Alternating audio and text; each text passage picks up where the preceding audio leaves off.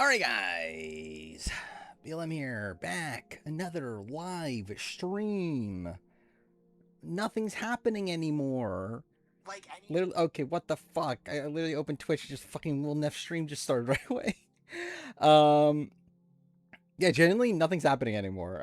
Like, I mean, like, obviously we got the post-game stuff, from 50, but, like, outside of that, nothing's really happening. Joe above Aubrey, and I fucking stand by it.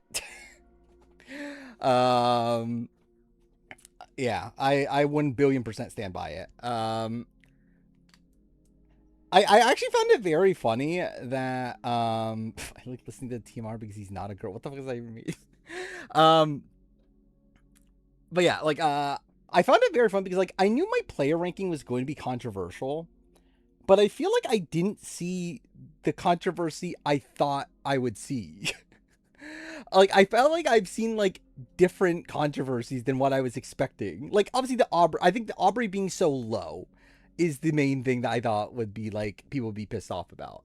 Um, but like I've only seen like one post that was upset about Aubrey being so low, and like the main one was just like being upset that Joe was higher than Aubrey.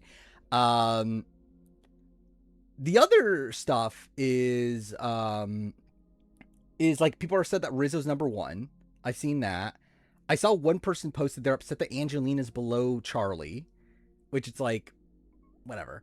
Um, Rizzo should be 3. I disagree. Actually, genuinely, the more time goes on, I think Rizzo is like definitively number one. Um, and I don't have any qualms with that. I think Rizzo actually played a very strong game on this season. Um, I think in terms of yeah, I think my opinion of Jonathan has gone down through Rizzo can't win. We don't know that. Like it seems like I think he wins against Jonathan and Joe. And even if he doesn't, he was playing optimally. Like that is his best case scenario. Like he played the entire like end game stretch optimally and was also in the majority the entire fucking season. I don't agree that voting out Suri at 6 is a bad move. I know that's the thing that a lot of people are talking about. I don't agree. I fully get why he votes out Suri at 6. Like because like I think a lot of people are like thinking about this very results oriented. Because like genuinely, is there that much of a difference between Suri and Aubrey in terms of competitions? Like both of them are really fucking shit. And like when Suri's like such a like much bigger jury threat to the point where she's like unbeatable at the end, where like Aubrey's at least like beatable. I stand by that. I do think the correct decision was to take out Suri. Or at least understand why you would take out Suri. Like qualm with Rizzo's lack of ability to know how to make fire, yeah. But genuinely, everyone in this season is like not that great to be honest. He says knew he had no chance, but like it's still a better chance than Suri though. Like that's like undeniable. Like that's like again, like to me, it's like Suri's just the biggest jury threat, like in possibly all of Survivor on this season. Like there's absolutely no chance you could even argue anything against Suri. At least you can argue against Aubrey. Like at least she played a shit game. um Jonathan being entitled to D's vote is fucking funny. Yeah, I would say that's pretty funny. I would say I think in general, I feel like Twitter's probably still too harsh on Jonathan in terms of his reaction, though the D thing is very funny. Aubrey didn't play bad. Well, you're just wrong. Like genuinely, I think Aubrey played like I don't even know if actively like it's like her beginning of her game's really bad. Like I think her entire pre-merge game is very bad. Post-merge is like fine. But it's still one where she has like absolutely no agency and she's just being like dragged along by Jonathan and Rizzo and Joe. Also, I think that more and more time, like I've thought about it, I like this is just Sandra Heroes vs Villains. Like that's literally all Aubrey is. Um, like and like Sandra's better. Like Sandra Heroes vs Villains is better than Aubrey. Shot at Ozzy because of the idol. Yeah, and she was able if like Ozzy plays his idol, then it obviously gives them more incentive to be working together, right? Is Jonathan Parvati? Not exactly, but like kind of. Like, I don't know. Like I could see comparisons, but not. It's not like a one for one. Um, there's on every player ranked light blue. I already put him dark blue. I did it last stream. Sandra didn't play that good of a game. He was, yeah, that's what I'm fucking saying. That's what I'm saying, Aubrey. Shit. That's exactly what I'm. Yeah, yes, I know. That's why I'm saying Aubrey played worse. Like she actually played a worse game. Like her game is terrible and she's worse. Oh, someone said Sandra played well. Again, they're just wrong. What are my thoughts on Aubrey being very under-edited this season? She wasn't under-edited. If anything, I think she was actually over-edited based on like her actual impact on the season because she did nothing. Like because like her entire like she doesn't like she's not important to the story outside of the fact that she just wins at the last second. Like if anything, she's over-edited because like why the fuck do we need content about how she like orchestrated fuck Mr. Beast coin stuff like that. Is Aubrey like Christy Bennett in a way? I think there are comparisons for sure. I think she like Aubrey's obviously a better player than Christy Bennett. Game wise, actually that's not even fair either. Christy Bennett at least had like agency in the end game. Because if Christy Bennett wanted to, she could have flipped on Lionel. Like Aubrey couldn't even flip on like because like in this spot, like Jonathan, Joe, Rizzo's like the Lionel. Aubrey can't even do that. She doesn't even have the power to do that. Like, she has literally no power in the game. Like, she can't do anything, and she doesn't do anything. Like, her entire game is essentially based around the fact that she's looked at as a jury threat, and then, like, she's just less of a jury threat than Tiffany and Sareed, where, like, people just drag her further into the game. And then she wins the final immunity to win the game, but that's essentially, like, the basis of her entire game. Went from possibly one of the best to never win to possibly bottom 5 winner. Kind of. I mean, she's not bottom 5 winner player wise though, but yeah.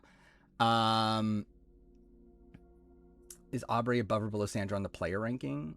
My gut is below, but I haven't decided on that yet. I don't know, maybe I don't know. Like I think like Aubrey's co-wrong game is probably better than any of Sandra's games. But Sandra did win twice. And like I think her like really both of her winning games are better than Aubrey's winning game. It's like yeah. Aubrey's a master strategist, and we saw that clearly. Yeah, like this is the thing also like with Aubrey. Is that like genuinely as a player, this was a good-ish season for Aubrey because like I think this was a abysmal like performance from Aubrey, but she still wins. Like to where like it actually kind of makes me go up on her as a player in a way, in the fact that like she played so shit or like her game was so shit, yet she still wins the season. Where like it like feels like in a season where she has like absolutely no power, she's somehow able to still win, and like that's kind of impressive in its own right. In terms of a player ranking. Again, when it comes to the winner ranking, it's fucking dog shit, and she's one of the worst winners ever in terms of winning game. But like again, in terms of like her as a player, it's like it kind of does actually boost her in a way. BB28 draft. I mean, we're gonna do it, yeah. Like in a month and a half or something. She deserved the. I don't know. She doesn't, because like she didn't control any of the votes to lead to that. Like the comment is like she deserves some credit for making it to the end of people she knew she could beat. Like she didn't control anything. Like if she was controlling the votes, if she was ever a swing vote in the entire fucking game to decide that, then yeah. She doesn't though. Like the entire like the reason she gets to the end with people that she could beat is because the 3 people that knew that they couldn't beat anybody got together. And realized that fuck, we need to get to the end together. That's our only chance. These in retrospective, not anytime soon. BB 49 reviews coming, like I don't know, maybe like 5 months from now, 4 months from now, something like that. Yeah, I think Joe's probably still light blue. I don't know. How's Emily's win equity? I think more than the Rizzo, Joe, Jonathan final three. Panama retrospectives after 49, before BB7. Emily at least is dark green now. I think I moved her light blue, didn't I? Yeah, I literally did this last stream. I was going to do it last year at A&W season ranking. I probably will do it this year after 18. Aubrey better than Gabler, though? Winning game? No. Player? Yeah. Winning game? No. Like, Gabler had agency. Gabler had, like, points where he was making decisions in the game. Like, Aubrey doesn't. There's never a fucking point where Aubrey does! Like, genuinely, like, there's not a single round in this game where Aubrey matters. Like, there's literally not a single fucking round where she matters. Aubrey, Ozzy vote, she doesn't matter either. Like, Jonathan, Joe, Rizzo, like, is enough to vote out Ozzy. It's like, yeah, you could say, oh, okay, she convinced Joe and Rizzo. But it's like, at the end of the day, it's like, Jonathan was going to do that anyway. Like, that was Jonathan's entire plan coming into the round anyway. She married during Final Trouble. That is true. It is not revealed in Express that Jonathan wins. It's very up in the air from what I see. Like, so, like, I believe Rizzo gets, like, D, was it D, Suri, Tiffany. Jonathan gets the 3 he got plus Ozzy, and then the other votes are swing votes. We have heard from Express that, like, no one really believed Rizzo when he got into the jury. Is the thing.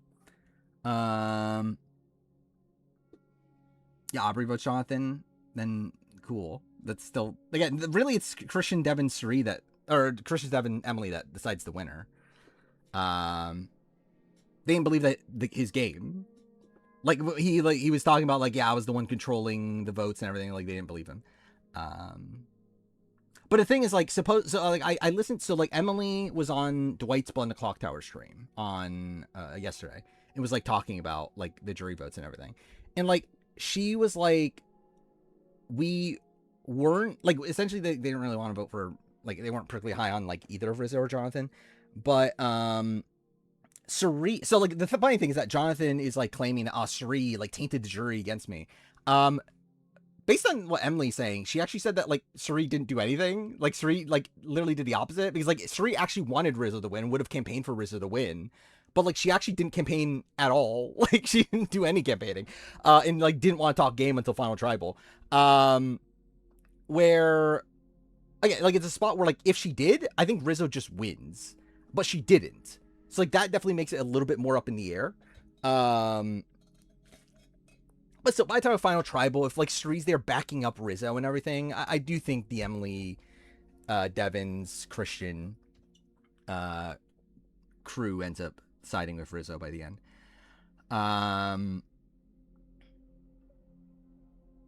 Jonathan claimed Devins told him he'd win. I know that's Devin, but again, that's in the world where that never happened. Where, like, Suri never backs up Rizzo and, like, all that stuff. But I do know that Devins has said that she would have, or that he would have voted for Jonathan at the time. And also Ozzy has said that he regretted voting for Aubrey. Ozzy just called out people who claim Erica did nothing. I think that's wrong. What do you think of the fire making spoiler? What fire making spoiler we're talking about? Like, which one? Why is Ozzy Rivergare's vote? Probably because Aubrey didn't do anything.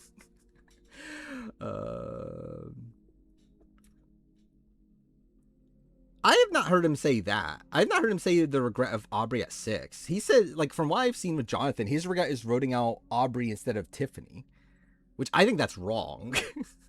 But from what I've seen, that's what he is talking about regretting, is that we should have voted out Aubrey at 5 instead of Tiffany.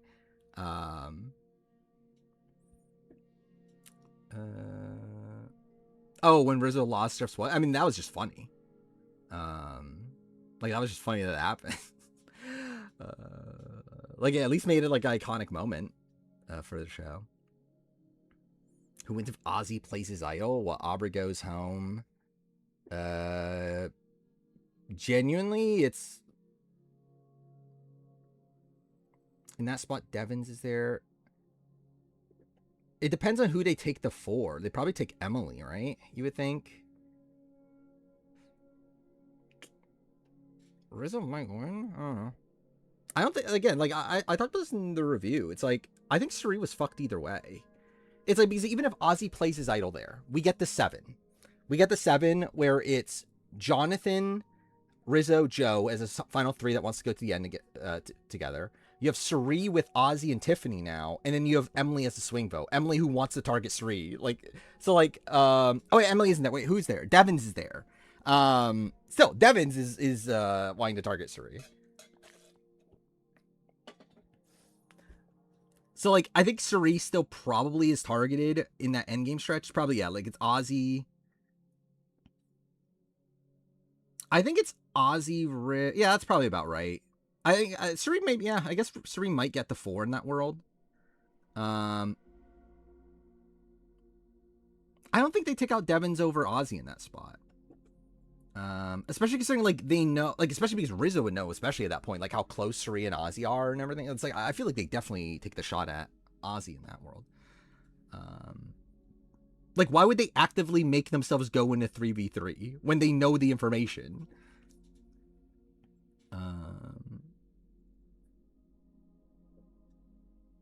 Cirie can win some motion. She could. Again, who knows? Joe, I mean, like we say that about Joe, but like Joe backed down over and over and over again. In terms of like targeting Devins, I don't think he would. I think he just would have backed down again.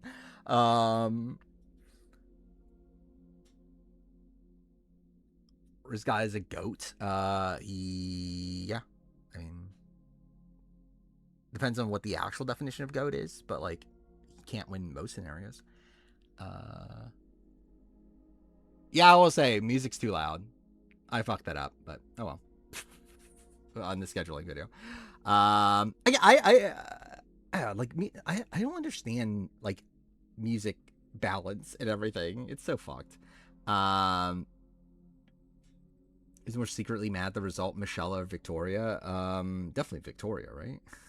Like, is Michelle upset? Did Rizzo comment on my video? Well, that's something. Yeah, I haven't looked. I've just seen the Twitter reaction. Generally, like, this is a very impressive performance from Rizzo at 50. I still stand by 49 is meh. But his performance on 50 is pretty good.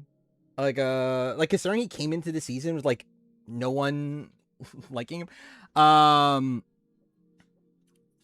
Okay, and also talk about the Joe Bob Aubrey thing. Like, Joe had agency. Like, Joe was in the end game deciding what happens. He was also the best position of the final 3 that wanted to go to the final 3 together. Also, Joe, like, at least like was playing optimally. He was at least playing for his best case scenario. Again, he can't win anyway, but again, like he at least like had agency, was playing optimally. It's like, yeah, I think that's better than Aubrey.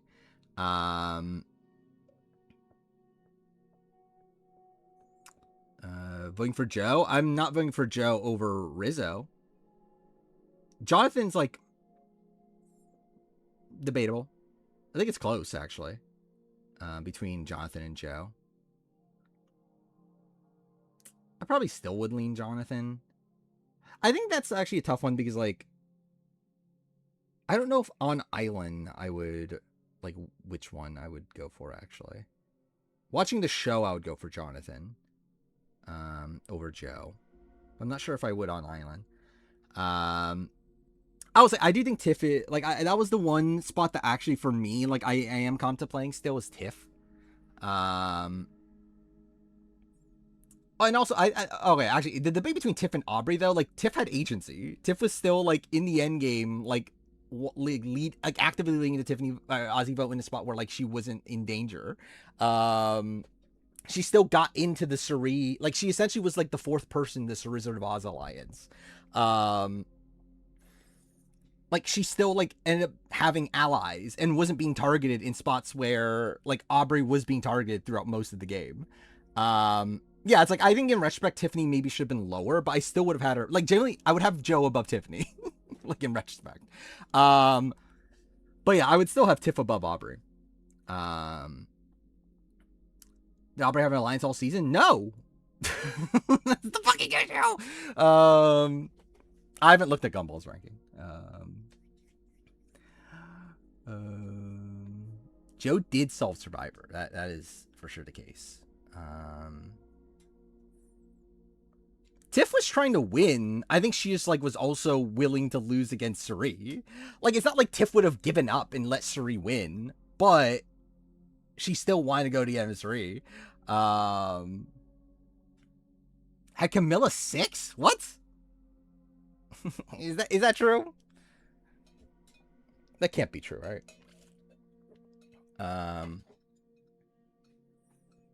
Doesn't Tiff on this return? Like on 50? She's fine.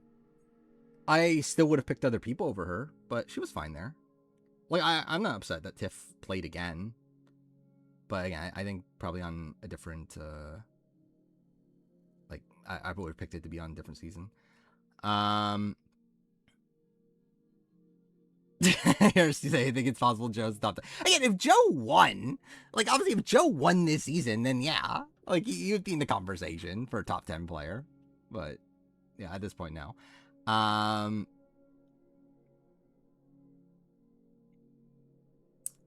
Forgot Camilla wanted Jonathan out over Charlie.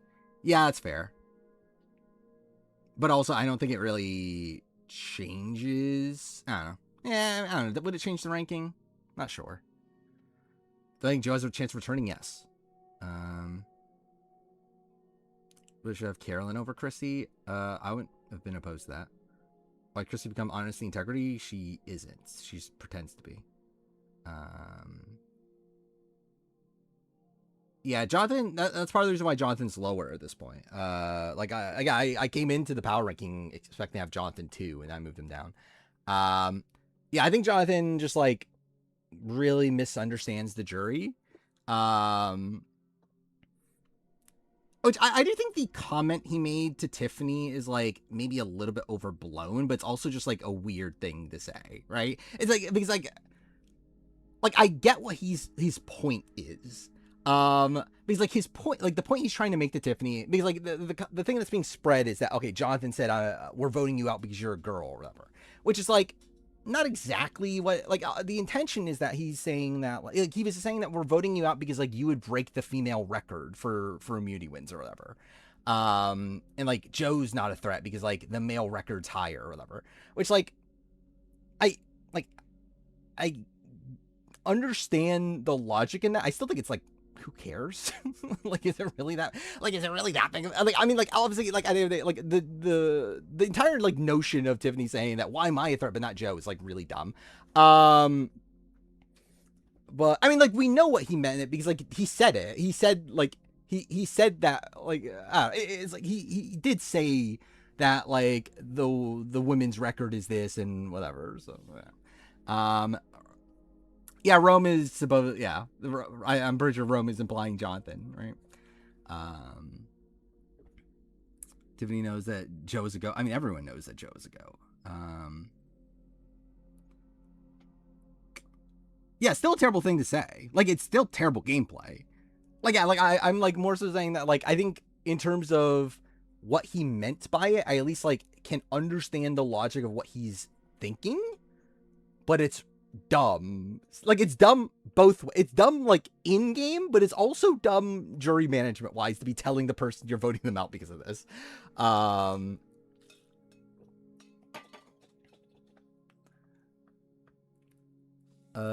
Microphone sucks. I agree. I fucked up the recording of the 50 player ranking. So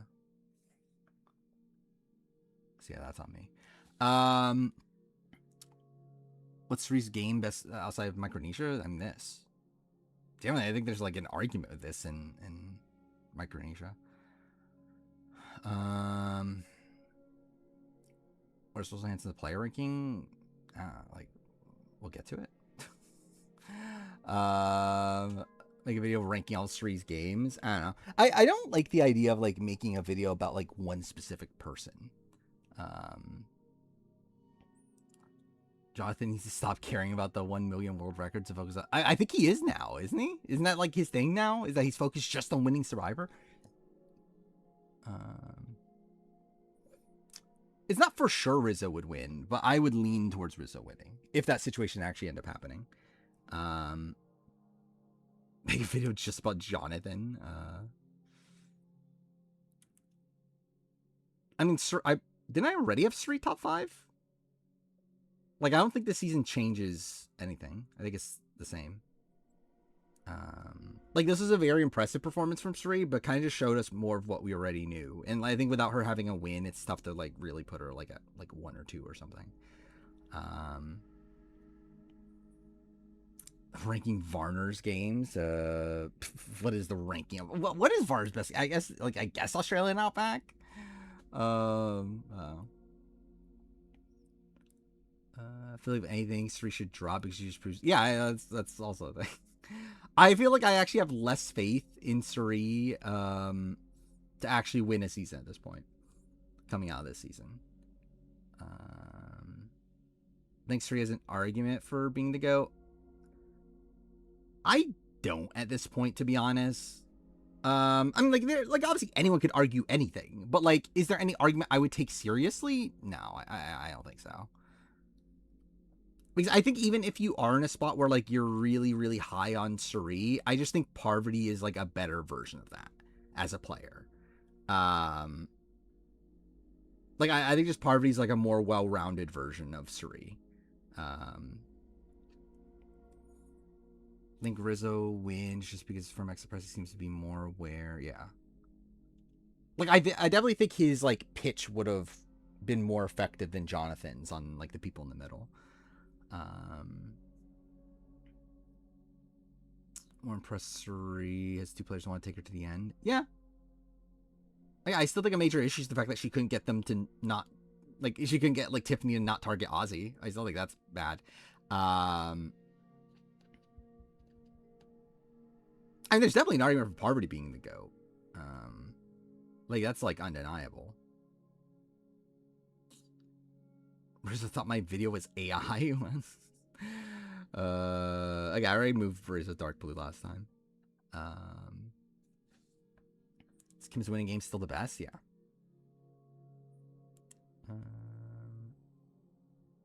Tony's just Boston Rob, but better. I mean, like I get. I don't know. I don't know. Again, like Aubrey's what we knew though. Like Aubrey wasn't like she's not an alternate in the sense that she was told she was an alternate. She was literally cut and then added back. Which makes sense based on what we know. Like it lines up. Considering she wasn't called until like very, very last second. Like we know that the actual alternates already got in the cast by that point. And the other alternate they had lying around was Marianne, who was a winner. So, it makes sense. What is your comment on the 50 player ranking? Top 10 best to never win. I don't know. Top of mind. Well, Amanda, Suri, and then I don't know, like Spencer.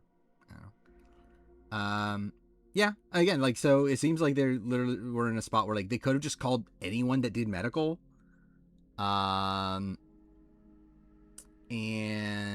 they decided on Aubrey for some reason, which is kind of funny.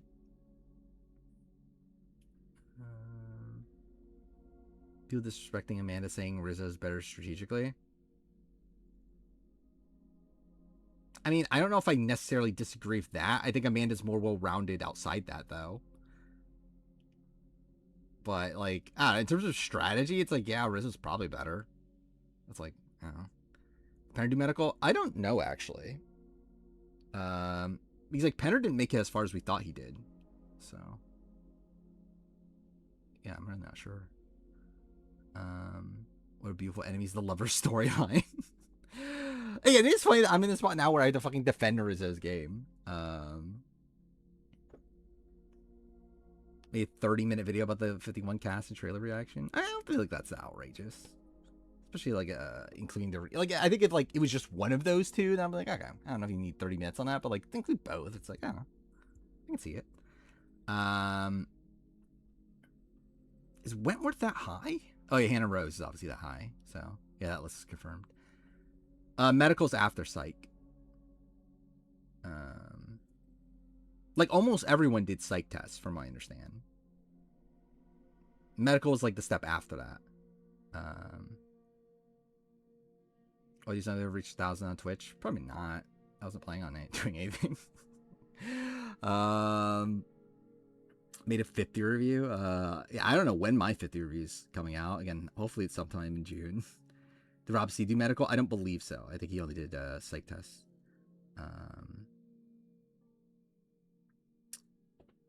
Yeah, wait, are you draft 51? What? Like, are we going to draft 51? I don't know. Not now. We're gonna work on player ranking later today. We should be able to finish. I guess we could show this, right? Should be able to finish this last like 4-season bunch. Also, something I do want to do is, this is a video I'm going to be making soon, so I kind of want to do this too. I want to make an updated player ranking post 50. Like essentially remake this video, the video I did of like the ranking of everyone on 50 like as players, but like just do it in a post 50 world. So yeah, that's something we'll also probably put together on stream. Yeah, 52 should be flying out what, within the week, right? Internet clear last. Wouldn't be shocked. Would make sense. Like generally I just need a, yeah, I'm wondering what it is on the player rank we've put together so far. I would think Angelina, like she's definitely got to be. Yeah, it's like I feel like me, like Jenna's lower, right? Where's the biggest jump? Probably. You'd think so, right? Why not feel confident on Rachel being 52? Because she's been very openly talking about Survivor 50, like during 51, she was like talking about it. So we're like, I don't know if she would be doing that, but also it is Rachel, so like who knows? She could be on 52. I also think another thing that's like throwing me off is the fact that like 51 did not have as many like Tommy Stokes or Smokes, what the fuck his name is, was on 51. It's like, I don't know, it felt like a lot of the like big influencer people that have been talking about wanting to be on haven't been on in 51. We're like, I don't know if they're gonna pick Rachel to be on 52, but we'll see. I'd love to see it. 52 be captains? No. I would be mind blown. Whose 50 performance had the least impact? Like least impact on their game, like my opinion of their game, or least impact in general? Least impact in general is like Angelina. Least impact on their game, probably like.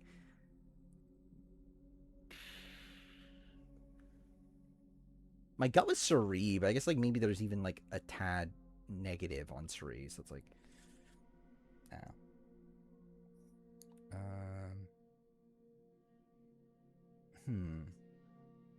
It probably just is Suri because I don't know, like, because like generally like game ability is the same, but just like faith in her to win is lower.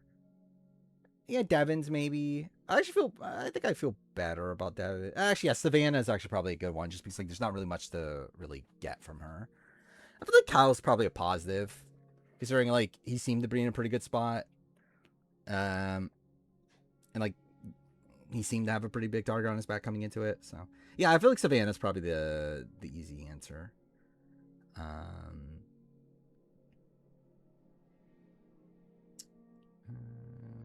Could Kyle make top 10? Top 10 player of all time? Cool. Stream? There we go. Fuck was that? Whatever. Top 10 all time. You could argue it. I don't know. I don't know if I'm going to, but like, I think like top 20, top 15 for sure. Like Kyle's winning game is one that like it's a messy win. Like it's not like messy's not the really right term. It's not the greatest winning game, but it is one that demonstrates like a lot of good skills for the game. And the fact that his return is also like good, but like again, it's just like he didn't even fucking go to tribal. So like it's tough to really like increase on him like that much from that. Is my opinion Emily or Rizzo increase more? Rizzo. Like Emily's just kind of the same Emily we saw towards the end of 45.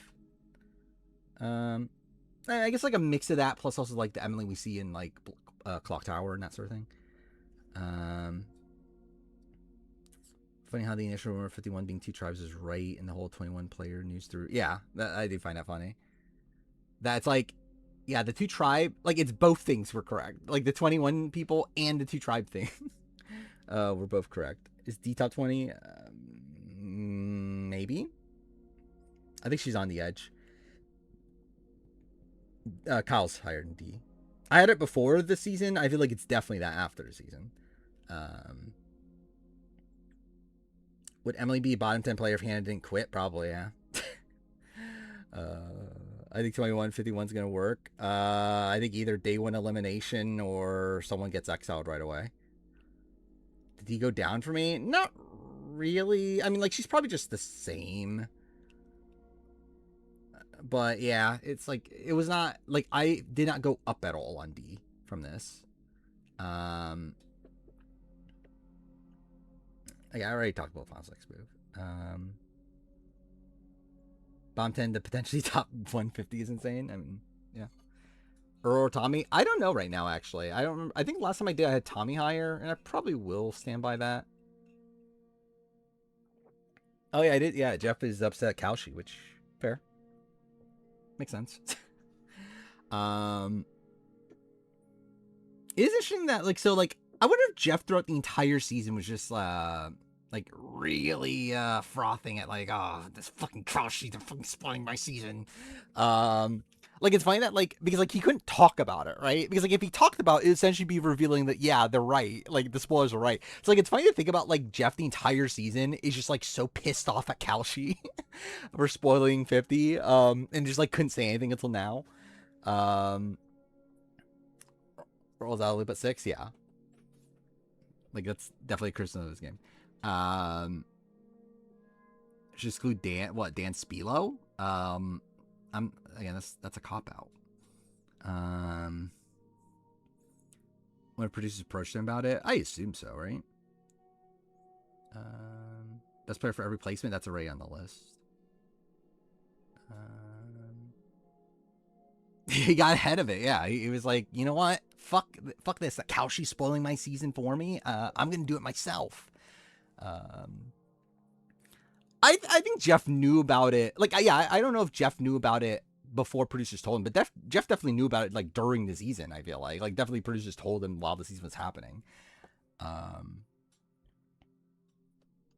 Yeah, I agree with that with Earl. I think Earl has gotten to the point where he probably has become overrated. Because I think now it's become like a consensus, like, oh, Earl's one of the best winners and everything, which is like, you know, he probably has more flaws than what you're willing to, or most people are willing to say. Yeah, I'm doing that video. Yeah, predicting next returning player cast. So yeah, like through again the scheduling video. I made the scheduling video last night. I will say it's not a good video. Like, I fucked up the audio stuff, and straight up, I was so fucking tired by the end. It's kind of a shit video, but I just did it for the sake of it. The result of it, though, is the videos I'm going to be making fairly soon are what? The ranking, the updated player ranking for 50, like them as players.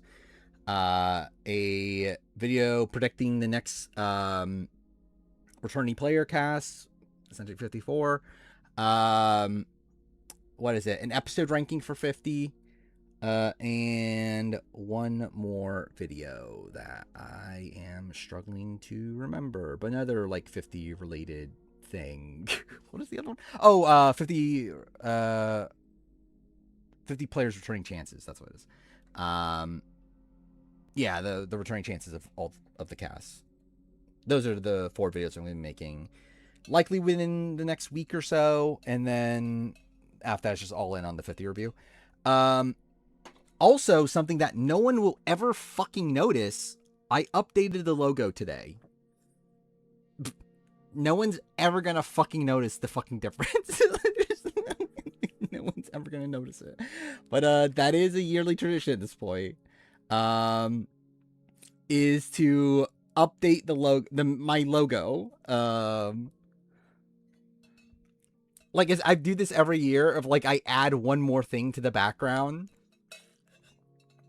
There's a new thing in the background. Will anyone ever notice it? Probably not. Like that's the thing I did.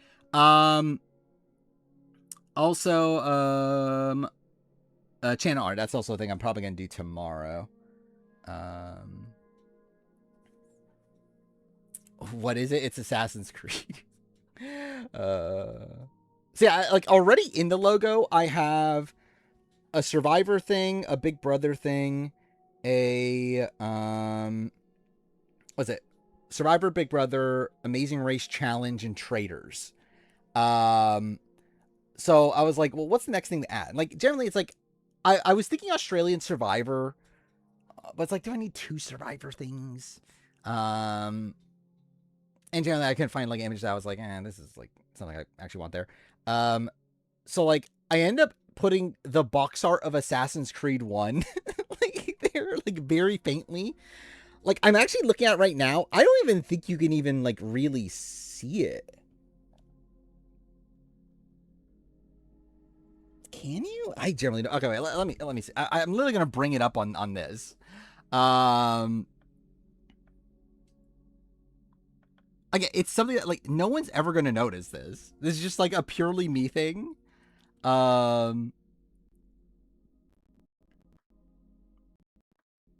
Wait, wrong one. This one.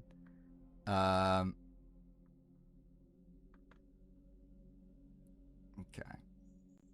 Open at some point. Assassin's Creed sucks. I agree. Assassin's Creed 1 doesn't suck. Assassin's Creed as a series does suck. This is the current logo. Oh, you can't see. I can see it. This is last year's logo. This is this year's logo. Like, Altair's right there. That's essentially the main difference. And that literally is the only difference. Is that like a very minor, like you can slightly see Altair there, and then it's like lighter because of the rest of the cover. Trader's reference, it's this circle thing. It's the logo of the Trader Spain. But like it's a silhouette of a round table. Yeah. And then what is it? So like obviously this is the flame from the Survivor logo. The squares in the background, that's from the logo of BB23. The like okay, it's tough to see in this one, but here you see the yellow and red lines. That's from the logo of TAR 31. Was it? Or like from the poster art or whatever the what do you call it? Key art of Amazing Race 31. And then here there's like these lines here, which are like this is white and then this is like red and blue. Like that's from Challenge USA 2. So yeah, that's like the history of the logo of like all the random shit that gets added year by year. He's like, this is the original logo. It was just a gradient background. And it's literally just like stacking things every fucking year. It's like there's just a thing added. 52 should be a returning season. Why is my face not on the logo? I don't know if I need it. Thoughts on Corey's 50 ranking? It's fine. Like obviously mine's like different, but yeah. Like we have the same top 2 and we have the same bottom 2. So that's something. I don't remember what else was like. Obviously he has Devin's very high. I disagree with that, but like that's whatever. Like obviously he has Joe. Actually, doesn't he? I think we literally have Joe and Devin switch, don't we? Um, because like doesn't he have like Joe 11? And he has Devin's 5. I think I have Devin's 11 and I have Joe 5. So that's kind of funny. He had coach like 19. Yeah, I disagree that coach is below like certain other, like coach should not be below Chrissy, in my opinion. Um,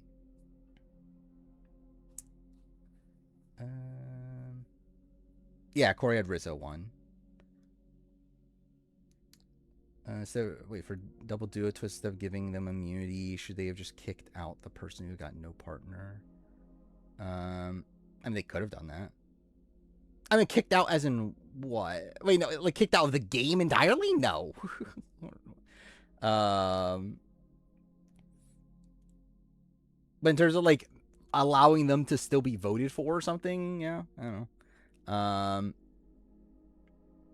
Oh, he had Mother Reef way higher, which like that's fair. I get it. I just think for me, it's just like I don't know what her long-term path was anyway. And it's just like so early on in the game. It's like tough to really put her like above people that just meet it way further. Why not kick them out? Because it's not a fucking vote. Because that's not what fucking Survivor is. Like that's a different fucking reality show. Like this is a fucking Squid Game. Well,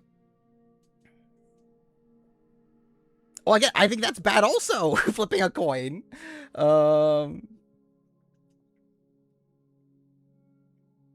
According to Todd, Amanda was invited to the 50 reunion. That's a shame she didn't go then.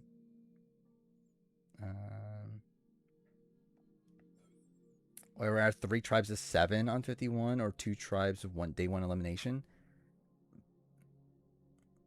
Genuinely, I would have 3 tribes of 7.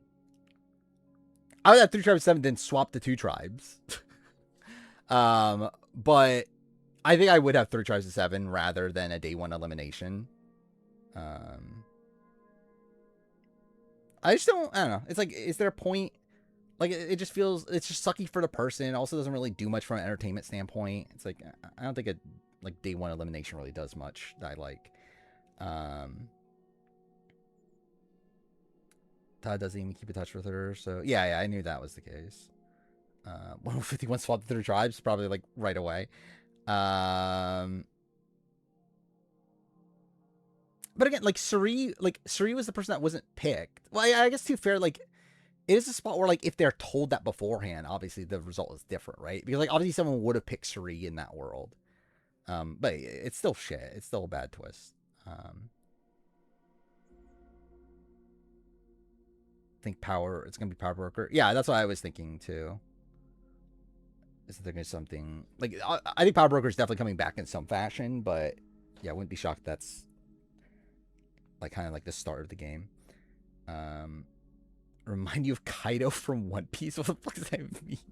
Speaking of that, I am like 10 episodes into Wano at this point. Of One Piece. Is that something? So in series, the 49 swapped the 3 tribes of 4. Yeah, I agree. Power Broker twist is terrible. Ruin 50. I don't think the twist itself is terrible. I do think it didn't play out the greatest on 50 from an entertainment standpoint. Give Kaido vibes. You'll understand when Wano is over. Maybe I will. So you're saying that I could potentially almost kill Luffy? Actually, he did literally kill. Like, I haven't even got like I generally actually don't even know because I actually don't fully know Wano, but like he does kill Luffy, right? And like Luffy comes back to life or whatever with the fucking drums of liberation, whatever the fuck it is. Rank the celebrity twist. I think it's very different from entertainment to like quality because like Zach Brown, from a game perspective, is possibly the best. Like it's like because it doesn't harm the game at all, and yeah, like genuinely, like the Zach Brown, like from an entertainment standpoint, probably the worst. Like I did not need a fucking like 20-minute segment of Zach Brown fishing, But from a standpoint, it wasn't bad. Like, it didn't harm the game in any way. Amanda Kimmel's in her poop positive era. I mean, yeah. Yeah, the new Amanda Kimmel.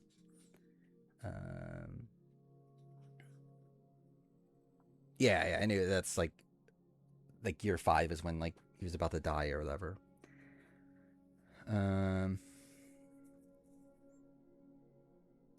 Yeah, I already said about Sri. It's like I feel weird making a video about like one specific person. It's probably about right. Game wise, Zach, Jimmy, Billy, Mr. Beast. Yeah, that's probably fine. Entertainment wise, it's probably what, Mr. Beast. Like, the others are all shit. Like, the others are all really bad. Like, I guess Billie Eilish, because at least it was like kind of interesting to see like Christian give the idol to Aubrey and like stuff like that. I don't know. All the other ones are really bad. Make a video on why Brand Donlin's a fake Survivor fan. I mean, I have that. Actually, wait, did I end up exporting that? I don't remember. Let's see if it's here. What is it under? By the way, that's also the thing I've done since last stream. What I've done is finish the player ranking, and then update the logo, record that scheduling video, and then back up the entire room move video. That's essentially what I've done. Yeah, because it's in the room move video, obviously, but like I think I export it on its own also. Actually, did I? I don't remember. Maybe I didn't. But I did a lot of that. I did a lot of like exporting. No, I didn't. Damn it. It's still in its 2 separate parts. Okay. No, I thought I exported it on its own. But I end up exporting a whole bunch of stuff that like were in like bigger like clips and like exported just the clip itself. So now I have where is it? Where is it?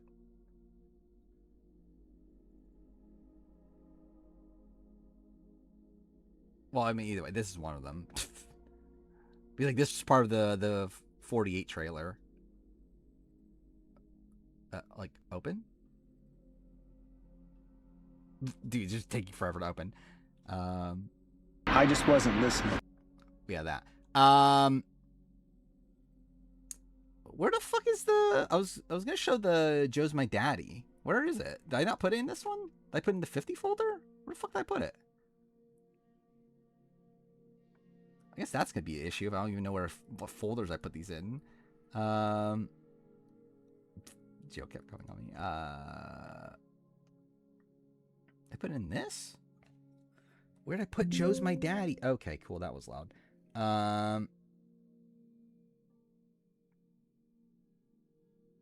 Where the fuck did I put it? Did I put it in the wrong folder?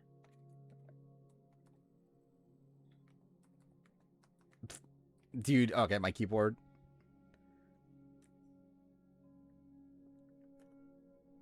Is it just not gonna come up? Okay, fuck me. What happened to it? Whatever, it doesn't fucking matter. Am I aware that the old 82-year-old mom that hates Aubrey? What? No, that's a thing. Which I can see that. I can see older women being upset that Aubrey won over Jonathan and Joe. I think that my ranking of every Survivor player will end up being my most viewed video on the channel. I think it will do very well.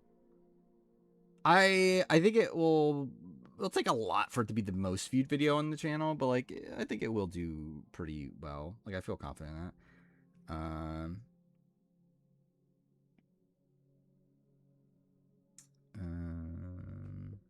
Yeah, I haven't seen it. 52, we're getting 5 tribes of 4. Yeah, it's very possible. Generally, this is gonna bother me now. Where the fuck is Joe's My Daddy? Like, where did I end up putting it? Did I end up putting it like accidentally in RJP? No. Yeah, this is bothering me now. Where's Joe's My Daddy? I need to find Joe's My Daddy. Rumo video is doing fine. Like, part 1 did very well. or like did well. The other ones are like kind of doing whatever, but like considering it's like obviously like one part of another, like or after another, it's like you're gonna expect that each following part would do worse. I think in terms of like outside of views, it's done well. Like watch time's very good. I made a lot of revenue from it, so like it's succeed. Like I would say it's like overall like a success, but like viewership wise, it's kind of like it's just fine. But to be fair, I never really expect, especially like this releasing it this late. I didn't really expect it to do the greatest view wise by this point. Like I think it's obviously just like well past its like the prime time for it. Where the fuck is Joe's My Daddy? How'd I lose Joe's My Daddy? I can't believe this.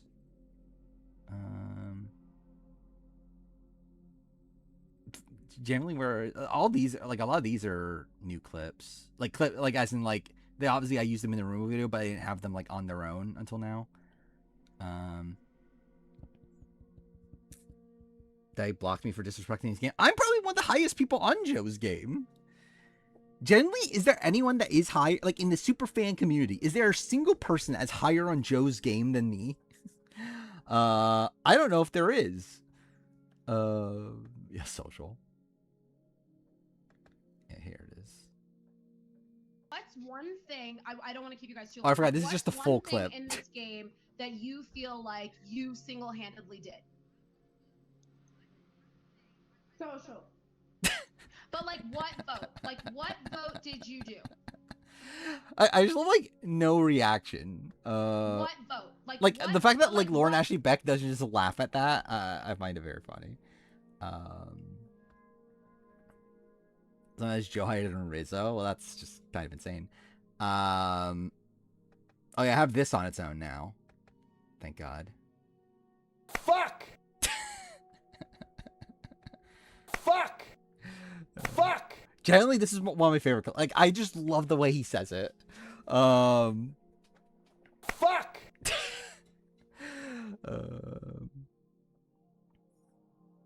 This clip enough was all the interviews that we needed. Yeah, we just like they just need this. Did the producers watch Sequester Survivor Edition? Because they needed to. Again, that's why they got the cast all wrong. They need to watch that. See, they need to cast Karishma. They need to cast fuck, what's on that? What is this? Oh, I think it's the most polarizing people in the new era. I think Rizzo's gotta be one of them, right? Okay, what is this? Much more of this. It was. Oh, actually, I did see that this was a thing. I just didn't bother actually listening to it. But yeah, what is this though? I don't know if I could take much more of this. It was terrible. First Devins and then Cerie. Aubrey needs to go home. Get rid of her ugly face and her nasty attitude. I can't take it much longer. It's so sad. The two that I really like are gone. That's all. Good night, everybody. I've had enough. I don't know if I could take much more of this. It was terrible. First Devins and then Cerie. Aubrey needs to go home. Get rid. Oh no, let's make the room video. What is this? Sounds like a 45-year-old. Yeah, it doesn't really like. I think this seems like a joke, right? Like it doesn't feel real, but also if it is, it's very funny. What is this? Oh, I saw this and I instantly regretted it. I literally saw someone post this weekend. I was like, fuck, I forgot about this video. This should have made the Rumo video. I genuinely forgot this happened. Like if I remembered this video, I would have used this in the way that I use like the specialists and the Stealth R Us nicknames and the way that I used the other thing. What was it? The Kelly song. Like I would have used this as like the first time I mentioned these people. Like this is what I play. But yeah, I generally forgot about it. Flamingo. I'm a freaking chicken. Like it's like so cringe, but also funny at the same time. Yeah, mother. I'm a parrot. I'm Black Swan. Duolingo bird. I think almost everyone comes up in the video too, right? I guess he doesn't.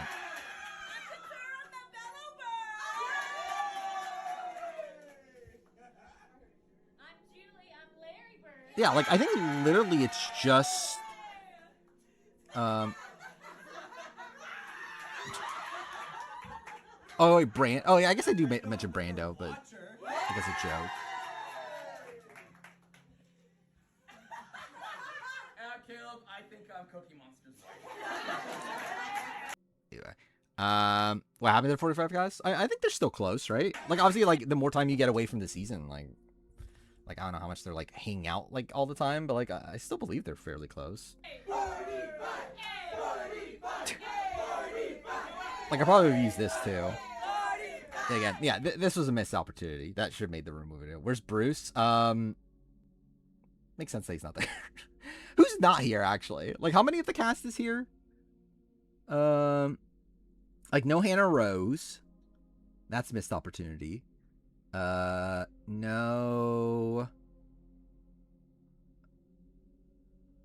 Yeah, just Bruce, and then like almost everyone's there, right? Like no Jake.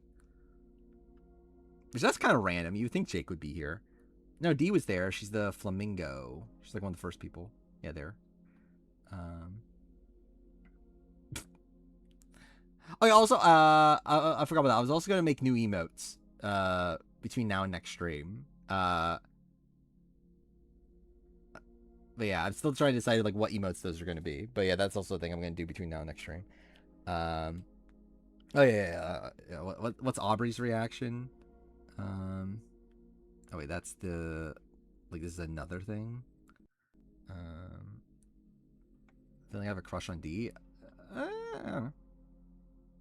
I think there's another 45 player I have more of a crush on. What was this?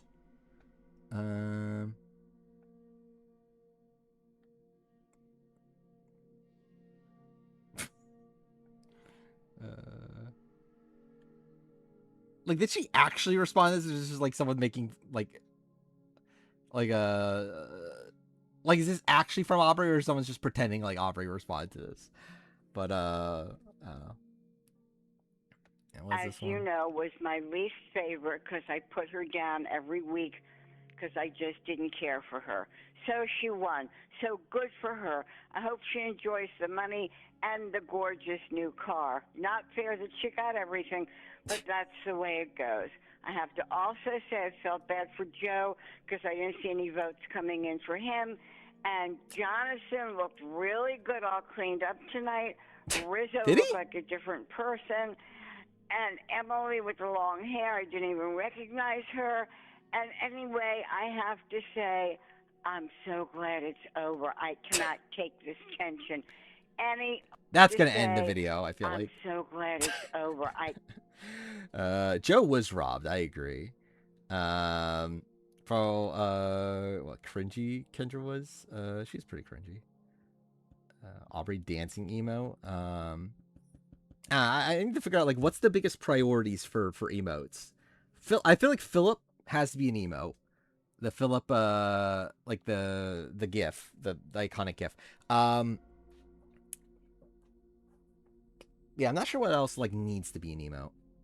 We'll see. I don't even think I have emote slots, genuinely. Like I don't think I end up getting any new emote slots, so like I'll probably have to take some out, but like yeah, we'll see. I'll at least make a few new emotes. Is 50 the worst full returning season? No. I think All Stars is worse. I think 30 I think Game Changers is worse. Angelina. You have not lived until you've had a drink with Angelina. That is true. There are clips I could get from this video too. Yeah, the Swan. Yeah, Swan emote. But again, you already have the Swan emote there. So like, do I need to make the Swan emote for myself? I just want to see something. Okay, well I guess we'll do it here.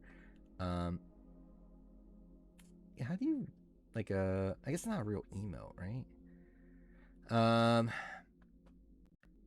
Also, his worst season of all time. I would say no, but like if someone said it, I'd be like, yeah, that's fine. Hottest person. Thank God. Let's see. Yeah, sure. Yes. I don't even know if I should be replying this. Yeah, whatever. More Aubrey, Jen. I've seen some stuff. I know they're still like awkward around each other and everything. Yeah, I did see this clip. It didn't work out. I was obviously devastated, along with everyone watching, that Genevieve got eliminated and you two didn't team up in this power duo. But I'm glad that her. See, that would have been great if they actually became a duo. And when Brant steals Survivor, people can give up immunity. I didn't, but also I never thought about it ever in my entire life. Like, it doesn't shock me. It's like, that is a thing that could theoretically happen. So I guess, like, yeah, why can't it happen in Brant steal? Back in the day, I had a thing for Danielle from Exile Island. Not really. I was a big Misty Giles fan on Exile Island. Misty Giles is a robbed goddess, so Aubrey should have given up her game for Genevieve and Suri. I agree. Remind A versus the World Tears. I don't care now. It's like, that's such a niche video. Known war criminal Misty Giles, that thing. That I had a question to Jesse Camacho. I do. I mean, like, did I'm like, there's a lot of people I used to have crushes on. Favorite video I ever made, Rumo video. By a lot at this point. Like, not that there's like not nitpicks with it for sure, but like it's by far my favorite video. Or like I think like that video, like, because like the other video, like when I released it, would have been the Last of Us retrospective, but as time goes on, I actually don't like that video anymore. But this video I'm still very happy with.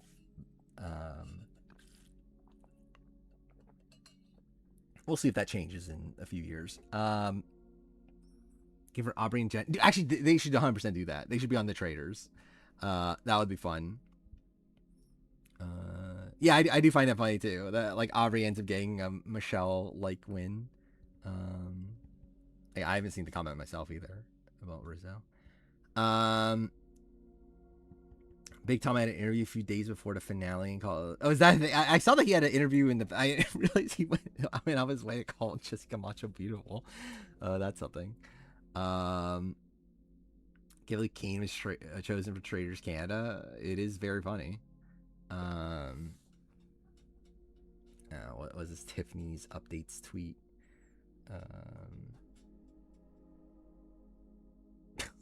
What?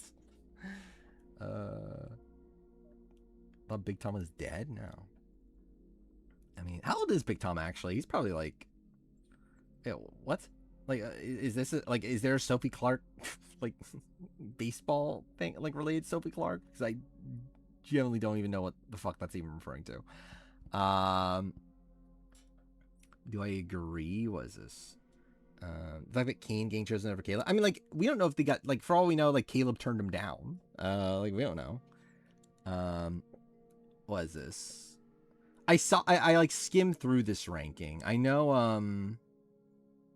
is this one of these sites that doxes me? Wait, let's see. Like, there's a lot of sites that, like, you open them up and it instantly, like, shows your Google account. And, like, I've had to, like, clip that out of, like, VODs here and there. Okay, this one doesn't. See, okay, cool, whatever.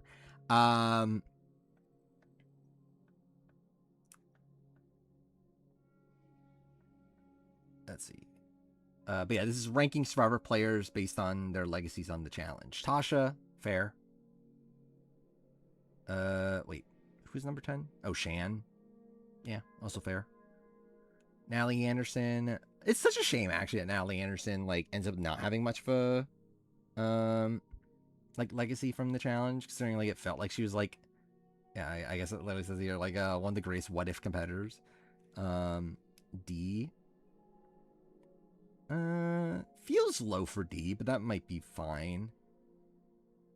Yeah, Chanel. I think D and Chanel are probably like similar level. Chanel obviously made a final, so at least that's something. Cassidy. Sarah Lucina. Yeah, maybe D's placement is fine. Sydney. Is that too high for Sydney? I don't know. Like, her one season was very good, but it also is just one season. Desi 3, Michaela, and then Michelle's 1, I remember. But yeah, that's fine. I feel like Natalie was slightly above age to be a debut. Probably. Yeah, I feel like Sarah probably above Sydney. I feel like Sydney's like a tad too high, it feels like. Sydney's probably above Cassidy, right? I guess D is right at around 8, but it feels weird too. Because like she was a pretty fun character in the beginning of 41 at least. Like kind of died a bit towards the end, but you know. For men, is Chris or Jay one? I think Legacy, I think Jay. Like, we'll see, like, how big of a character Chris is on 42 and everything, but, like, I think, like, Jay's just been on, like, so many seasons at this point, and, like, was, like, the main character of, like, 39, or, like, one of the main characters of 39, and, like, has had other, like, fun runs on the show, so it's, like, I feel like Jay's #1 legacy-wise, but, how long until Traitors films? Traitors, like, Celebrity US? I think a while, right? I believe the timeline is that they're doing Civilian now, then they're going to take a bit of a break, and then they're going to do UK 5, and then US Celeb 5, or whatever. What are we even calling it now? Generally, what the fuck do we call this season? Fuck making Civilian season 5. I generally hate that. Like, do I really have to call, like, the next Celebrity season 6? It's fucking dumb. Worst human being, Dan Spieler, Scoopin'? Scoopin'. That's not even a question.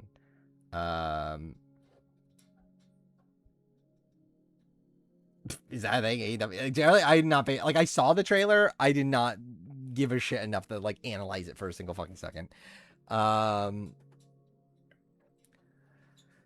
Like, Horong jury now regrets not voting for Aubrey. We know Jason does. I don't know if Scott does. Like, I don't know if Julia does, but like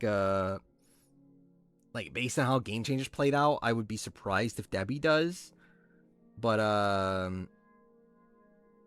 know Jason has said that he regrets it.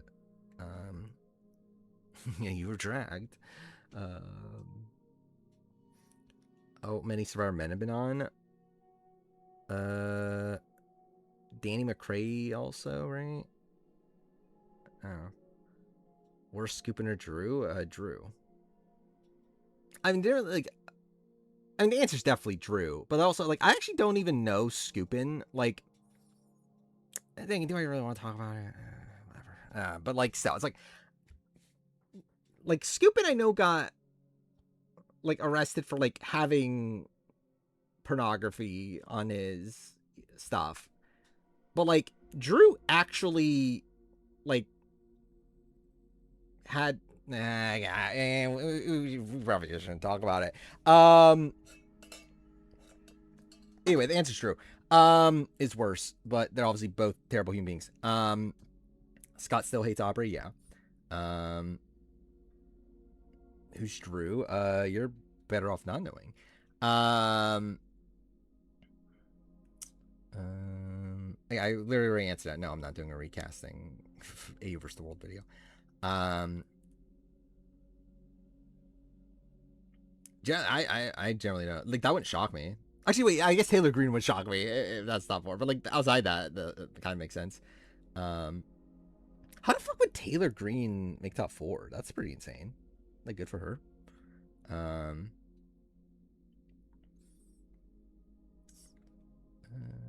This clip's insane. What is this?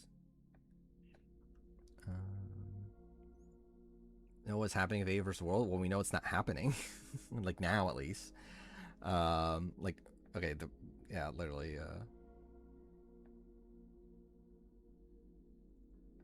yeah, this just doesn't exist. Who who do I want traders from Survivor? I mean, a lot of people. But like for this next season, maybe Kelly Wentworth might be one of the top people. Especially if we're in a world where we can't get like 50 people on. And like, I feel like I would want like a pre-existing dynamic though. So I'm not sure who would be like a fun one to do again. Rob C again? Yeah, I wouldn't be opposed to that. Jerry and Colby on Traders could be interesting. But again, like I don't know if 50's allowed. 50 people are allowed to do it. Oh, actually, Rupert and Jerry actually could be funny too. Sari can do whatever she wants, so she'll be on. Yeah, we'll start the player ranking soon. At this point, what was this? Yeah, you're talking about John Raymond. Yeah, he's a terrible person. Yeah, what is this called? I don't know what to tell you. Who are these people? I don't know what to tell you about that, you know. Okay, well, my life, if you evict me, I'm gonna fucking kill myself. Oh. So. Okay, well, that's terrible. See, but that's not that's not something you bring into the game like that. Wait, what is happening? What is this? About that, you know. Okay, well, my life, if you evict me, I'm gonna fucking kill myself. So. Okay, well, that's terrible. See, but oh, is this from a? Oh, I just realized this is from a. This is from an org. Yeah, I just realized this is from an org Rizzo played before Survivor, assumingly. Yeah. And yeah, this is Big Brother. Like it now clicked to me. About that, you know. Okay, well, my life, if you evict me, I'm gonna fucking kill myself. So. Okay, well, that's terrible. See, but that's not that's not something you bring into the game like that. I shouldn't be laughing. Generally, I should not be laughing. Like, this is actually like a very like serious thing, but also, just like Rizzo's response to that does make me laugh though. Yeah, that's like Rizzo's like the fact that she's literally saying, "If you evict me, I'm gonna kill myself," and like Rizzo's like, "See, you shouldn't bring that into the game."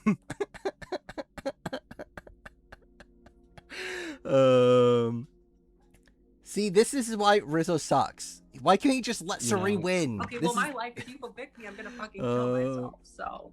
Okay. Well, again, this is just another thing. See, but that's not that's not something you bring into the game. Like this is like the Sem mentality.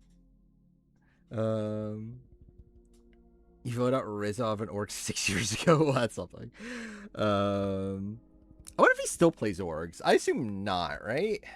I haven't heard anything about him playing an org recently. Ozzy should have tried that strategy. I mean, like, has he not? Oh, wouldn't shock me if he has.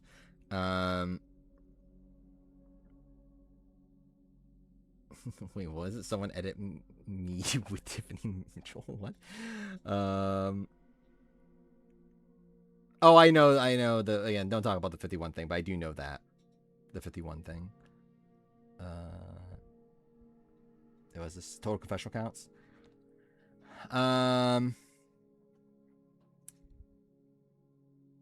This is like number of times played. So Coach is the most like 4-time player, which makes sense. I mean, like he had the most in.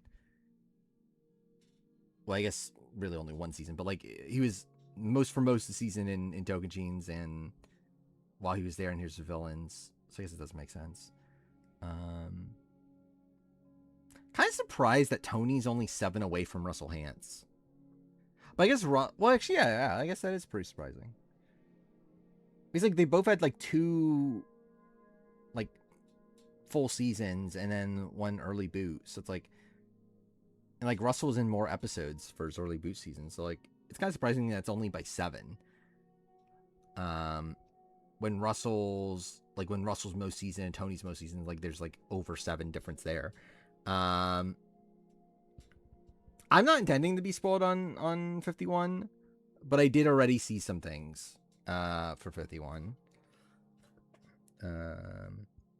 Nothing concrete, like even though like so supposedly there is placement spoilers for like 1 person on the cast, that supposedly came from them telling their friends. Even that, like, I only know, like, I don't know the exact placement itself, just, like, kind of the general area.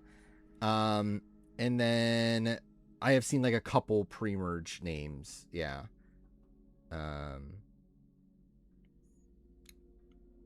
Are being 4 confessionals away from Rupert or something? Yeah, that's kind of insane. But I guess, like, she has made it, like, to the finale of all of her seasons, though. Which is pretty insane, also. The fact that isn't... I mean, obviously, Edge of Extinction, but, like, it is insane, though, that Aubrey has made it to the finale of all of her seasons. Was I spoiled when I got mad? Was I mad when I got spoiled in 50? No, because I intended to get spoiled in 50. Like, the plan was to always be spoiled on 50. Will I ever rewatch BB1 again? Probably. I don't know when, but... Oh, I forgot about the first... There's also the... I don't know if it's the first boost, but, like, essentially we know who's like, at least we know who's not on a tribe, right? That's also a thing that's out there. Was I mad when I got spoiled about the Steph, Joe, Rizzo final 3? Yeah. Dude, actually, wait, that's also the thing, yeah. That was the first spoiler that was out there, right? Was that Rizzo was a 2-time losing finalist? And that Steph wins against Joe and Rizzo. That's essentially, like, the fake spoiler that supposedly, the alum were spreading around at the Survivor Cruise. Why would I want to get spoiled? I'm to talk about it on stream. Like, it's literally what I was doing throughout, like, the last, like, year. Even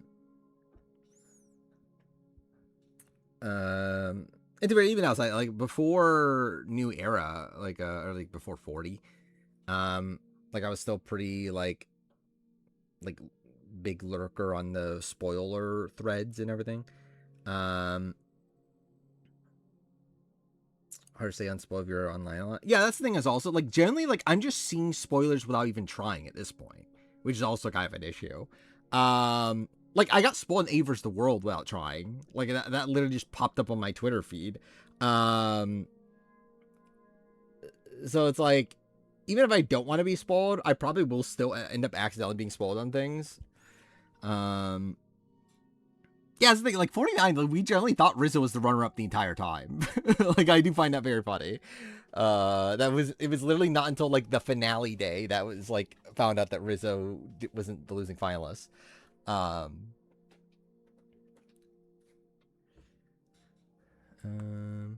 Yeah, it is funny, too, yeah. The picture of Aubrey, Joe, and Jonathan was, like, literally there from the beginning. Just, we didn't realize that, oh, wait, that's actually just the final 3. Rather see Tiffany or Emily play again. Personally, Emily, but I would expect Tiffany to be more likely to play again. And I wouldn't be opposed to Tiffany return either, but I would love to see Emily play again. Personally, is 49 logo spoiler the funniest? Yeah. Yeah, that'll be funny to talk about in the Rumo video or the spoiler. I guess it is a Rumo video still, but yeah, the spoiler Rumo video. Let's see Emily play Big Brother. That'd be fun too, yeah. I don't think it'll ever happen, but that would be fun. Yeah, let's start ranking the players. It's already 12:30. I'll close all these things. So yeah. Just gotta do the fun. Oh wait, I need to take chat off screen again. There's too many fucking people. Oh, fuck me. I can't even do... Okay, wait. Actually, let me see something. I'm trying to get this all on screen in one shot. Okay, that's... Wait, let's try... That did not do what I wanted to do, but that's fine. I can just do this. And then this. That should be fine. Yeah, there we go. Okay. All right. So, yeah, play ranking. We'll finish up. What is this? 46 to 49. Breaking up the tiers, and then well, I was gonna say we're gonna actually start putting the list together, but actually, I think we'll probably do one last check, like going down the list, make sure like things are consistent, which I don't think they are, but whatever. Do actually, body shaming of Rick Devens is funny. Like the fact that we were wrong, I think is like the funny thing, right? The fact that we were so wrong about the Rick Devens. Which again, I'm also a portly chap. That was what Tyson called Rob, right? So again, I feel like it's not the most egregious thing for me to be saying. I don't know. But again, like the fact, like generally, like he did, like he had to have eaten a lot of Ponderosa, though, right? Like I guess it could just have been like a weird camera angle. I don't know. Like again, like it does look like he looks the same weight as he did starting the season. The fact that he like did that in the last like I don't know what like not even 4 days. Well, yeah, 4 days. Well, I'm 3 days at actual Ponderosa, right? Wait, no, it is 4 days. Yeah, it's 4 days. Either, whatever. This doesn't fucking matter. The Kyle spoils my back. Kyle himself didn't. Mitch posted was it Mitch? Someone that wasn't Kyle posted a video of them at a charity event where Kyle was in a like his brace thing. And then like the initial rumors came from like someone claiming that they saw Kyle at a hospital in New York. How many pounds did I gain on the cruise? I gained like 15 pounds or something. Generally, I forgot the exact number anymore. Generally, I haven't lost it all back yet. Like I'm still like fluctuating from that point.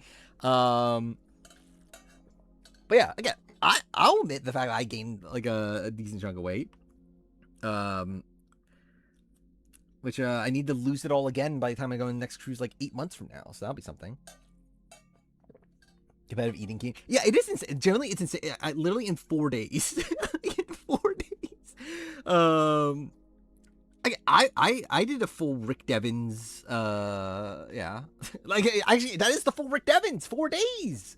Again, I did a Rick Devens. So again, yeah. Again, I feel like it's fine if I say it because again, I did the same thing.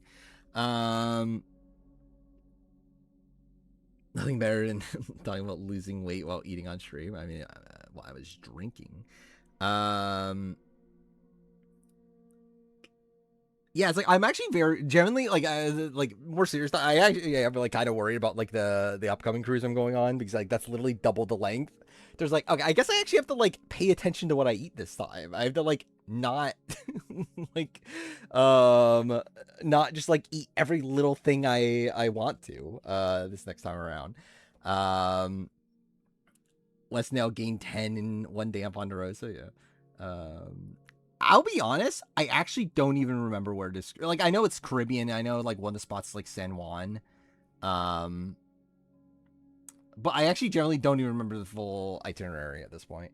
Maybe because I don't care. Like I'm not even going on the cruise for like the actual like location and everything. I'm literally just going like one as a family thing and then also food.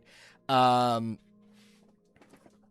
of 51 right now. I'll be honest, like I'm pretty excited for 51. Maybe that'll be a mistake. We'll see when it happens. But like generally, I am pretty excited for 51.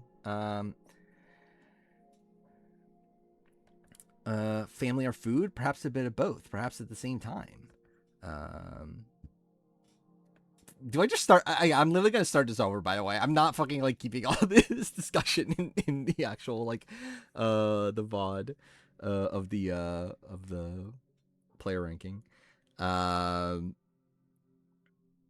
We're due for a good Survivor season. Yeah, I mean, like I enjoyed 50 for what it is, but obviously like it ultimately is pretty mid.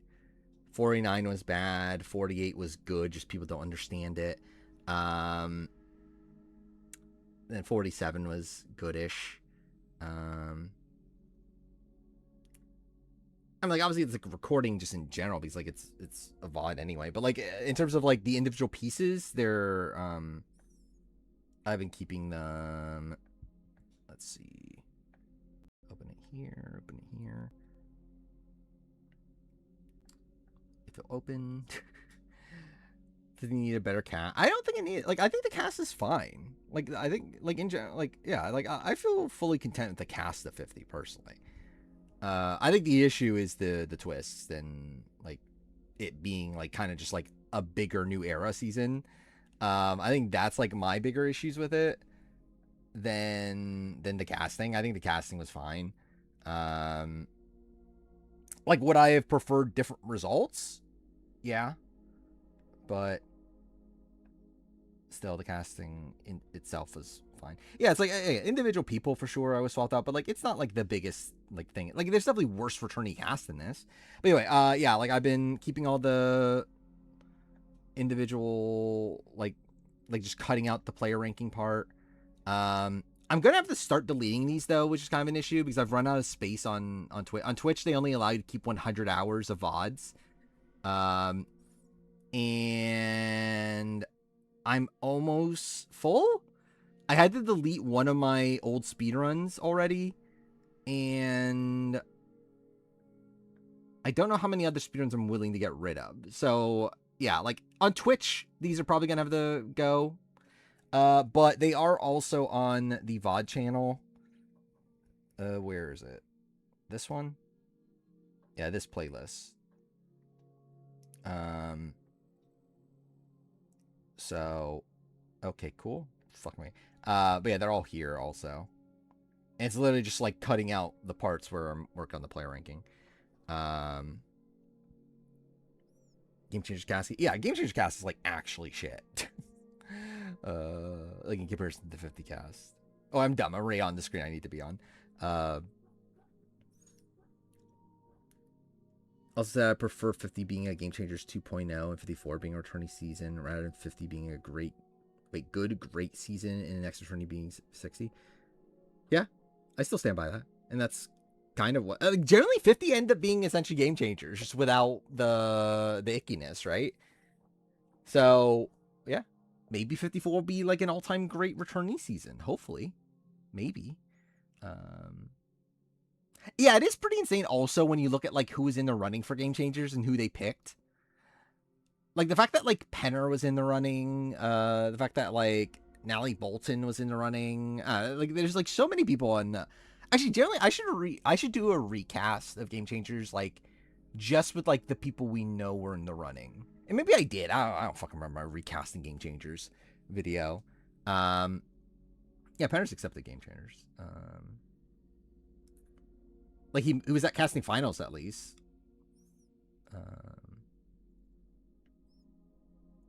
Sarah Lee, yeah, like at least like Game Changers, like at least Sarah played a good game on Game Changers. At least that's something. Robsy turned down Game Changers. He accepted 40. 40 was the first season he accepted. Like in recent times. Like he got called for Game Changers, turned it down. He got called for Blood vs. Water, turned it down because Nicole's pregnant. Was there another one? Maybe not, actually. I was thinking there was one more, but maybe not. No, he accepted 40.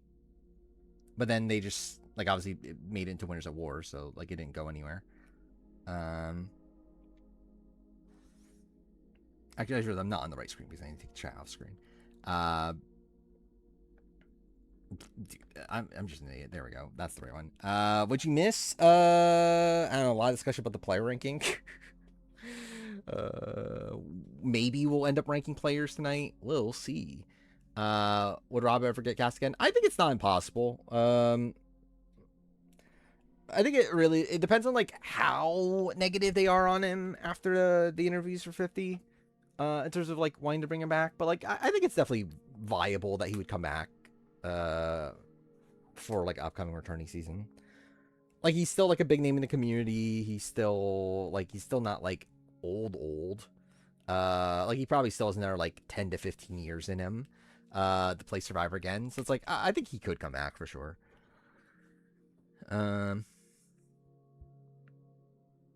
Winners at War plus Rob C would have went crazy, sure.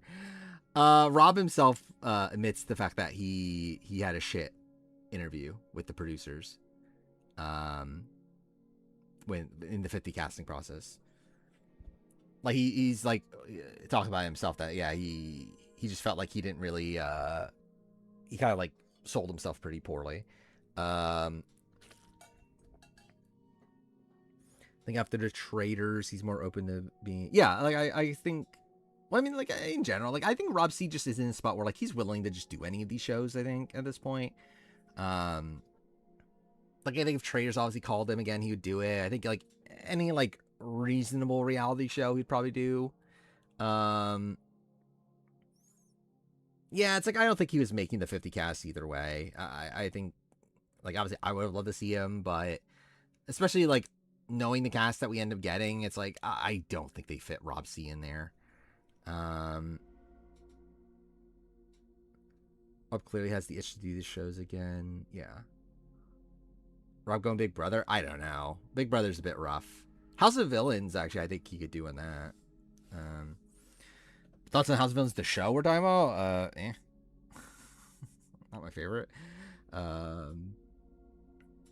Like, just kind of... I don't even know what the right term, because I was gonna say mid, but it's not really mid, because it's actually like kind of like a massive extreme of like it's just like such a wacky show that it doesn't feel real. I think is like my criticism of House of Villains. Is Rizzo a villain or a hero? I think I would lean villain, but like I don't know if they care either way. When they filmed Destination X, I actually don't even know. I can't even think about that. Like Wendell, like when did Wendell go? Like yeah, because I think he like I haven't heard anything about Wendell disappearing, and I know the Bryson Wen events have still happened. So,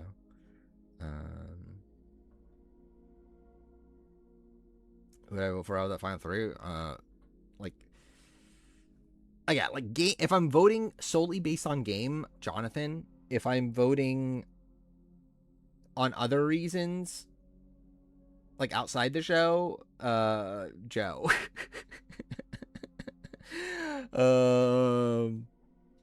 Genuinely, I think I would vote Joe. If I'm actually being honest, if I was on the island, genuinely, I would be voting Joe, I think.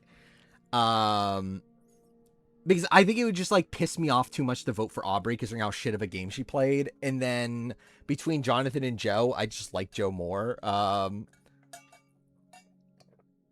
So yeah, I think I am voting Joe.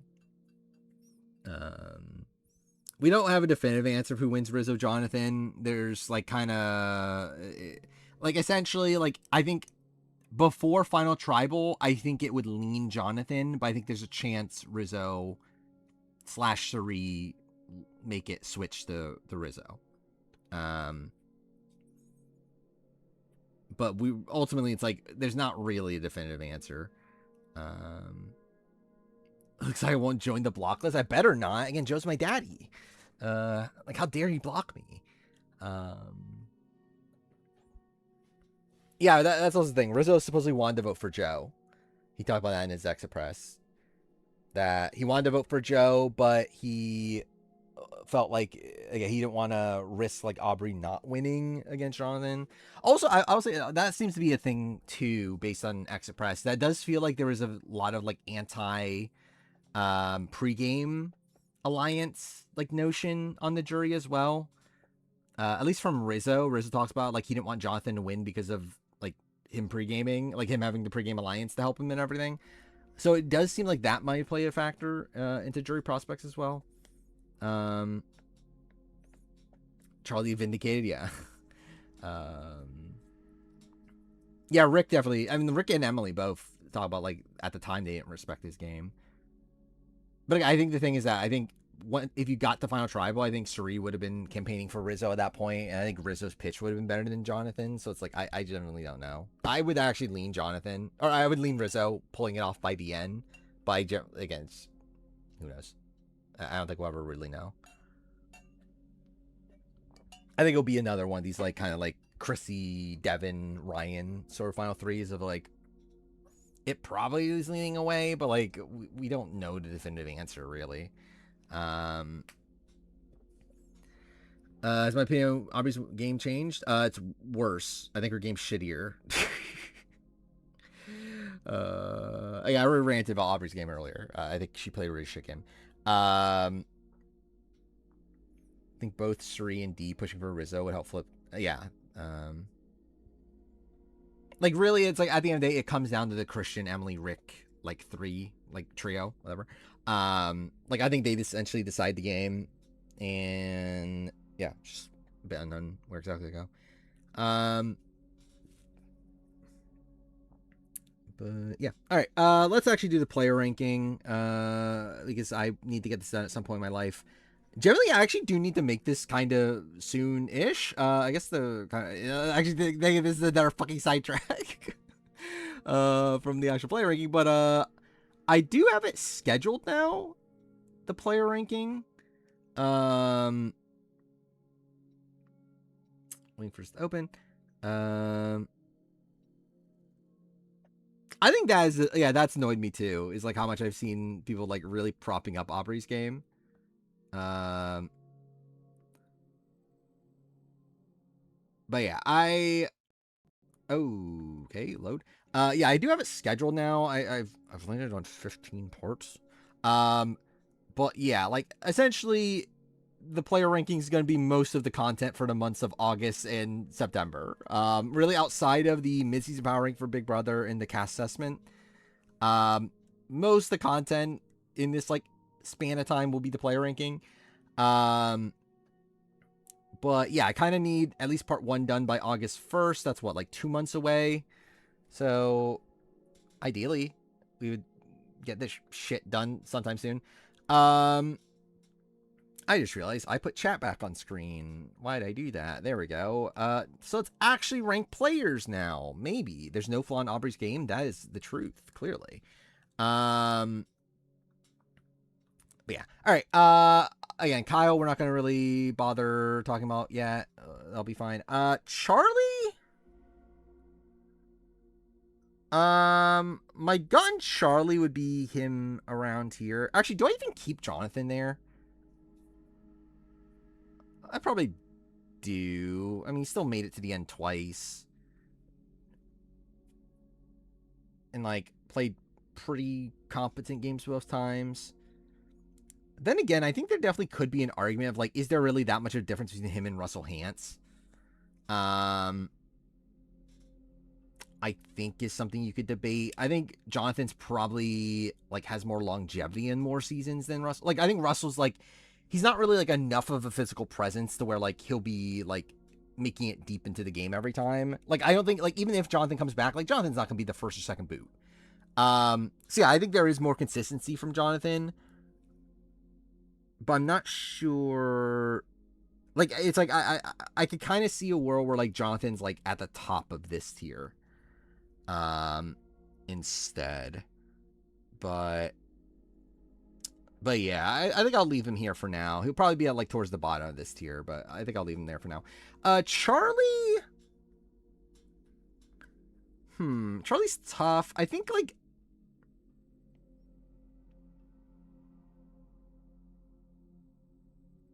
I think it's interesting because, like, Charlie's game on this season was not good.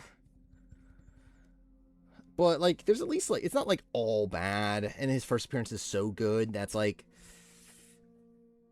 it's tough to put him here, though, because, like, these are all people that, like, had at least, like, one, like, endgame run and another one that was at least, like, mid-merge. Charlie doesn't really have that, obviously. But I also don't want to put... I guess, like, actually here is fine. I kind of forgot that Cesternino and Fair Player in this tier. I think that's fine, then, to put Charlie here. Am I really saying Charlie's a worse player than Jonathan, though? I think that's kind of a bothersome thing. Because, yeah, I don't know if I want to have Jonathan higher.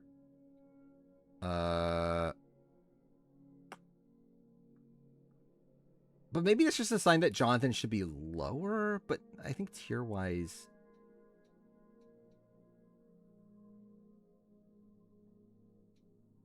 Yeah, I think I'm gonna move him here. Like at the end of the day, Tai Trang is here. It's like I feel like Jonathan probably should just be in that tier. And I feel like Charlie probably just is in this tier.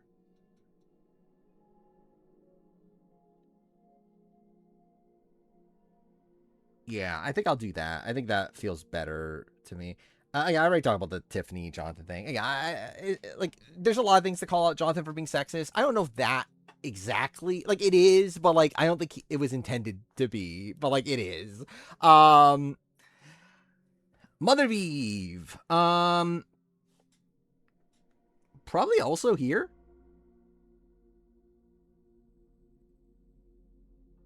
I don't know. Okay, I think the issue I have with Mother Vive,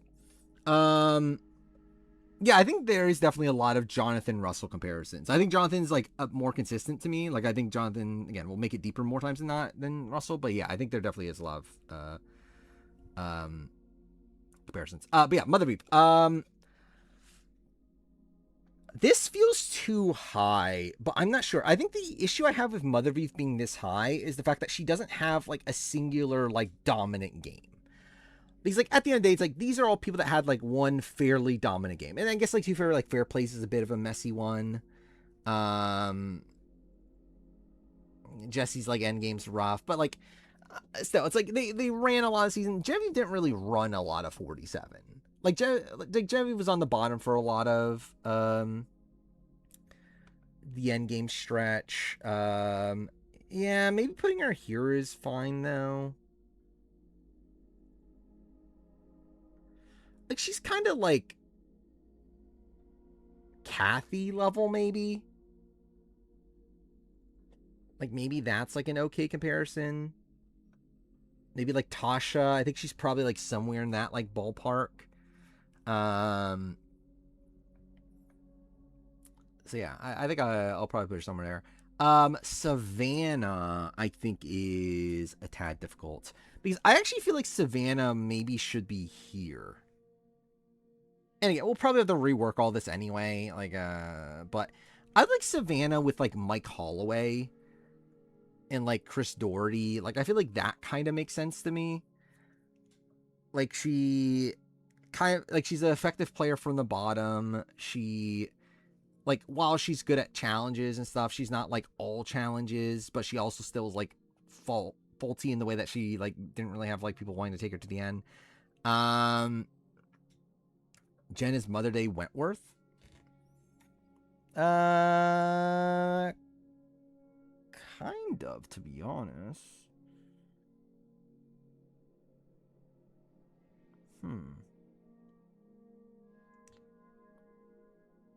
Yeah, to be honest, I can kind of see that comparison. Like, if we're saying, like, Cambodia, because I think Cambodia Wentworth can be compared to Genevieve Cambodia, and I think Edge of Extinction Wentworth can be compared to this season Genevieve.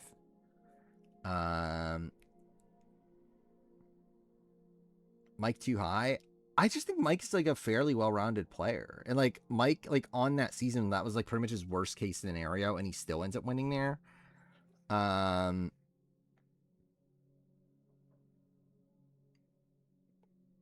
yeah, I think I feel fine with Mike being somewhere in this like range at least. Now like Anderson too high, maybe, but like I'm not really caring enough to rank these people yet. They say Genevieve on Cambodia. I like Kelly on Cambodia. Wait. Kelly on Cambodia is Genevieve on 47.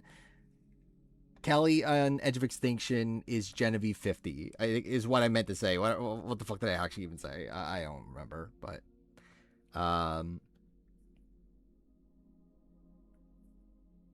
and yeah, I think Genevieve probably had like more individual points where she had control than Kelly did in 47. So like that kind of is making me want to like maybe, or like is that more of a sign that Kelly Wentworth should be lower? Because like at the end of the day, Kelly Wentworth like doesn't have like one like dominant game, right? Because like I think like all these people, you can argue it. I guess like David Wright like 33 and like Spencer 31 is like debatable.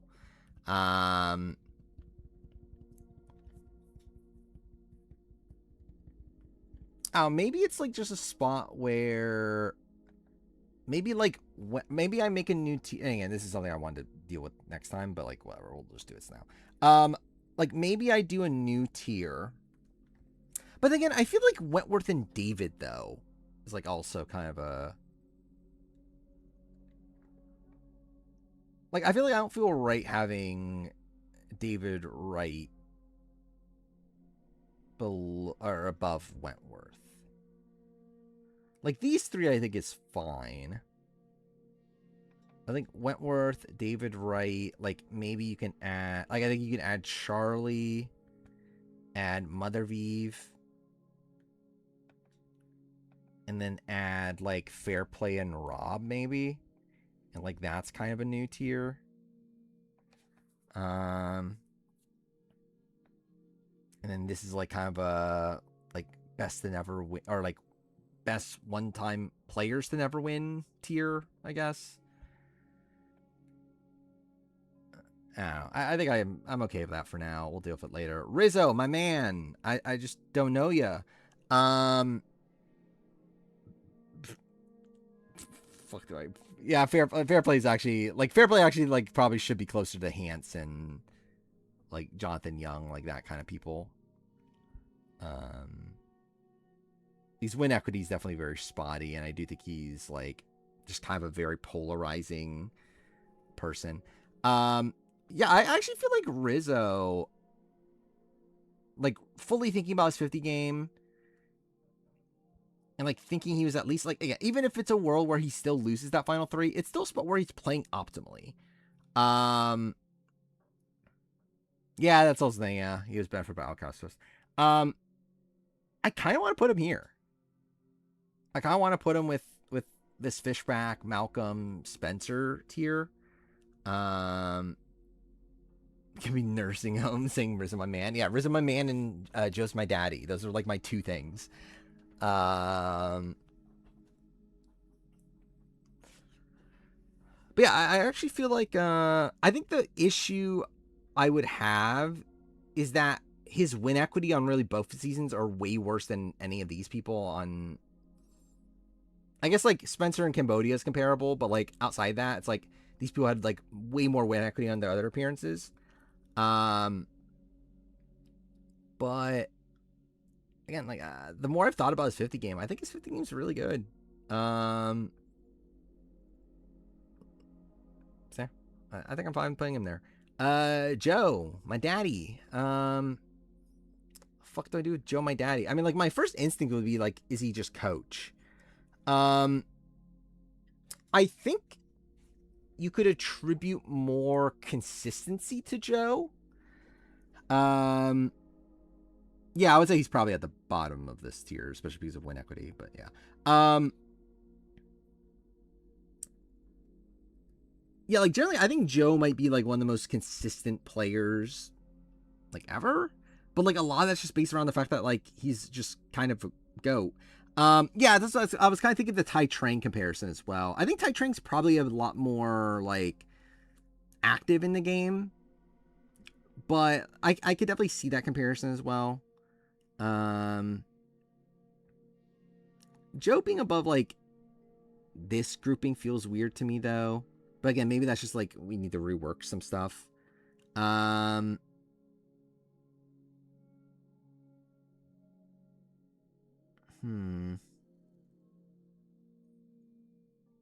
think I will keep him here for now. Yeah, Ty is more likely to win a jury vote for sure. Really on both his seasons.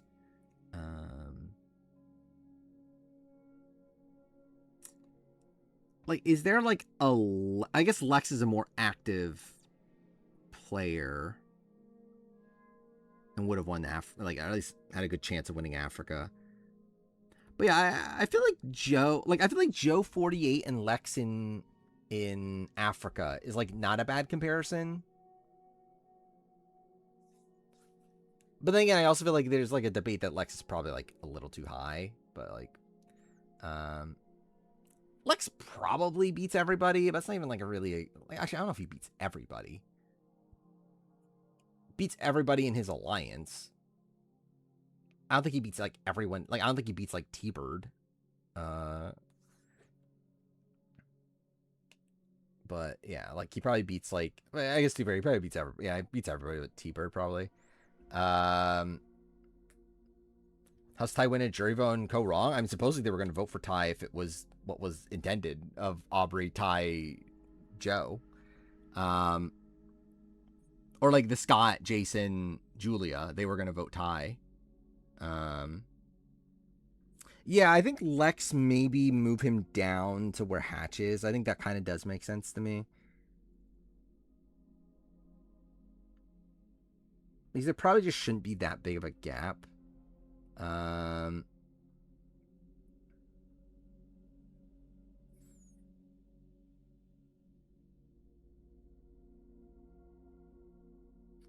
feel like Lex also with Coach kind of makes sense to me. I don't know if Kathy... What am I doing with Kathy, though?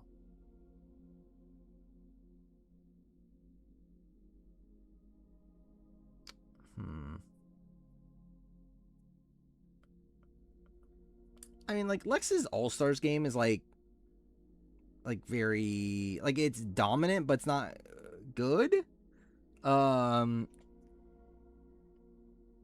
like Michelle is remembered if she didn't win? No. Like, absolutely not. I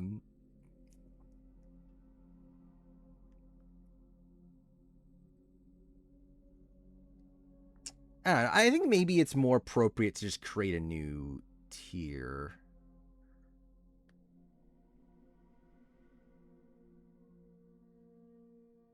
I just feel like we'll deal with this when we finalize everything. I think for this stream, I just want to like place everybody first. Again, like this stream, we'll finish like doing all this. Next stream, we'll like run through the entire list and kind of just like make sure things are consistent. We'll like finalize all the different tiers, and then the stream after it, we'll start like to actually put together the list itself. Lex All Stars is Steph Guatemala. I don't think that's exactly the same. I mean, like, yeah, it's not really the same because like Lex would have likely won if he had gotten to the end somehow on that season, but like also like wasn't getting to the end of that season, which is like very different from Steph, who's just like a massive goat and couldn't win, but like did have control, but like didn't do the right thing. I don't know. I just think it's like kind of very different.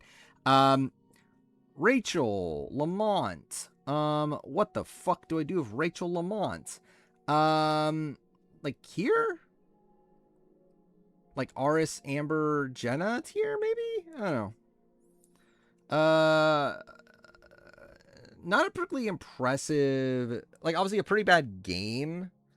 But not a bad player. I would say she's above. I would say Jam Jam's above Rachel. I'm pretty sure that's what I did on my player ranking too, right? My latest New Era player ranking. Is it this one? Yeah. Which I guess to be fair, I don't agree with Carson being above that. So like, it's not like I agree with this list anyway. But like, I feel like Rachel being below Jam Jam, I feel fine with that.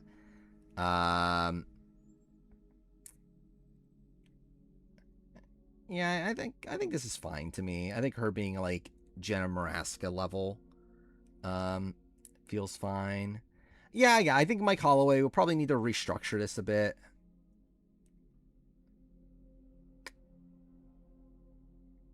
I think I do have a lot of faith in Mike Holloway, but I do think he is probably too high. Like he probably should be like somewhere in like this range probably. But the question at that point is, do I want to move the other people that he's with down that far too? Like I think Heidick moving down would actually be fine. Carson did. Jam Jam did not try to give up his game to Carson. The problem is that Jam Jam was unaware of the fact that he would lose against Carson. Like Jam Jam thought he would beat Carson is the thing, which he's wrong. Like it's not like he was like trying to like it's not like he was trying to give Carson the win. It's crazy that two of the most untapped potential players in Survivor history are both from the same season were rivals. I mean, yeah, I guess. Mike Holloway is helped by being on Worlds Apart. Like, in what way?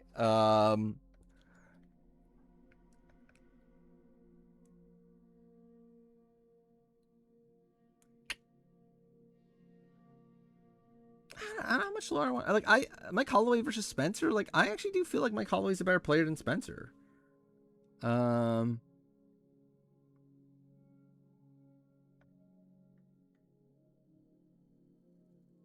Again, like I generally I feel like obviously winning game wise, like he's obviously like way lower, but like in terms of like his abilities as a player, it's like I think he's a pretty good player. Because like even with like Mike Holloway, it's like even when he makes mistakes, he's like aware of those mistakes, right? It's like a spot where like I feel like in terms of like strategically, I actually have a lot of faith in Mike Holloway. Like I actually think he like gets the game, but like I think Ben is like, I don't know, like Ben has 2 runs and like where's that war, like makes it like he was in the dominant alliance and gets to the end. It's like I think like considering he has 2 runs, I would go with Ben above. But like if it was just 1 run, then yeah, I would have Mike above Ben. Where are we at now? Kenzie. Fuck do I do with Kenzie? Is Kenzie just also in this tier for Rachel? Or is she lower? I don't know. I guess let's like move these people down because I think an issue comes from the fact that Tiffany is here. And like my intention with Tiffany, I know, was to put her here. Like I want to put Tiffany like in this like Sierra Dawn Thomas kind of level. But I don't know. Actually, like thinking it a bit more. Should she be this high? Or is she like closer to like here?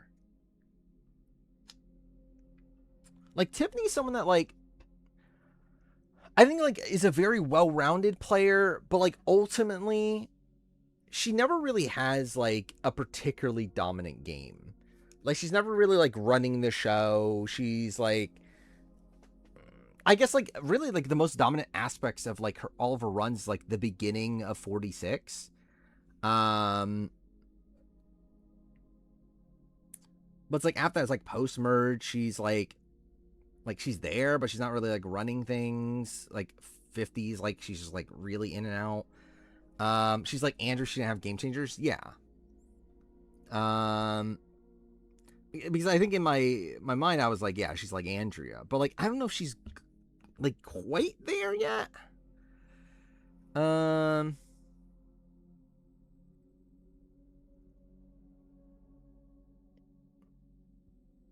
See, I'm not sure where I want to land her.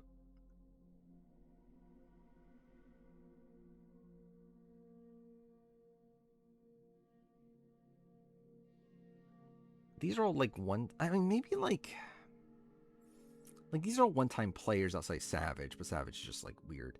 But yeah, like I actually feel like this season is like very like Allison, like Lindsay Delosowicz coded, right? But then she also has her first appearance, so like she should theoretically be higher.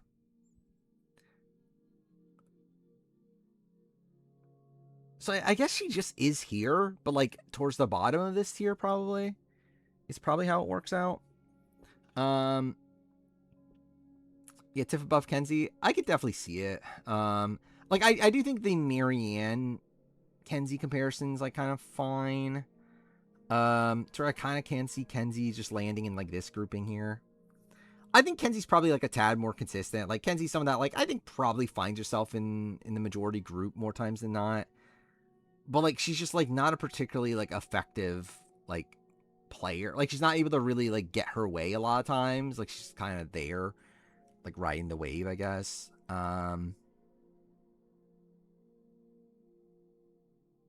I want to see, do I have my, no, I just have the top 10. I wonder where I thought of, like, did I even bother ranking Kenzie in this? I wonder. I don't know. Because I wonder where I had her at the time. But yeah, I think Kenzie being here is kind of okay. Yeah, Kenzie could do pretty well on the return. I do think she could. But I think based on what we've seen of her game, it's like it's not a particularly good game.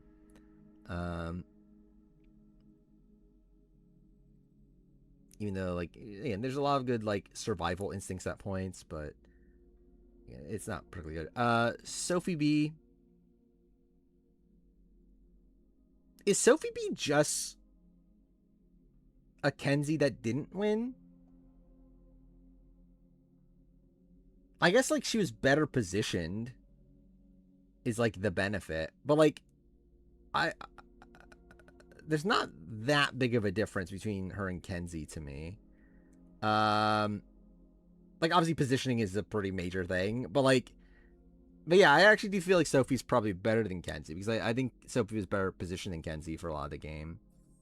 And also it's like really like her getting to the end of Savannah is like as if like Kenzie got to the end of like Maria or something, right? Like it's like as if like Sophie got to the end of the bigger threat. Or if Kenzie got to the end of the bigger threat. See, I kind of really I could even see like Gavin level.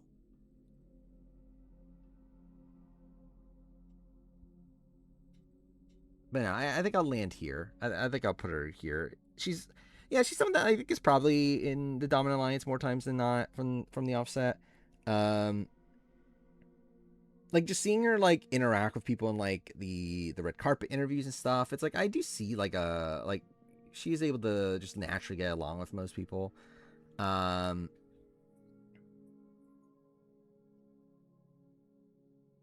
I kind of feel, yeah, like I actually feel like her and Gavin is like fine, but like I kind of feel like maybe they should be their own sub tier. But again, I think I'll deal with that later.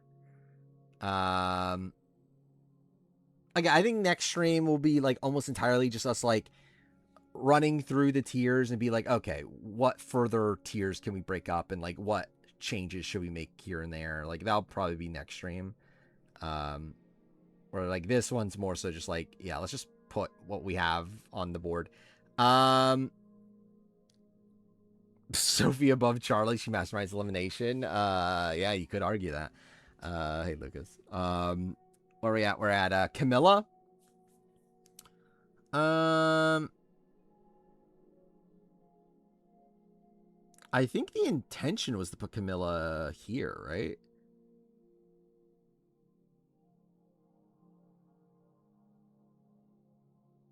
Actually, now I think about it, wasn't Sophie B above Tiffany originally? Do I stand by that? I don't know. Rodney energy? I don't think Camilla's Rodney. Like, I would say at worst, she's here. She's like she's probably above Emily. I don't know. Like, she seemingly was a big jury threat her first time around. Like, while she wasn't, like, running the game, I think ultimately she was kind of just, like... Actually, really, I kind of see a lot of, like, Yao Man comparisons, actually.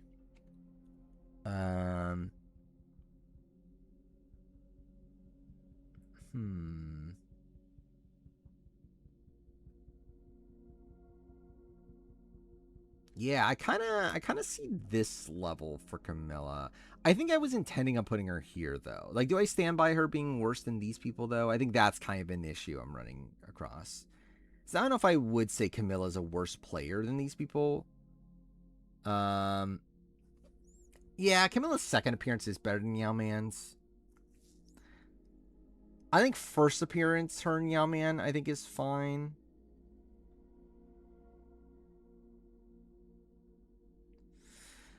Camilla versus Devins and Christian. I think is tough to say. It's better than Joe Anglem. Debatable.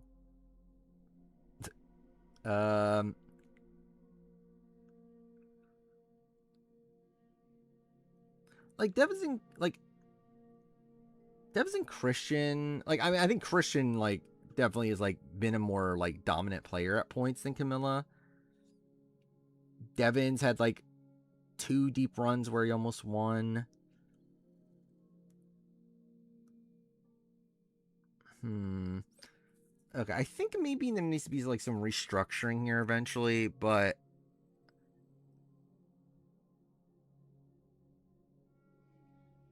I do kind of feel...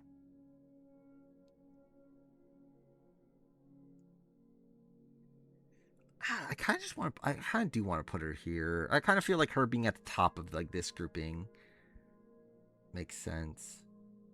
Your 48 game is better than both Devins. I would agree with that. Like, yeah, I think that's definitely the case. And I think her, like, I think Devin's 50 runs probably better, but like, to be fair, we didn't really get to see enough of Camilla. But still, Devin's like, is just such a like guaranteed win in the jury seemingly on both his seasons. I guess, like, again, who knows who beats Suri, but like outside Suri, he seemingly beats everybody.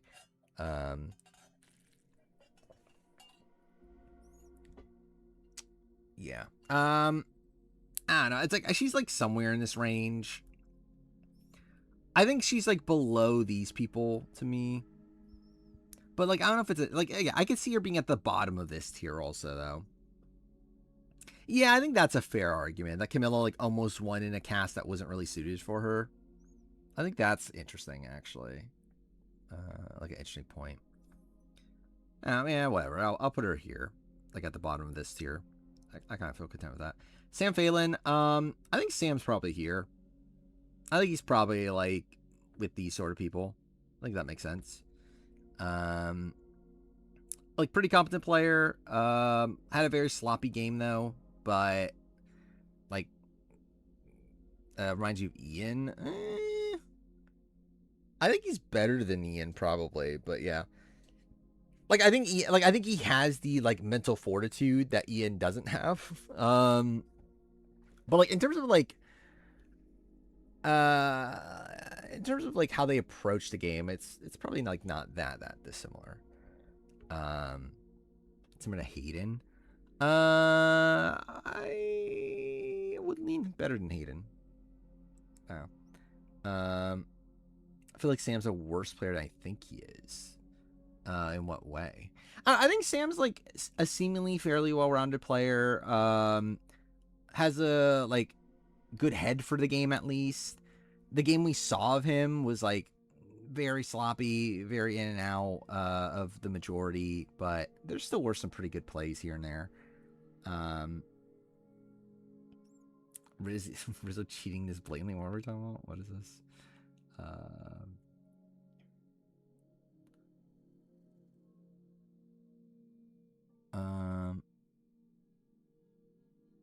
What? Oh, him. Oh, wait. I just realized what this was. That's actually very funny. Like he literally just goes over to Tiffany's puzzle. Was that not? That was on the show, right? But yeah, that's very funny. I can see that for sure of like him versus Austin. That like I think Austin's game is better, but like yeah, I would say Sam probably has more of a killer instinct than Austin does.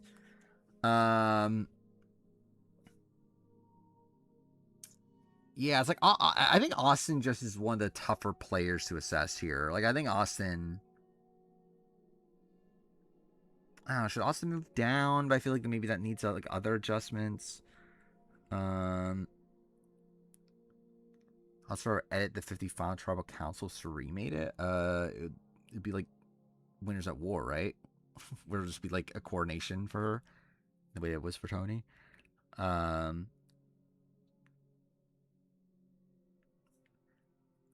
Yeah, I'm kind of feeling like there should be some adjustments here. And that, like, maybe Austin is... How exactly do we do this? Like, I think Austin and Gavin probably shouldn't be that far apart. And then maybe, like, Sam's in that tier. Sophie B might be in that tier.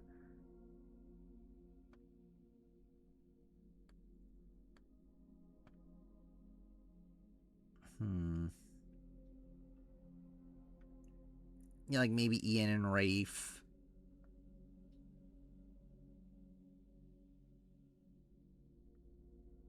I'm trying to remember what the argument was for. Well, I guess like Lauren kind of fits in there too, though. Well, I guess it's not exactly the same though than Ian Because I was thinking of like kind of like semi-dominant players.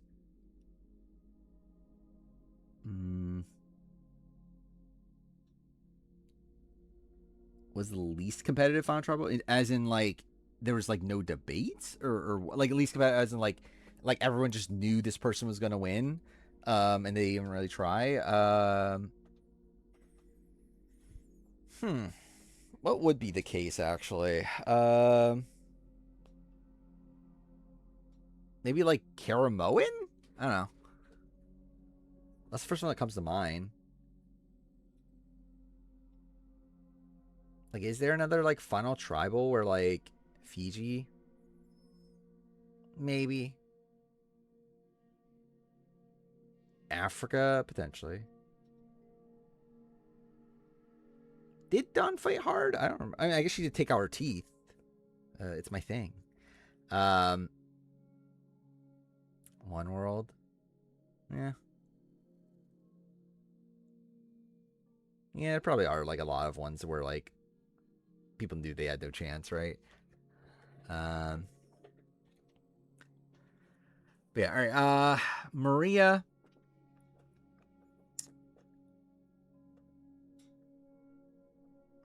Okay, now I'm feeling like, is Kenzie getting too low now? Is like kind of the issue.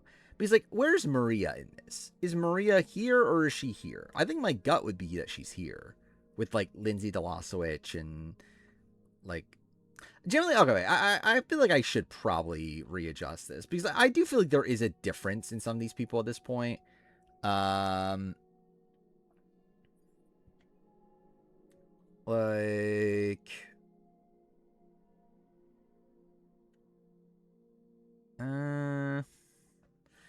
Because I feel like these people are probably different than these people.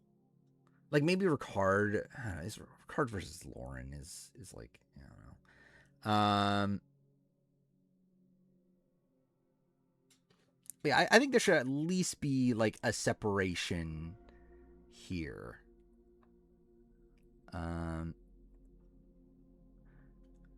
Easy. I think like, yeah, like I think there's a gap between like the Lindsays, like the Lindsay, Allison, Victoria, like Cody grouping from for sure like Sam, Lauren, Mike, Hayden, like these sort of people. Like maybe like Ricard's one that I don't really know what to do with Ricard because like he actually does fit more of these people. But I do think he's like a pretty well-rounded player in the grand scheme of things. So I kind of want to give him like a bit of a leg up. Because like, he is good at challenges. He like has a killer instinct. It's like that kind of makes me want to put him higher than Lauren. But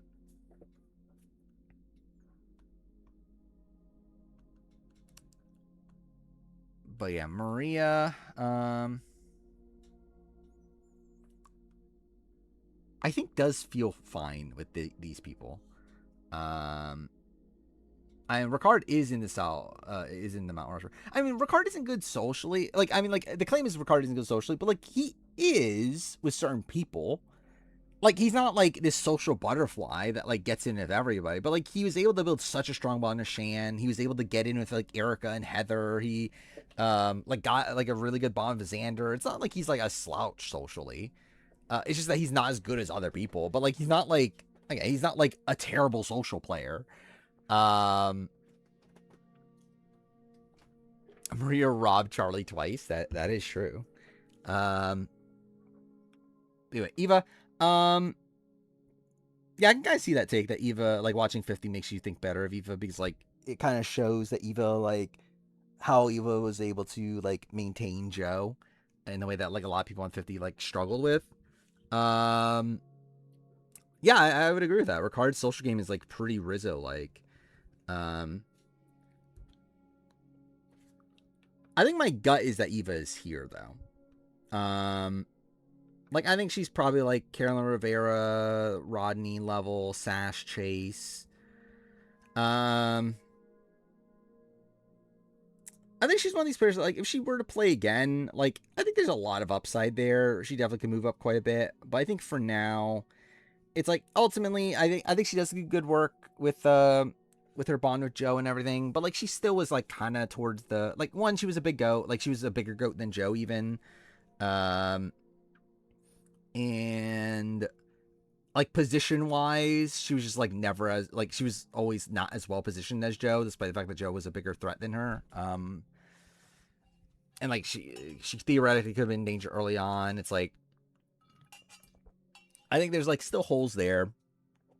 So I think her being like around these sort of people kind of makes sense still. Q is interesting. I think the intention was to put Q here, if I were to guess. With I think Q and like Zeke. Is that fine? I don't know. Like Q, very sloppy player. But also like made a deep run where he could maybe win in 46. I don't know. Could he? Like him versus Ben versus Liz. Could he win that? I don't know. He definitely gets votes, at least.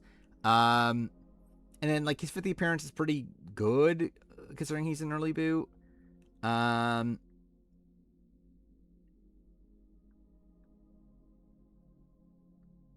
Yeah, I think this is fine. Because I think I would put him above like these sort of people at this point. Because I think that's where I initially thought he would be before 50. Is I thought he would be like with the Eliza Sheehan kind of people. But I think in a post-50 world, I actually feel better about Q to where like, yeah, I think he's probably somewhere in this range. Yeah, like kind of cast coded to a degree. Sage. Okay, let's move these people down. I think we'll move to here at least. Sage. Biggest issue with Sage is win equity. Was still pretty active player. I kind of feel like this range feels fine. Like off of gut. Like maybe there's a shot she's like here. But I think her being kind of like Laurel Cassidy level is like fine-ish, I guess. Still can't win the game, seemingly. Like I think it's tough to see a final three where she wins. Was in a bad spot in her original tribe. I'm trying to remember. It was Jawan that was going to go home before her, right? Yeah, I was thinking about that too earlier, but I think we'll do that next time. I think like Bobby John is someone that like does feel glaringly high at this point. That like maybe he should be like maybe like here, which I guess we could just do that now if I'm just going to do that now. I think he's above these people. I think he's like feels like a more consistent player than these people to where like I wanted him higher than that, but I think yeah, maybe like here with like Maddie, Fabio, Brett. Yeah, it's like I think Sage is like a pretty optimal one I'm talking about. A pretty solid player that like yeah, just doesn't really have a winning scenario.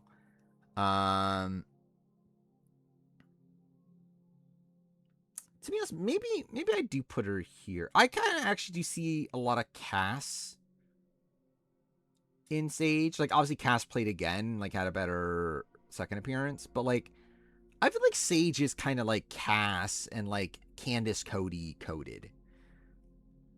So, like, I think her being in, like, this tier is, like, feels fine to me. Like, she'll probably be towards the bottom of this tier. But, like, I think her being, like, around these sort of people kind of makes sense.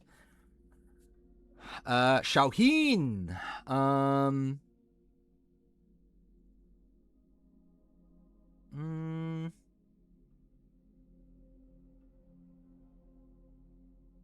What did I do, Xiaohin? I think that my gut, like, I think the intention was to put him around here.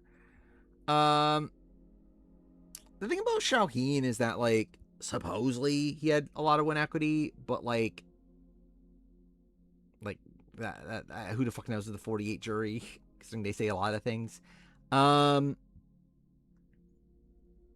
he would, like if he likely does win against Joe and Eva at least, right? And like he was trying for that situation.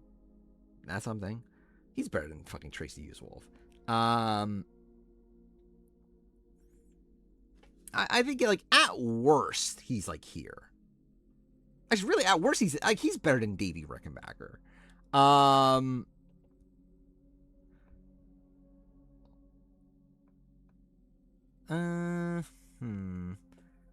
Ricard.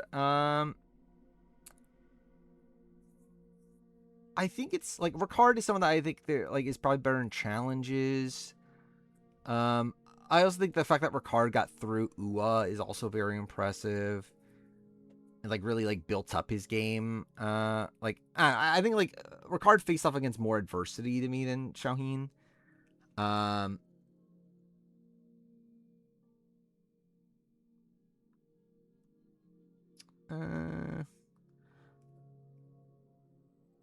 kind of feel like Xiaohin. Yeah, it's I kind of feel like he should be above Sage. Was kind of what. So maybe Xiaohin's here. Maybe he's is he Drew Basile? Julie Alley? Is he in that ballpark then? Yeah, I don't feel like that's the worst assessment here. Is high. I mean, I think Xiaohin's a decent player.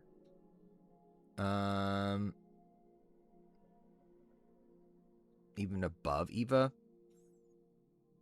I think he was better positioned throughout a lot of the season. Yeah, generally maybe. Throughout most of the season, I think he was better positioned than Eva. At least I think early season he was better positioned than Eva. End game, he was definitely better positioned to win the game than Eva. Eva was always so from Express, it seems like Eva was always anti Xiaohin and wanted to cut him at some point. So that's not great. And it does feel like Xiaohin doesn't really have an actual endgame path and kind of loses it by the end. Sort of the fact that he loses the loyalty of Joe is pretty bad. So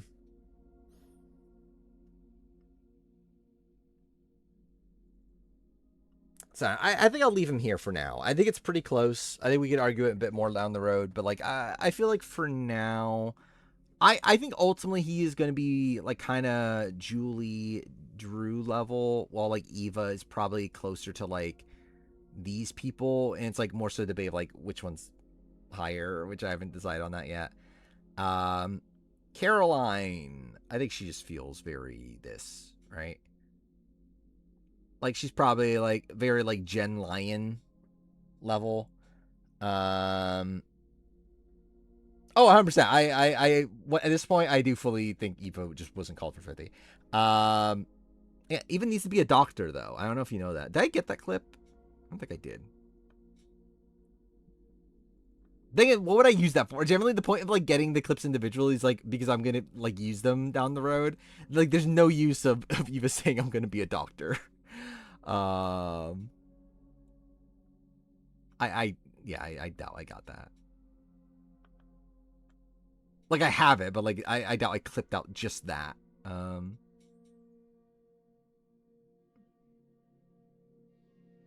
Where is it? Oh, it's this, right? Would you ever go back to go and I want to do it all again? unfinished business? Exactly. Yes. Okay. Eva, I want to win too.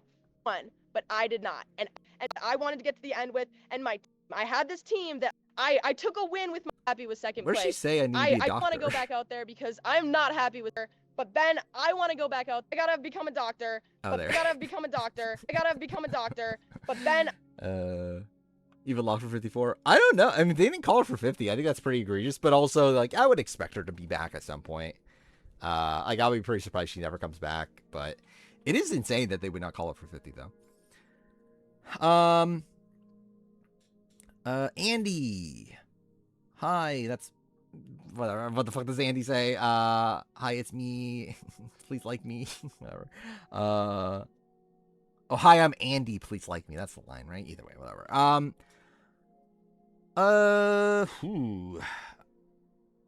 Fuck they do with Andy. Andy's, I feel like one of the tougher ones here. Because he's just, so high variance.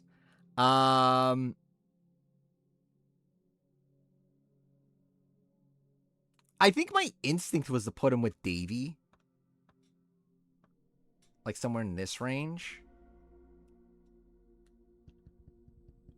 But maybe higher? Yeah,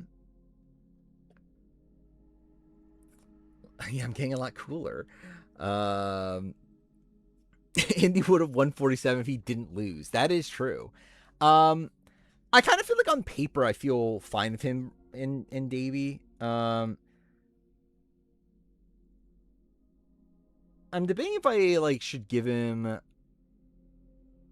like, because I think Andy's like kind of, at least in my mind at least, I think Andy's like a very competent strategic player.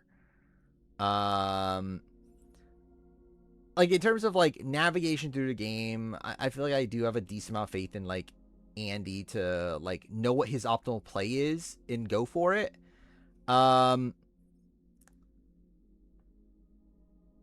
But like he's still like a pretty, yeah, I mean I kind of see that actually, him and Gabler, like he kind of is like a more strategic Gabler, but one that didn't win. Have Mike Cheezel too high? No, I agree. I agree with what I currently have. I think that's fine. Like, I mean, like, he's here. Like, realistically, he's here. Like, he's at, like, the top of this tier, but I just, like, put him, like, here. But, no, I stand by that.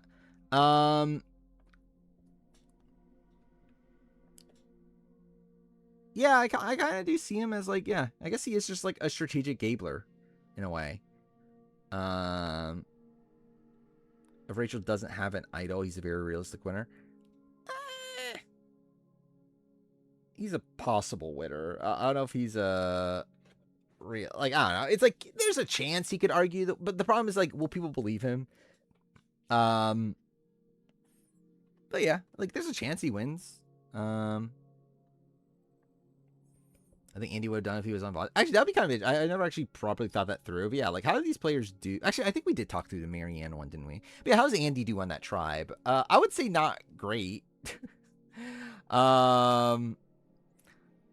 Like, if Andy was on, so yeah, like, in the place of Rizzo, I mean, he's probably in the same spot, realistically. Like, I think he starts off pretty rocky.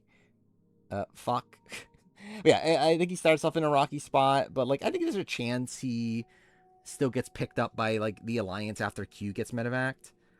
And yeah, like, they obviously still don't go to Tribal, likely, and then, like, if we're saying the swap plays out exactly the same, I don't know if Andy's gonna build a strong enough relationship with D to make her want to save him. For whatever that's worth. Yeah, I love the Rocky clip. I think we probably talked through the Marianne one before, but, like, I think she does fine. I think ultimately it probably is, like, similar-ish to, like, D by the end of the day. It's like, I think she probably makes merge. Like, she does have a lot of allies there. She has, like, Devin. I mean, she has Christian, Emily, and Devin. She's probably just in that group. Also would have Suri as a good ally there. Really, I think the biggest change is probably that Joe is a boot there, right? Like, Joe's probably booted second in that world. Yeah, Mary does not have a say. It's also very funny. Yeah, I guess Charlie wouldn't hate him. I mean, I don't know. Like, with Charlie, it's like, I think Charlie was just always going to target the, like, Rizzo. But I guess, like, in that spot, like, but, like, not because he hated him, but just because, like, it's just the obvious move to make. But I guess in that spot, is Andy even the obvious move to make? Yeah, probably not. I don't know. Anyway, Stephen Ram. I think he's just Davey, right? I guess you could argue worse. I'm trying to think of the post-merge. Like, Steven's game's pretty good until, like, the MC boot, and then, like, it just goes so out of control, right? But, like, even then, he still makes the final 6 in a spot where, like, he seemingly just wins if he gets to the end. So, like, considering that was, like, a pretty, like, he was fairly unlucky to, like, for that to happen to begin with. For, like, MC to go out in the way that she does, and then he's still able to make it towards end game. It's like, yeah, I think I'll keep him here. Sophie Segretti. Um.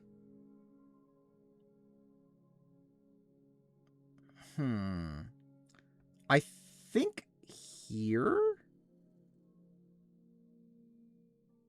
I think. I don't know. Sophie Segretti, like kind of just a very like mid game until like when was that? Wait. It's like beginning of the game. She's like safe, but like not really doing that much. She then. Yeah, she really doesn't do like. There's not really much opportunities for her to do much until like post merge. She's like part of the Nate vote. And like she flips on her group at what the. Okay, wait. Like MC goes home. She's like a part of that, but like that's not even that like much of anything. And like Carolyn's not that good. She did call out Jeff for. Dude, actually, I generally forgot that moment even happened. Yeah, I think her and Caleb, like that's fine, right? I think that's a decent comparison. I think my question would be like, is she really like above Shan? But is that more so just a thing of like, should Shan be higher? Because I think Shan could be here too. Why isn't Shan here actually? Looking at like these, like Shan should be with these people, right? Why did I have Shan not there? Was there a reason? Or is I just being sexist? Because that's probably just the answer. She did spoil Rizzo losing fire twice. I guess that is the thing. And along with that, why is Carla this low? Also, like not like she should be the high, but like, why is she not here? Should she? I don't know. Carla's end of game is definitely rockier, but I guess she did still come like fairly close to winning. So I don't know, maybe she should be here. Like Carolyn probably is like around like this ballpark, right? Like with some of these people.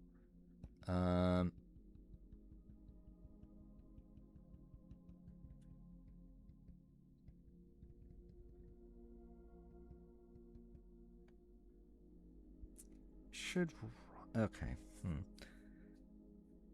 This is just a mess of a tier, by the way. Like, what the fuck is any of this?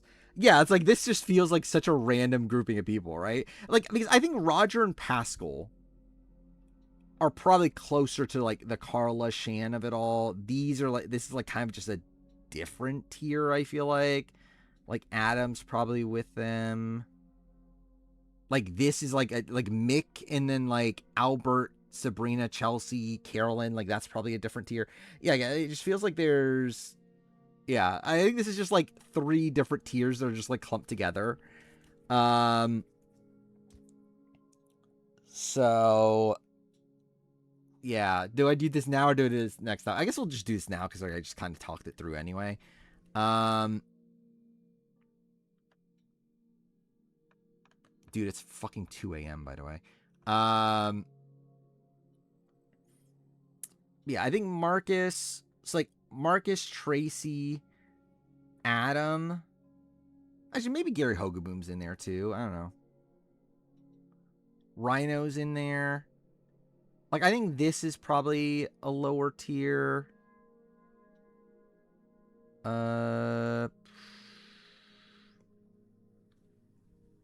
Actually, I think I need to decide on like what the like the order of operations. But like this is a tier with like probably like Kelly Remington and Tyler are in there. I think Carolyn is more of these people. Jason might also be of these people actually because like he was meant to be a finalist. I feel like Pascal and Roger like at least came closer to winning. So like I think they're probably like maybe they just like get added to this like at the bottom of this tier.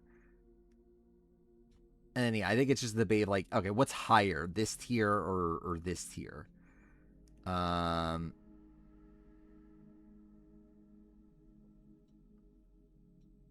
Which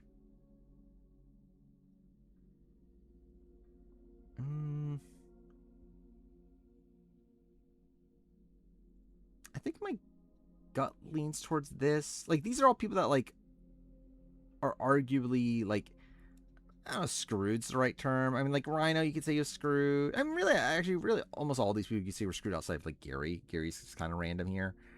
I don't think Roger gives up if he thought he could actually win.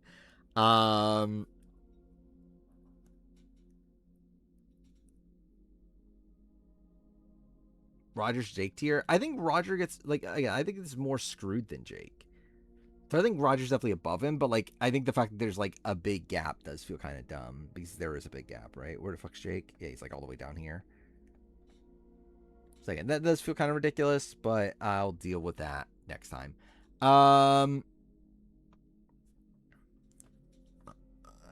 Again, fuck, I'll leave it like this for now, and we'll, again, like, next time is when we'll really deal with the structural issues. Gabe, he'll be back. He surely will be back. Is he here, or is that too high? I think that might be too high. Let's move people down, I guess. Let's go down to... Let's go down to here, at least, I think. Yeah, that's probably just way too high for Gabe. Gabe's probably somewhere...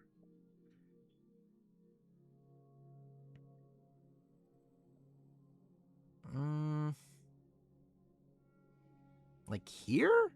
Like Danny? Like kind of like Danny level, I think. Where's Pete, actually? Pete's like here. It's like a little bit above. What was the difference here? I think like Pete... Actually, what is the difference between Pete and Danny to make them a tier different? But yeah, I think like somewhere in this range.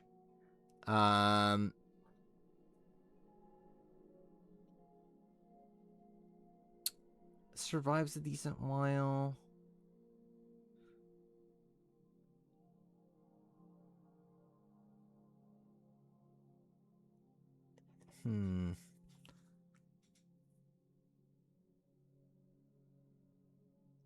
I kind of want to lean here. And I think the rationale is that Gabe's alliance flipped on him. Or like at least Caroline flipped on him, and like I don't know what the path to a Gabe win is on that season. Or like I think Pete probably had more of a path if his group stayed in numbers, at least. Like he at least had like Artis and like Abby that actually wanted to go to the end with him. Like Gabe, like by the end, like Caroline flipped on him. Caroline was always gonna turn on him.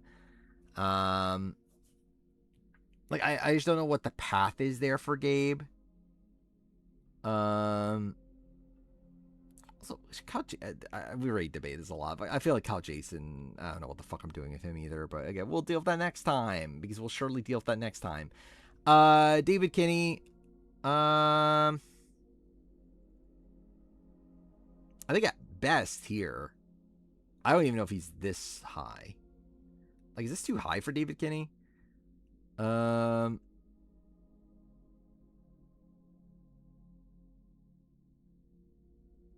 Like, is he... I think he's, like, here, right? I think that kind of makes more sense. Like, he's, like, LJ level. But then, should there be that much of a gap, though?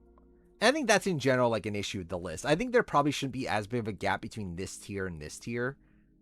Because, like, they're not... Like, this is essentially just a slightly better version of this tier. So, like, why is there, like, this much of a gap? I think that's something... Yeah, David supposedly wins Survivor 48 if he gets to the end. I don't know if you know this. But I do think he is this... Like, I think he is, like, LJ, Josh. Like, he's kind of like that grouping of player. But again, I think structurally we'll have to fix some things. But, again, I don't fucking feel... Like, it's fucking 2 a.m. We'll deal with that next time, because we'll surely deal with that next time. Where's Reed? Reed's here. Is David better than Reed? I don't know. But again, like, I think it is, like, yeah, again, like, it's still a structural issue with the list. I don't think it should be this big of a gap. But again, we'll deal with it next time. You'll understand. This is intentional. Again, we'll surely fix this at some point in my life. Yeah, I think I'm willing to move these down to at least here. Ben Katzman.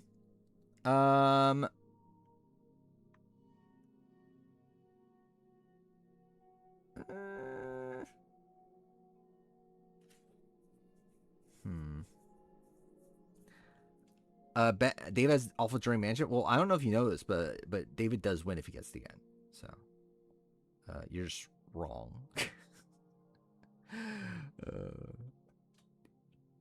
By the way, also, obviously this is a joke. If you don't know, like, the jury told him he would have won if he got to the end. And he claims that he would have won if he got to the end. But that's also like it's Chrissy and Cedric telling him this. Like, who the fuck knows?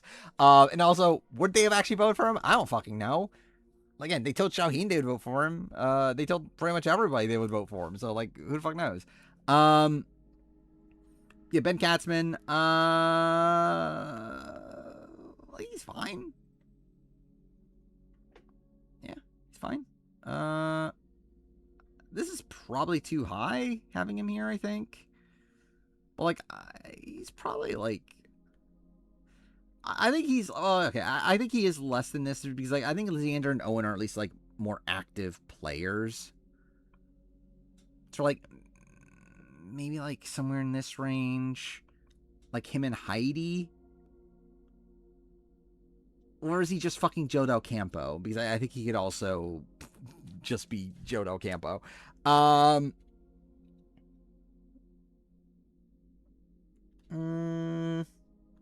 He's like somewhere in this range. I think fastest firemaking. That is a thing that Heidi did.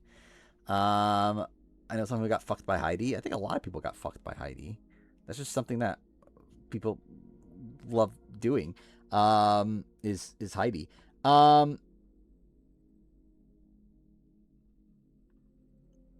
Again, it's a struggle to see him win a season. He was pretty well positioned for a lot of the end game stretch. Early game's rocky, but I got past it. Again, rocky fuck. But yeah,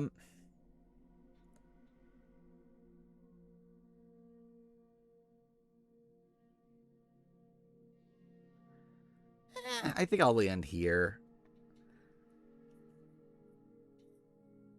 Or actually, can he be Katie Gallagher? Katie Gallagher, like, was more in a majority for more of the season. But, like, I actually feel like him and Katie Gallagher's not, like, that far apart, actually. So maybe here. Jamie and Lauren? No, I think Lauren just wins. First, scroll down a lot for TV. I think, okay, like, at best, I think Teeny is here. Like, I think, like, her, or, wait, Teeny, yeah, okay, yeah. He and him, whatever. I think Teeny and Katura is, like an instant, like, comparison in my mind. But...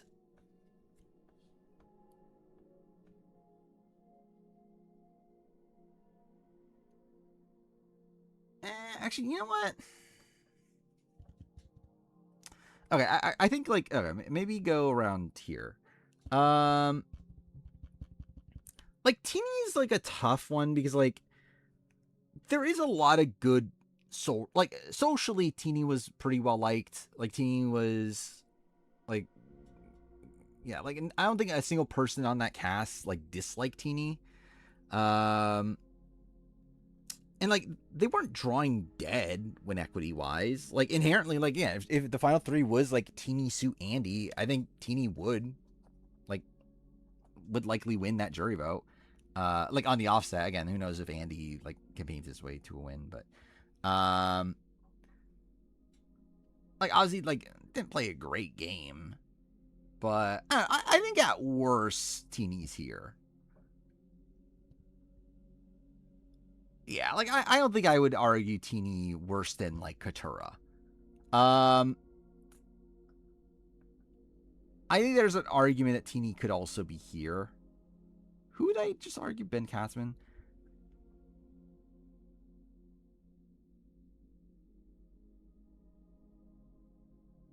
it's like, is there that much of a difference between Teeny and Heidi?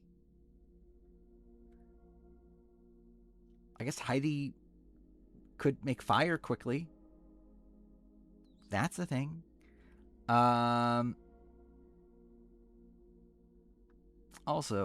I kind of just want... Actually, I just realized Katura's going to be below Dan Spilo. I just realized that right now.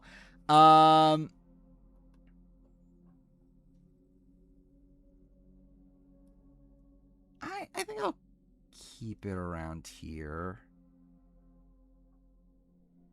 What is the comparison between Ben and Teeny? Generally,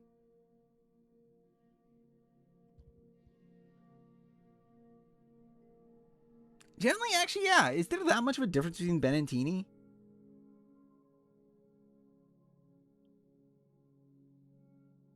Okay, actually, I think there is a slight difference, but like, no, there's not that major of a difference. So we're like, I think Teeny had a more viable winning final three. 4-6 cast was better. I mean, like gameplay wise, I don't think that's the case. I can kind of see this actually. Yeah, I expect Teeny to be lower, but like I actually kind of, yeah, I kind of do see Teeny being better than Ben. Like Teeny started off the game better than Ben.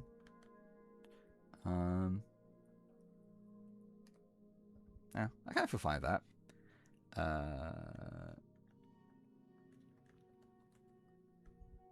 There's more goats on 47. Is there? Like 46 had like Ben and Liz. Q was like debatably a goat. Venus is a massive goat. Oh, there's a lot of goats at 46. Liz Wilcox. I think she's just Trish level, right? Like, had no win equity, but like didn't play an awful game and made a big move. It's like, yeah. Alan called Michaela an awful Survivor player. Well, like, it's kind of wrong. I don't know. Like, Michaela's not good. Like, on Survivor, she's not like a great Survivor player or anything, but like, I don't know, she's like awful. Dan Spilo level. She's better than Dan Spilo. She made a move. Dan's probably have more win equity. Sadly, that's might be the case. Mitch, he should have made a move. At best, I feel like he's here. Okay, actually, at this point, I feel like, yeah, David probably just should be higher. Like, David, again, like, I think I should rework these tiers. Like, I think there is, like, just, like, a fundamental, like, issue with, like, this stuff, but we'll deal with it next time. But, yeah, I think for now, I'll move David up there, just because it's kind of bothering me. Where's Jay? Down here. I can see a comparison. I think Mitch was safer through a lot of the game than Jay, though.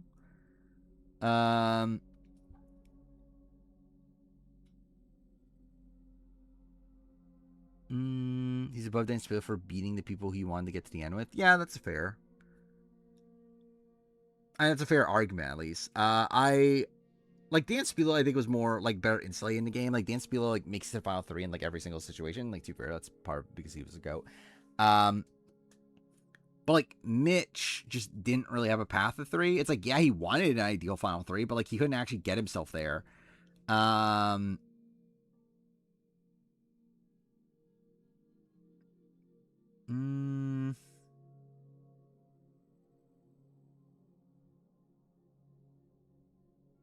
Like, my gut is saying put him with Katura. But I also just kind of want to put him lower. Dan wanted to talk me into round 3. Yeah, because, like, he knew he couldn't win. So he's like, I might as well give my best friend a win. I think Dan Spilo was aware that, yeah, I'm not winning this fucking game. Yeah, I think there's, like, issues here for sure. I think these people should be higher.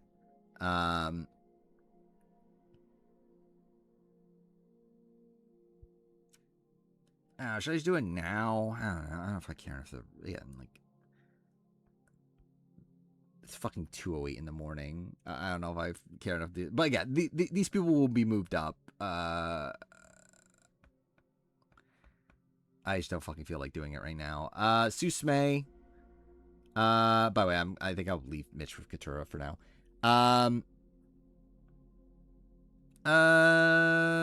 Susme. She's probably just here.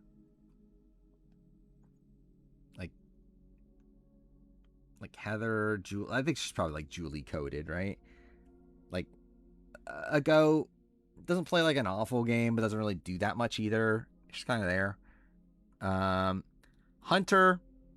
I think Hunter I'll put. Okay, wait, my gut was to put Hunter here. I'm debating it now.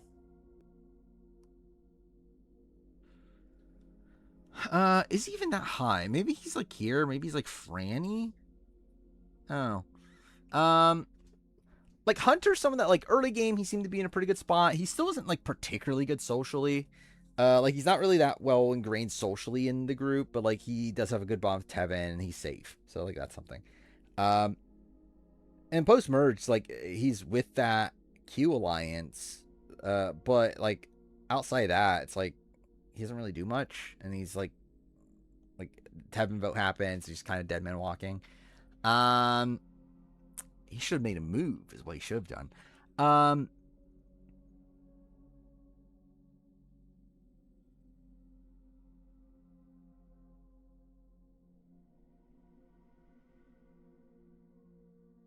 debating on like where I think he's in one of these tiers. I think him with Franny feels fine.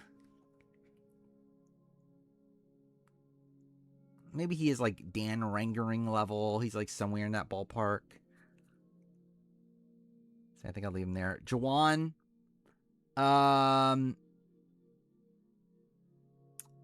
Jawan's tough because like his beginning is so bad. But then his game gets kind of good and then it just ends.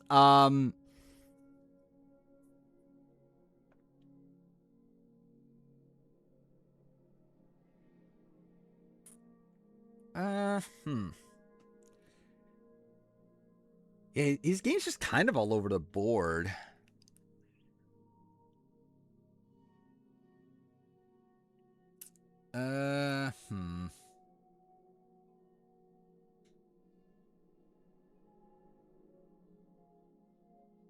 Like, is it here?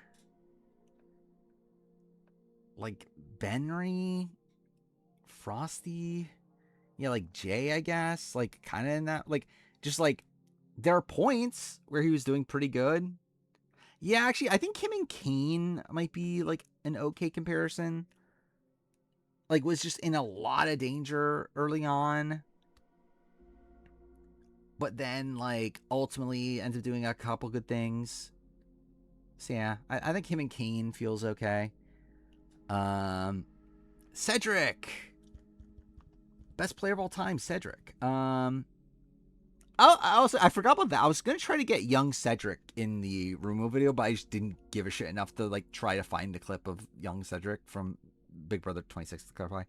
Like the song, Young Cedric. But yeah, that was a thing that almost made the Rumo video. Cedric needs to be a tier of his own. I mean, the only person is Cedric. Where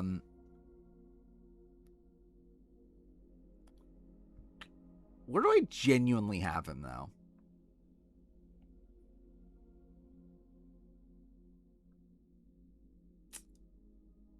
I don't really even know. Like, what ballpark do I even want him in? Like, maybe, like, Rory? Like, probably better than Rory? I don't know. Is he just, like, in this tier? Like, he's, like, such a... Like, he's bad on paper, but, like, he did something right socially. He was the best position on his original tribe. Like Swap Tribe once again is able to like dictate that vote. It's like there's like, it's like insane because like his game in the pre-merge is like actually kind of good, but like he just isn't actually a good player. Maybe he's like a Tiffany Seeley level. Maybe that's like an okay comparison.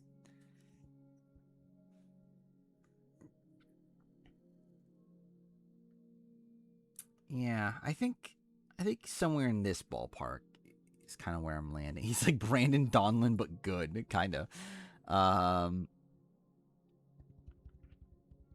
Tiffany's at least solid strategically. Like I guess, but I feel like Tiffany's like way more high variance than someone like Cedric.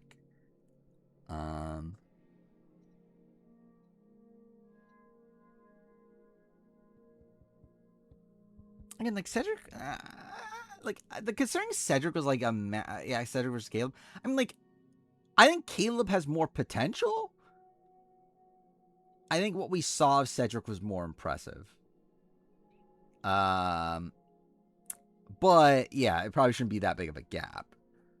But I think that's probably more of a like, should these be higher sort of thing? I don't know.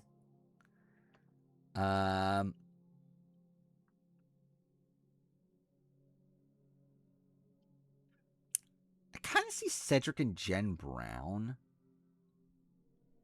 comparison too, actually.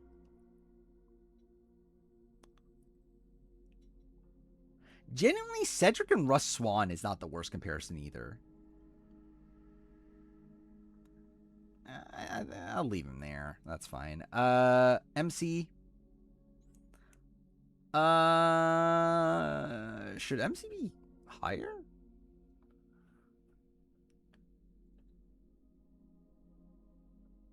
I think MC should probably be here. With like Angie and like, I don't know if Mookie's this high. Haley Ford. I think she's better than Haley Ford. Again, MC was like kind of running the game initially, and then kind of gets swap screwed out of the game. Got voted at the first opportunity. I guess that is the case, but like, again, she would have been safe for a lot of it.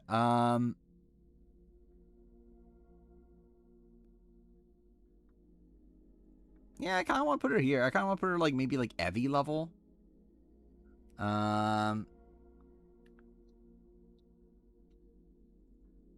Haley wasn't really like running the game though.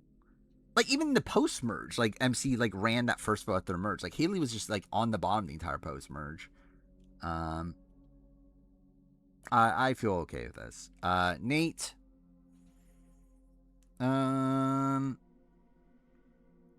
Like Nate's fine. Like I don't know how much there really is to say about Nate. Is he like Cedric level? Like he was in a good spot initially. Does get taken out due to like kind of wonkiness of the safe of it all. But like, I don't know. It's like I don't know what the long-term path was either way. He did also seem to isolate some people.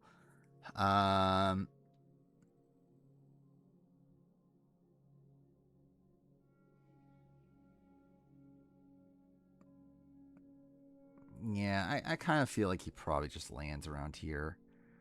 Michael Snow, he's somewhere in this ballpark, right? Where is he? We passed him. Wait, is he like super high? Where the fuck's Michael Snow? Oh no, wait, 26 is in this one. Oh, there he is. He's in this group, which is one of the groups that we need to like rework, but yeah, he's now around Jim Rice, I guess. Nate seems more of a figurehead. Yeah, because like from what I understand, Nate was like the fourth person in their alliance, right? Like the real alliance was like Savannah, Rizzo, Shannon, and like Nate was just like the guy they needed for the majority. Then again, it does seem like Nate like gets his way at the post swap at least, so that's something. But Yeah, I think I'll leave him around this ballpark for now. Tevin. I think Tevin, I don't know. Tevin's a weird one because, like, I think there's a lot of potential with Tevin, but, like, he is actually kind of bad. Like, it's like he's so good socially that he's, like, in the center of his original group more times than not. But then he just makes, like, abysmal strategic plays. So, like, he's kind of like, I don't even know if that's even the case with Aaron, but, like, my gut says, like, Tevin and Aaron are, like, kind of in a similar-ish level. So, yeah, I think I'll put him there. Sierra Wright. Sierra Wright's probably also in this ballpark. Like, not a horrible player, but one that, like, just made the wrong strategic calls. Kind of gave up, like, power to, but, like, unlike Tevin, Genevieve survived above Cedric.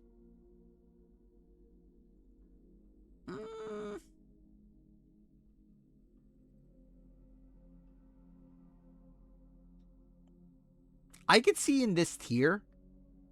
I don't think I would go for above Cedric, though. Just more consistent. I mean, we don't know. I don't know. I guess. Maybe. Like, Cedric was as well positioned as Sierra was. Really, Cedric was better positioned than Sierra was. Like, Cedric actually, like, got down to the end of his group. Like, Sierra, it's like, I don't know. I guess, to be fair, her and Sam were still the top two, probably, right? If they did go all the way down. Better strategically. Is she, though? She let go of all of her allies for Sam. So I don't know if she is.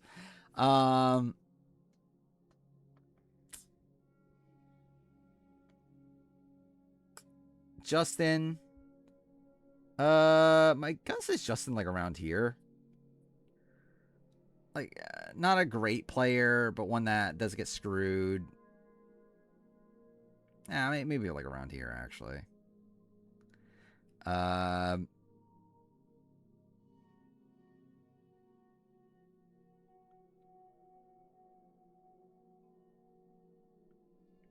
Yeah, or should it be this? Like, do I really want to put him this high?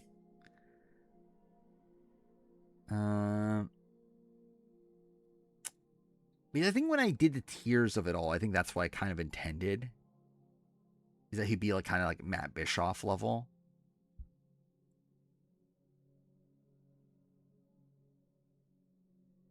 And like he is running the game, really. Like early on, like Cedric's better positioned than him, but like he is like seemingly being the one to tell Cedric what to do.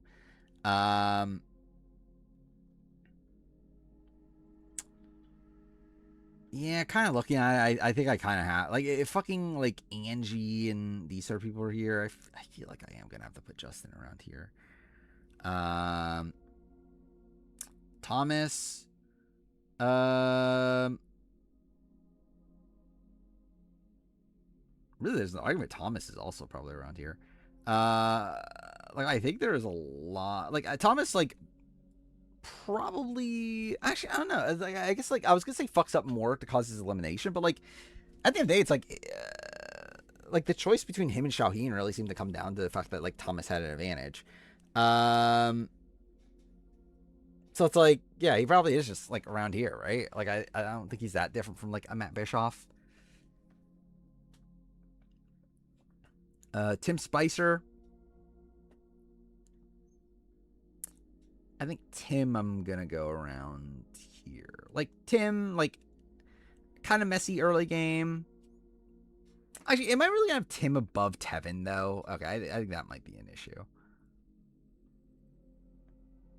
So is that maybe a world where, like, Tevin should be here?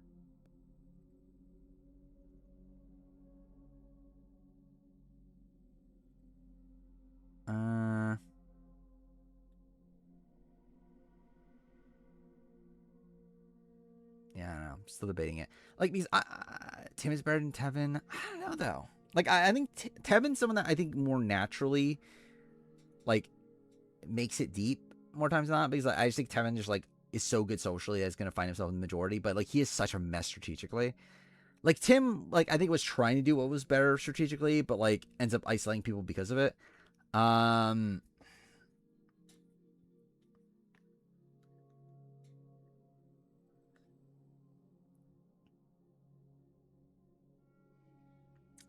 know. I feel like Tim is here, and I feel like Tevin's here. I think is what my gut's telling me. Randon, Randon's probably around here. I think he's probably like Caleb level. Jake is probably also around here. I think also like another one that like we don't know how his game really would have played out, but like was playing well while he was there.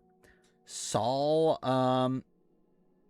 Saul I think is here. I think that's a bit easier. Actually, really, Saul could even be lower. Maybe we'll have to argue this. I think at best Saul is here. Yeah, Saul, I think the debate between Saul is either this tier or he is in this tier. I think Saul's like one that, like, potential-wise, I think Saul has a decent amount of potential. But, like, ultimately, like, his game doesn't really demonstrate that. He's just kind of on the bottom the entire time. Until, like, the post-merge where, like, he does, like, things a little bit better, but even then he's not, like, really, like, he's not really poised for, like, that much success. Like his own, like someone that he thought was like in his final three ends up flipping on him. It's like that's kind of bad.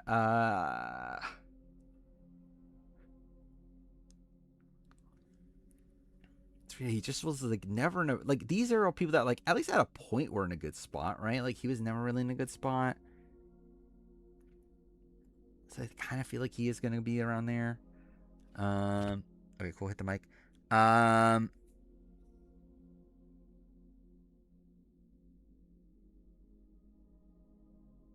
Again, all these people are still people that like were in good spots at a, I guess like you could argue that with Sean, but like or at least like kind of screwed to a degree. Like Saul wasn't really screwed. Saul just got voted out.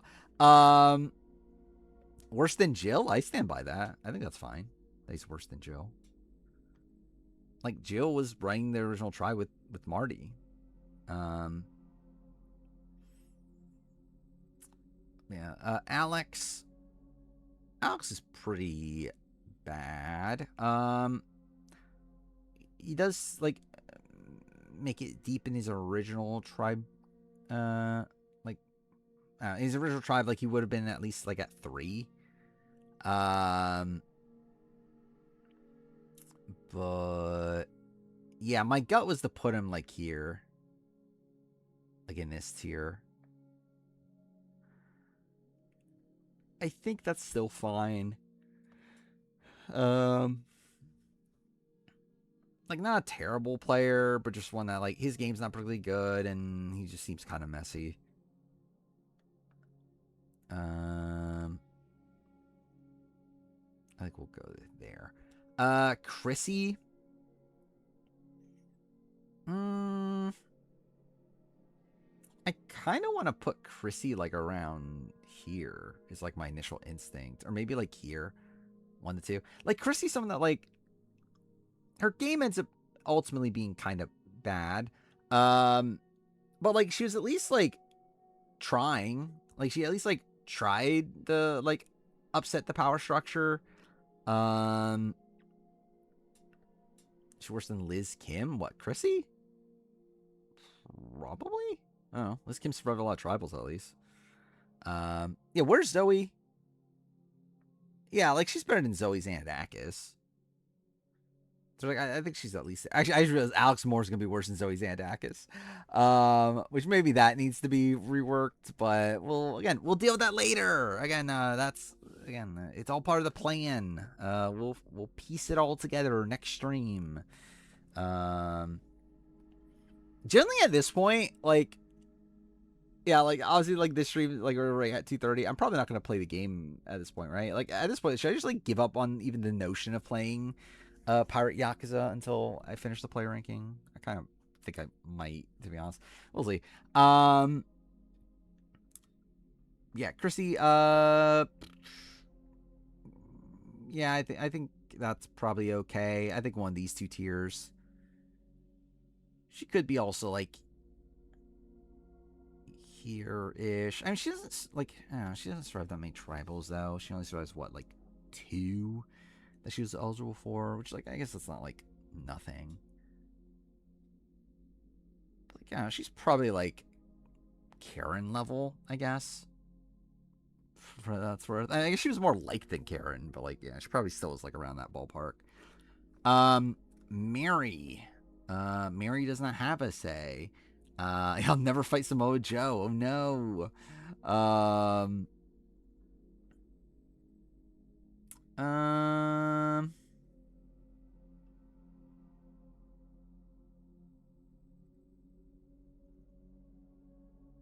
Here? Maybe? Oh. Where's Maddie in this? I don't even know where Maddie is. All the way down there. I don't know, like Mary, like she survived 2 tribals before being on the or before like being the next to go. She doesn't need Shine of Dark to survive, which is bad. But then like after that, I think she plays okay. Like she's able to get into David. She's able to initially find herself in the majority in the post merge. It all crumbles by the end, but like I maybe like here, maybe is she Janine J Maya level? I think she's probably better. I mean, she is better, but like,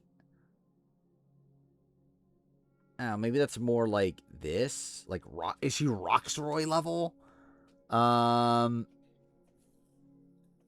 First 2 trials Karen might not be able to do. Debatable. Depends on when. There was a point where Karen was next to go. There's a point where Janu's next to go. So yeah.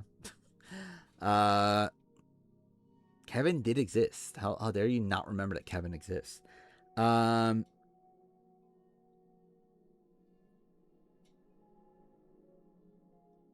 think I'll go with here for now. Venus. She's a princess. I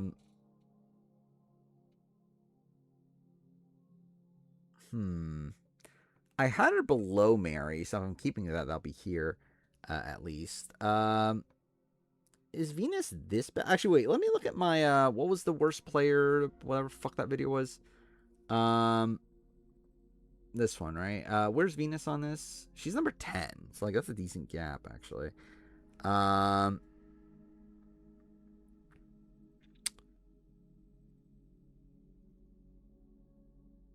Is Roxroy in the top 10? He is. So if Roxroy... Okay, so, like... She should be, like, here, then. She's path to 4. Yeah, but she can't win is still an issue. No, I think I'll put her here. Like, I still think Roxroy probably is a worse player in the grand scheme of things. Like, Venus is someone that, like, I at least have, like, more faith strategically in Venus. Even though, like, can she win the game? I don't fucking know. Angie tier, where's Angie in this year? Yeah. Should Angie actually be this high? Like, Angie's, like, probably, probably closer to this, but whatever. Kyle.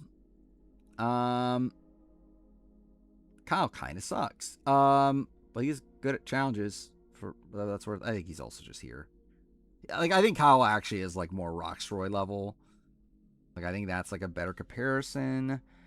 Christina is interesting because, like, is this too low for Christina? I don't know. I guess I did have her. I don't know. She doesn't like that, right? But like, yeah, I did have Christina like here. So like that would be probably like closer to like this tier. Which feels weird considering how deep she makes it.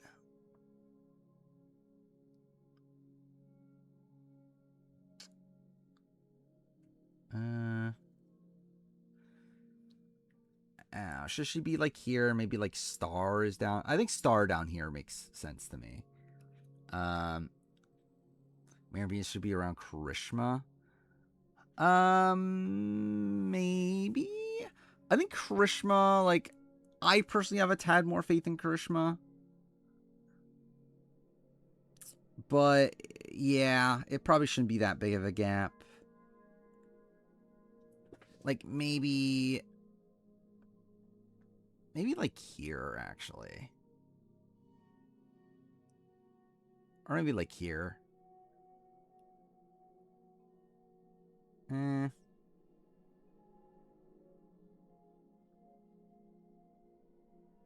you know what? Yeah, fuck it. I'll put him there. Like, considering like Edna and like Christina Cha and like that sort of thing are there. I think that's fine.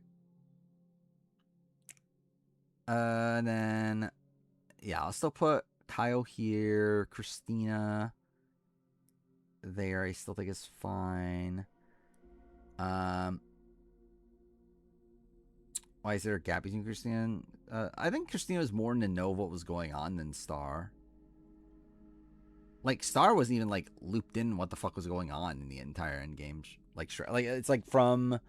Like, when David goes home, she has no clue what's going on. Like, they vote her out over Mary. That's pretty bad. She would have been, like, the first boot, which I guess for Christina would have been also.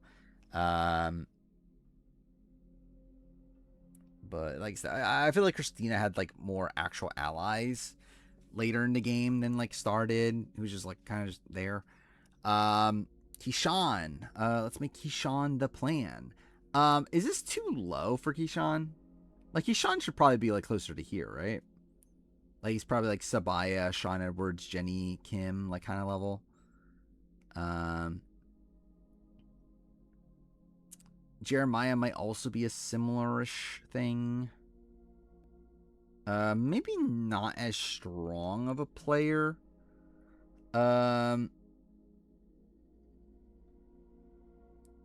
But you could argue gets screwed. I don't know, can you? By the Jake Medevac? Debatable. You rewatch SA Champions? Why?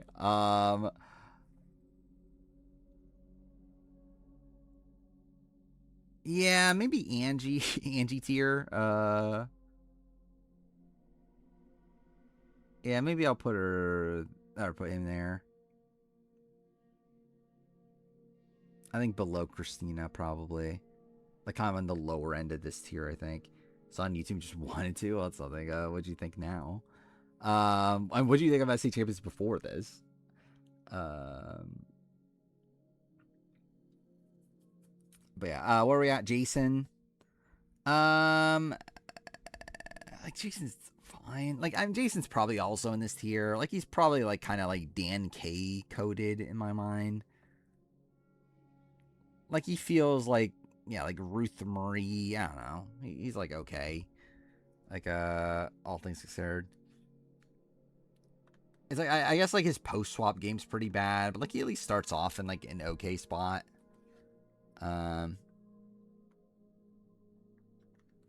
Great season of bad pacing. Makes sense. And what? Tiana? Tiana.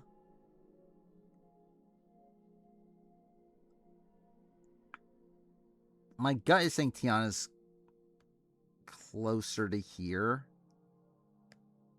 But I don't know if that's actually founded. Wasn't an okay spot initially, though. Like, obviously after TK vote, she's probably, I guess, like, not necessarily next to go.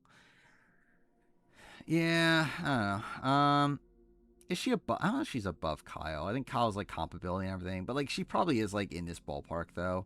Like, maybe she just is the next in that tier.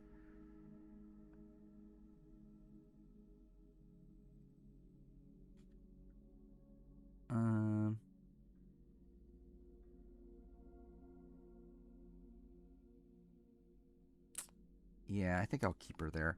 I think I'll, like, okay, Star, am I moving Star? Like, I'm moving Star way lower than what she was intended to be, but I think that's fine. Like, I Star just did not play a particularly good game. But yeah, I think this is a tier that, like, feels like it's, okay, cool. Like, growing a bit, because I think Say is probably here. And then Shannon is one that I'm like,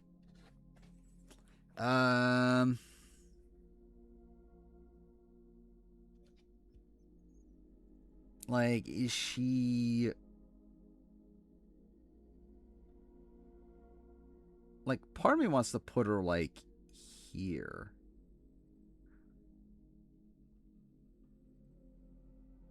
With, like, Joel Klug, Hunter, Roger Sexton. Those sort of people. Like, she seemed to be in a good spot in Original Tribe, though really after that, she just seemed to be kind of dead man walking.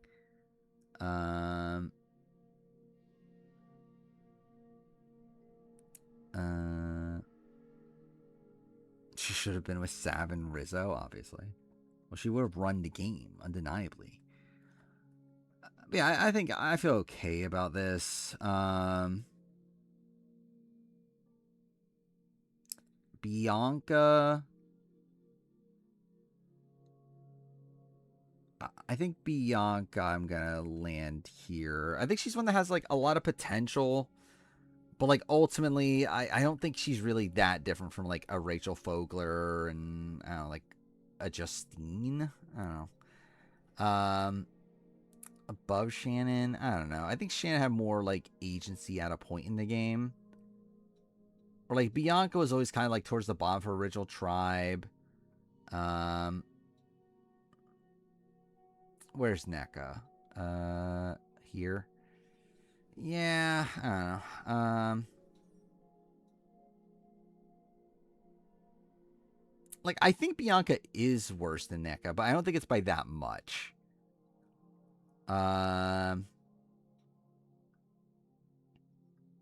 It's like no one actually wanted NECA to go. It's just that she's like the physical liability. Like Bianca, like actually gets like taken out due to her own actions.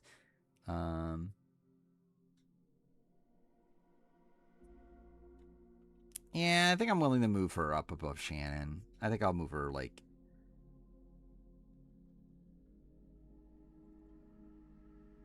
No, I'll move her above Star even. I think I'll put her around here. Kevin. I think Kevin fully just fits in this grouping. Had a decent first round. After that, everything's kind of like his boot round's kind of bad, but I at least get what he was trying to do, and whatever. He's like around there. Asia Welsh. Asia's probably like this tier. Like, yeah, just like it was kind of on the outs initially. Kind of been saying that she was on the outs initially though.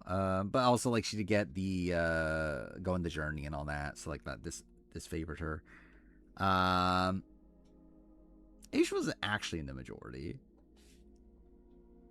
Like from what I understand with that first vote, it's like that was actually just that like yeah, like Keyshawn and Teeny just legitimately picked like Genevieve and Rome.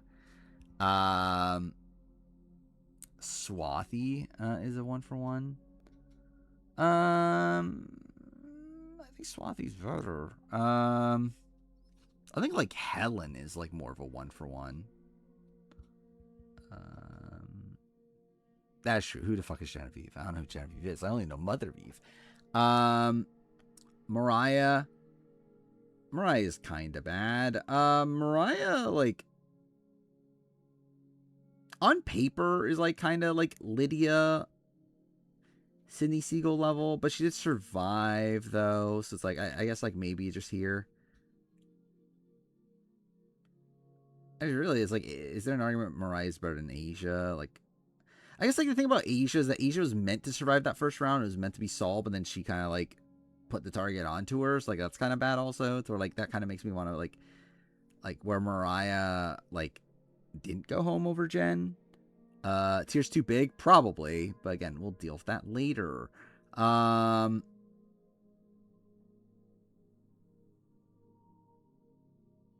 She's gonna take out the merge pretty unceremoniously. Yeah, no, I think we'll just do that for now. Annika. Annika is very, like, Swathy coded, I feel like.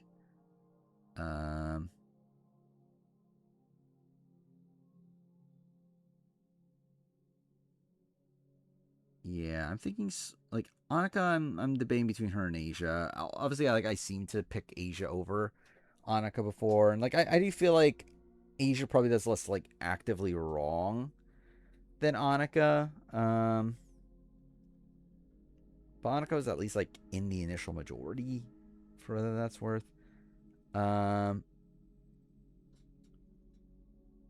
Gary being that high is random. I think it's mostly just because like we don't know what would have happened with Gary. It's like I can't like. Does Gary do anything wrong?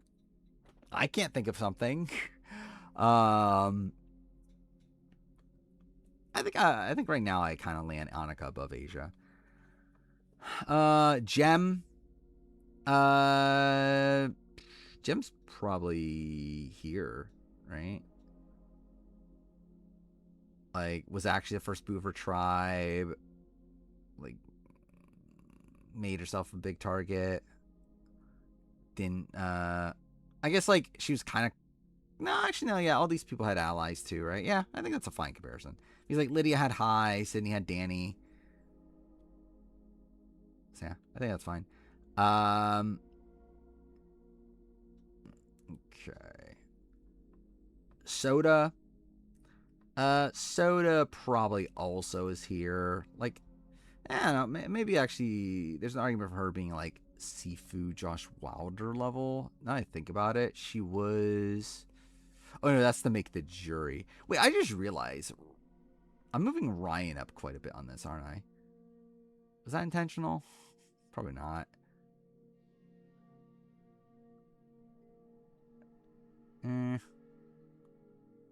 Yeah, whatever. I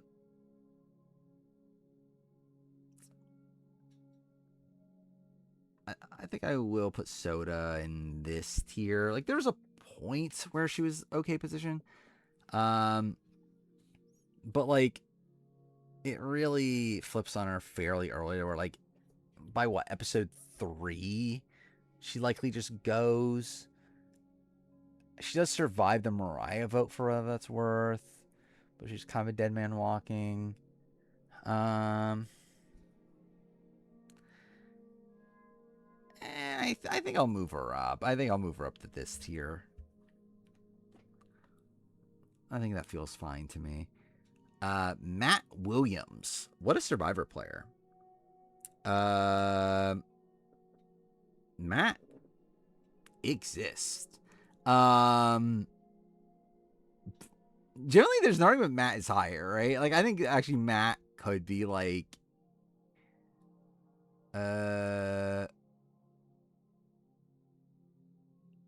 there's an argument Matt would be like here. What, Matt commented on my 50 player ranking? Why?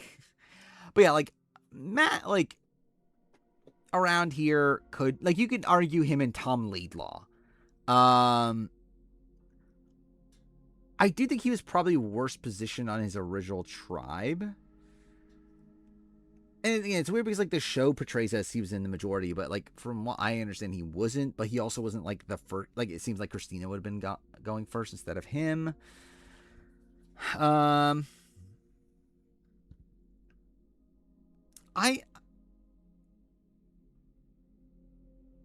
don't know. Yeah, I don't know what to do with him. Like, he's kind of like a better CC. This is Matt from Survivor 49. The long-haired guy. He tried to make a move.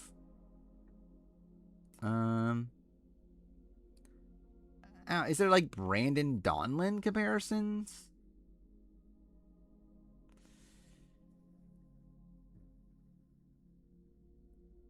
Actually, really, I think there's kind of like Asia Welsh comparisons. Actually thinking about it. Or like it's kind of like a similar thing of like they were kind of similar spots in their original tribes, being in like the bottom two, but weren't necessarily going home first. And they also kind of like caused their eliminations by the end by like trying to make a move. So I kind of want to go this.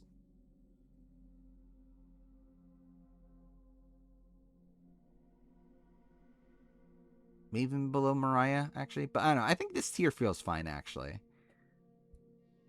I think I'll go Molo Mariah, but I think in this tier feels okay. Again, I don't know if swap screwed is the right term, but yeah, he gets, because like it's not swap screwed in multiple facets. In the fact that like it's not like he was well positioned on his original tribe to be screwed to begin with, and then like when he gets swap screwed, it's like he's not even like actually the initial target. It's Jason, and he makes himself the target. So it's like I don't know. But I'll put him here. John Lovett. He is a person that exists. Like, it doesn't seem like he does anything like that actively bad, but like I think he's probably just here, right? I think he's like Ronnie Bardaw, Peter Harkey. He's like kind of around there. Stephanie Berger,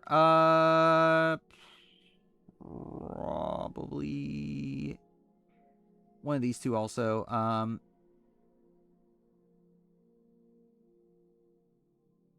I think I'll probably also just put in this here. I don't think she does that much wrong, but like she is getting to like a fight with Say. So I mean that's something. But like outside that, it's like seems to be a fine player. Couldn't get Kevin on her side, which is a pretty big issue. But like I don't know, she's whatever. She's not like an active like she's not a bad enough player to be here in my opinion. Like an actively bad enough player. Nicole is a player that exists. She's going here probably. Like I don't think Nicole does that much wrong in 49, but like she doesn't do that much right either. She's kind of just like with some of these people. Jelinski is the monster. Like is Jelinski also like I don't think Jelinski's that bad. Like generally Jelinski's just like kind of fine. Like it's like for a first boot, like it's like he kind of gets like targeted due to kind of like dumb reasons. I think I'm still gonna put him in like this ballpark, but like I think I will move up on him from where I had him before. He's like he at least initially was like he was in like the initial majority alliance that formed for whatever that's worth. I just realized where's Rome in any of these lists?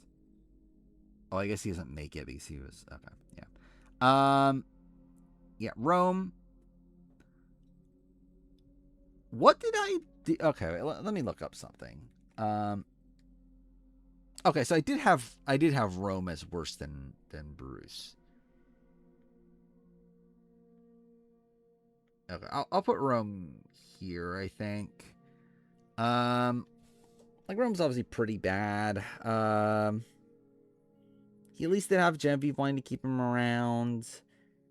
He is like able to find advantages and whatever. He does technically outplay Asia. But also, I think he's just like an actively worse player, though. But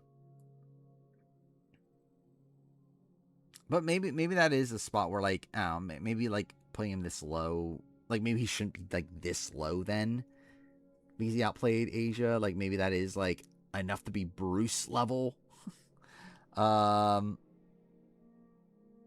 maybe even like Josh Wilder, Sifu. I don't know. I don't think he's that good. I think like, I mean, survived over Keyshawn, but that was more so like advantage, like because of advantages though. Like he was meant to go home that round, but because of like his like vote steal and like all that stuff, he survives. But he did genuinely survive over Asia though. Like that was more like actual like him having an alliance with Genevieve and Genevieve convincing Keyshawn and Teeny. But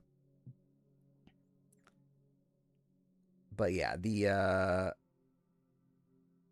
Keyshawn vote, I think he's like, that's just, yeah, he would have been voted out.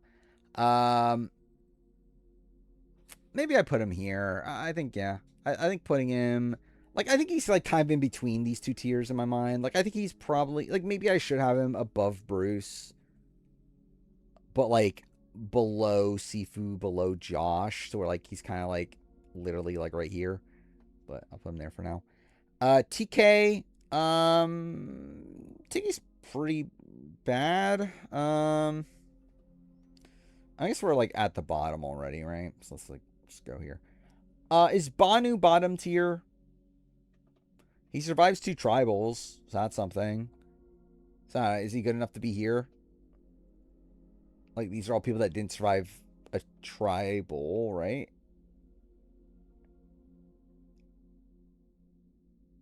Yeah. Oh, Banu at least survived the tribal. That's something, I guess. Charity, Charity at least had an ally. She probably is like here. Like she's probably like Geo. Would I have her on the worst player list? I had her 3rd. So yeah, I had her worse than Geo. But still, I think her being there is fine. Jess Chong.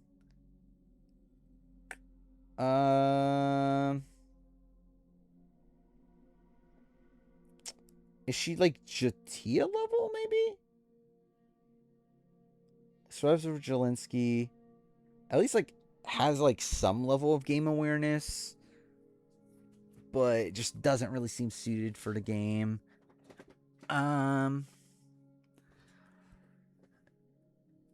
Yeah, I think I'll probably put her like somewhere in this ballpark, which I maybe need to break this into tier, like a different tier, but we'll do that next stream. Dude, it's fucking 3 a.m. by the way. That's insane. I mean, like, is it just that these people are in this tier at this point? Like, Annie probably is in this tier. Like, Annie's probably like, I don't know, like Genie kind of level. TK. I don't know. TK might. TK probably is like Jolanda level. So I think that's probably fine for now. Which, by the way, I believe this means that this is the bottom, what, 7? Which, like, I'm pretty sure that's not what it used to be, but whatever. Like, Willard's in my bottom 7 now, I guess. Oh. I don't know if that should be the case. Who's in my bottom? Like, what's the worst player of all time list? Oh, wait, it's this one. So, like, Billy is... Like, Wendy Joy moved up on from this. Billy I moved up on. Shannon. Really, it's only, like, what? Like, from my original worst player of all time list, it's only 4 of them are still in the bottom 10. So, I don't know. I don't know if that should be the case, but whatever. All right, I think that's the player ranking for tonight. However, I do also want to make the updated 50 player ranking because I'm going to make that video soon. So, yeah. I guess we're doing this also. So I think the way that we're going to start this is by going through the list and just figuring out where the 50 players are. So yeah, like Suri, D, and Kyle are still purple tier. Okay, actually, let's just copy the names, I guess. So yeah, Suri is there. Kyle, like, I think Suri, Kyle, and D I still stand by. I don't think that has changed, like, those placements. Aubrey, I think, is an interesting one. It's like Aubrey I still had purple tier, but like Aubrey's one where, yeah, do I want to move Kyle above Suri? No, I think I still put Suri higher for now. I think if Kyle comes back and he has another good performance, I think at that point he's definitely like top 10 worthy. But I think for now it's like, it's not quite enough. It's like close. Like, it's kind of like close. Like, I think you could definitely make an argument that Kyle's a top 10 player of all time. I don't think I would put him above Suri yet. I think with Aubrey, I think I'm having Kyle above Aubrey still. Kyle or Aubrey versus D though, I think is kind of interesting. Because I kind of do want to move Aubrey up. And not really because of this season entirely, but more so just because, like, I actually, obviously that's not exactly what I mean. But, like, I think, like, not necessarily because of, like, D played this season poorly. I think it's probably not that I think D played this season well, but, like, really, I think, like, overall, my opinion of D kind of just stays the same through this appearance. But I think, like, Aubrey, like, is now at least a winner of Survivor. That's at least a thing. But also, like, I kind of mentioned this earlier, like, this is kind of the shittiest game she could have played, and she still won. So, like, there is, like, kind of, like, some merit to that. That, like, considering this is, like, the worst game that she could do, and she still somehow won this season, like, that kind of actually makes me feel a little bit better about her. 50 moved me down, Suri, as a player? Not really. Like, I think my opinion of her as a player is the same. It's just, I think I personally just have less faith in her. So, like, genuinely, like, in terms of game ability and everything, like, nothing from this season changes anything. It's just that I don't, like, it's like, do I actually think she'll somehow, like, if we gave Suri, like, 10 more tries to win Survivor, do I think she would actually win one of those at this point? It's like, I don't know. I think I would have said yes for sure before. Now I'm like, I don't know. Maybe not. All right, and then no one here. Savannah would be next based on this ranking, which I don't know. Maybe I need to readjust that. Like, is that too high for Savannah? Should Savannah be, like, should just this tier be lower? I think there is an argument that this tier is below this grouping.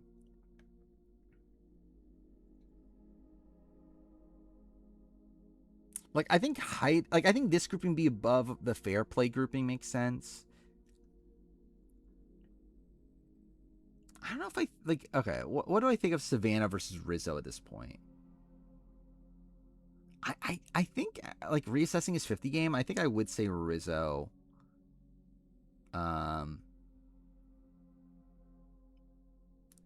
Yeah, I think I would say Rizzo above Savannah.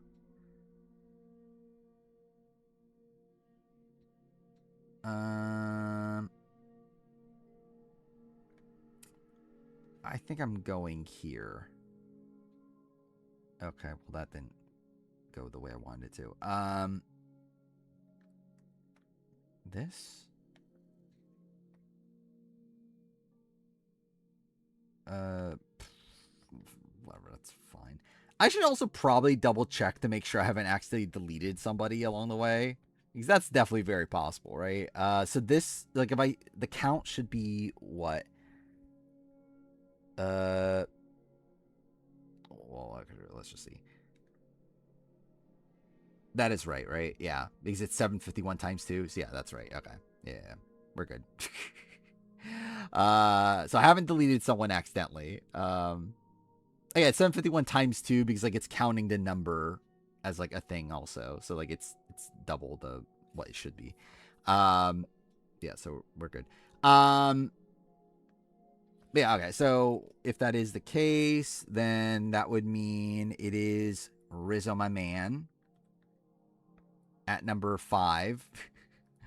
And then it is Charlie and Genevieve and then Savannah, which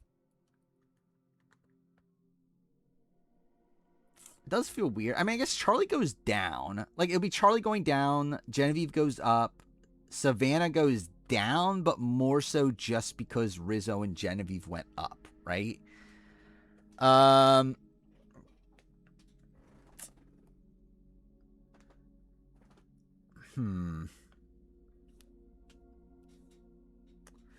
Is there a big enough gap between these two tiers?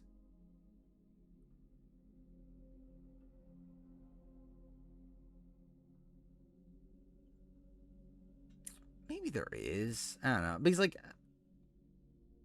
all the... but David Wright is, like, a weird one, though.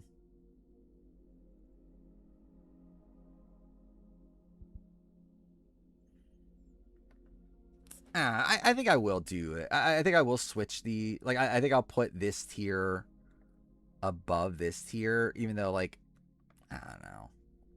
I think for this ranking in particular, it feels better to have Savannah here, right? Like, it feels better to have Savannah, like, with Rizzo.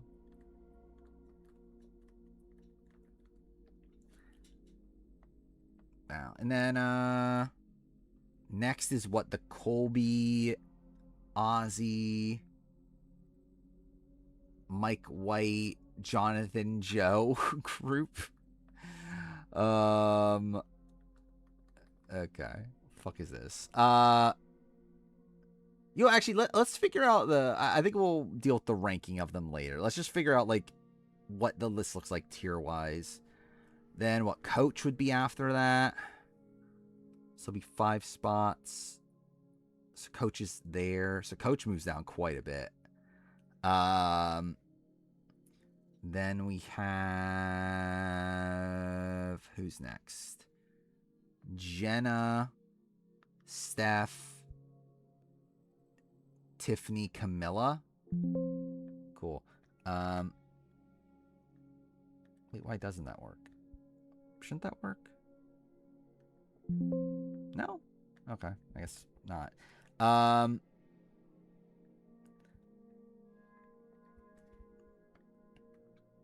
Yeah, so they'll be there, and then it's what, Tiffany and Camilla.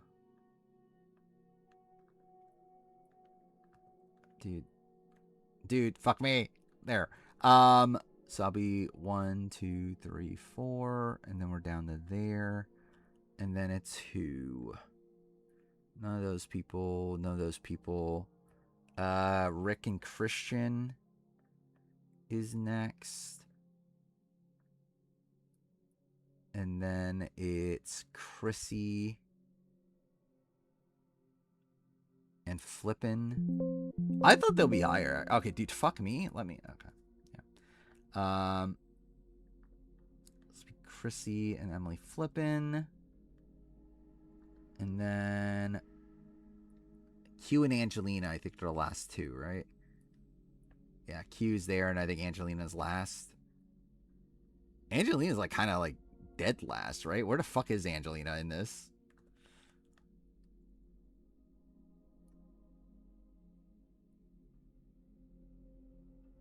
Dude, where is Angela? Dude, that's actually, I didn't realize it was that big of a gap. That's actually very funny. Yeah, I actually agree with that. I think Jenna feels too high. Yeah, we'll deal with it. I think Angelina last makes sense, though. Like, that's perfectly fine. Yeah, what do I do with Jenna? It does feel like Jenna is too high in this. Like, maybe Jenna should be closer to here.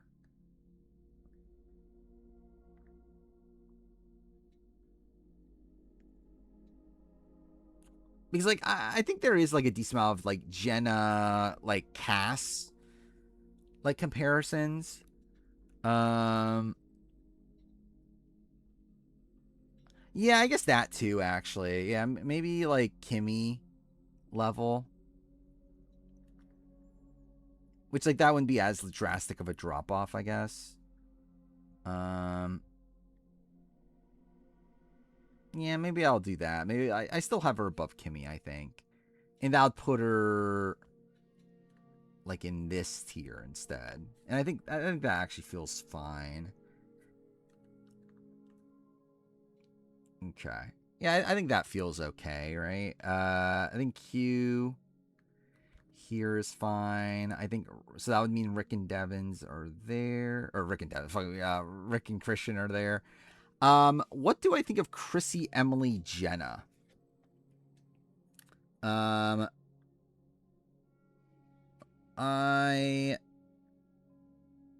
think, like, I mean, like, Jenna was obviously meant to be higher to begin with, so, like, maybe I do just go with Jenna.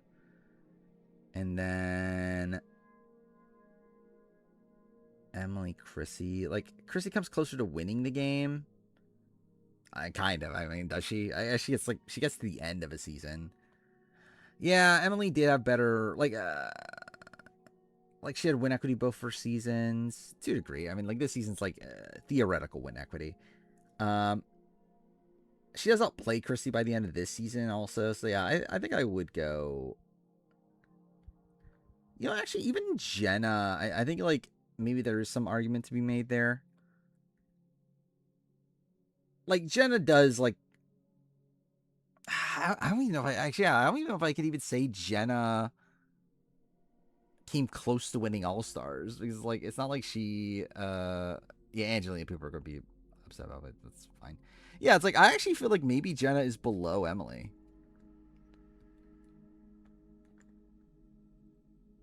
Yeah, I think these three back to back to back I think is fine. Even Steph in this is like kind of debatable.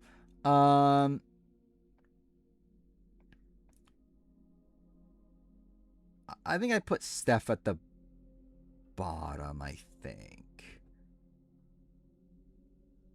Like, despite Steph playing 4 times now, Camilla and Tiffany were closer to winning their seasons than Steph was, right? Like, I like, what was the closest Steph came to winning a season? Like, Palau? See, I think I will go that, and then I think still Tiffany above Camilla, right? I think people are gonna be upset by like, oh, why is Coach higher than Tiffany? But whatever. Jenna did dominate All-Stars. That's undeniable. But yeah, I think then figure out these people. I think I'm gonna have Coach right above, or Joe right above Coach. I think that feels fine to me. Let me look at this list on here. Oh, I have like nothing organized. Okay, cool. So that doesn't help at all.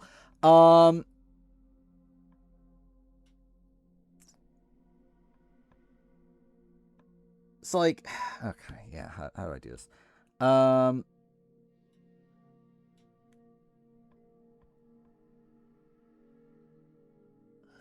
What I have originally? So I originally had Colby, Ozzy, Mike. I actually had Joe above Mike and Jonathan originally. Like, this would be the, like, if I followed the original list, it would be this. I would say right now, my gut would say Jonathan's a better player than Joe. So I think at least there's that. I don't think this season did enough to change this to where, like, I think Colby and Ozzy are still, like, I think Colby's still better than Ozzy. And then, yeah, like, where's Mike White in this?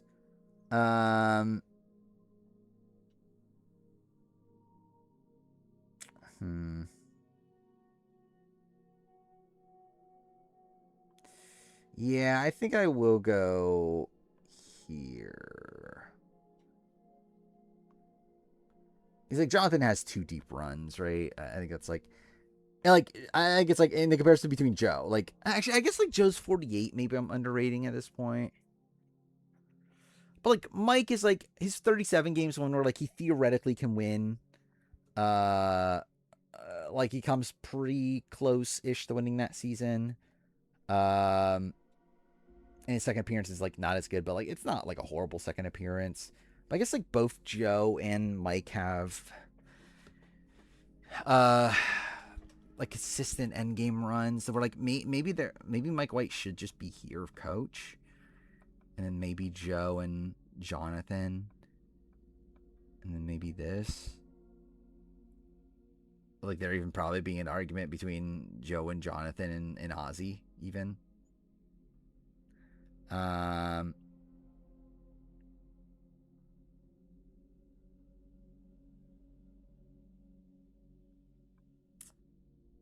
think my current gut is like feeling like this. The problem with, okay, I think the problem of the debate between Ozzy and like Joe and Jonathan are players that, like, to me, almost every time they play, they make endgame. The problem is that they can't win, or like it's very tough for them to go on to win. Where like Ozzy has like the opposite issue, right? Like Ozzy like will almost make merge every single time, but he'll almost never make the actual end game because like he does likely win in more scenarios. So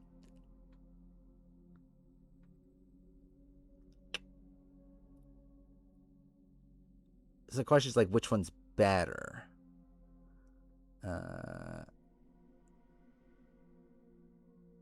Jonathan's more active than Joe? Probably, yeah. I mean, that's why Jonathan is higher than Joe at this point.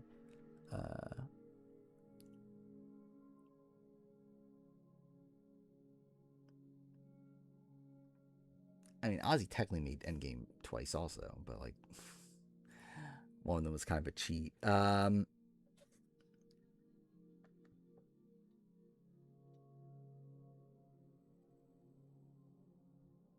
Yeah, I think I'm gonna land this, especially considering like with Ozzy, it's like we've had 5 appearances now, and like considering he's still botched this one, it's like, yeah, I think I'll do that, and then I think like even Colby here is like a debatable. I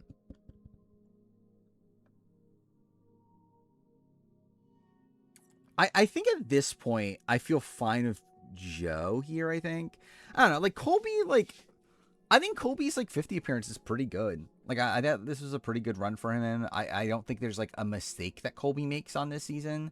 But like obviously we just didn't really get to see like enough. Like there wasn't really like, yeah, we don't get to like see the actual like true ending of his game on this season. And then what was it? Like obviously almost wins Australian Outback, even though again that's a very flawed game, but like still almost wins that season. His other 2 appearances aren't great, but like it's not like he's never like an early boot. He'll consistently make it like deep-ish into a season.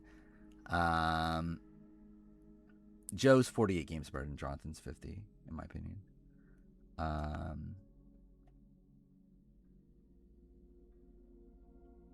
Jonathan's 2 runs are better than... That's fair. I think at that point, I would move Colby down here, though. And I think both Jonathan and Joe are higher.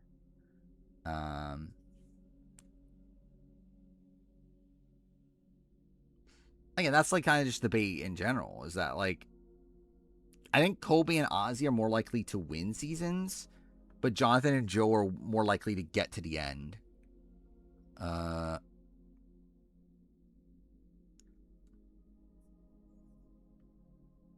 Again, I with Joe, it's like the thing is like Joe's gonna get to the end like almost every time he plays.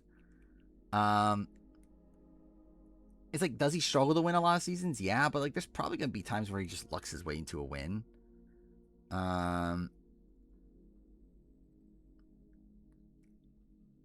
Their season ranking, I don't know, what was my season ranking? Like 45, 46, 41, 47, 50 at that point, I think. 42, 48, 43, 44, 49. It's probably my current one.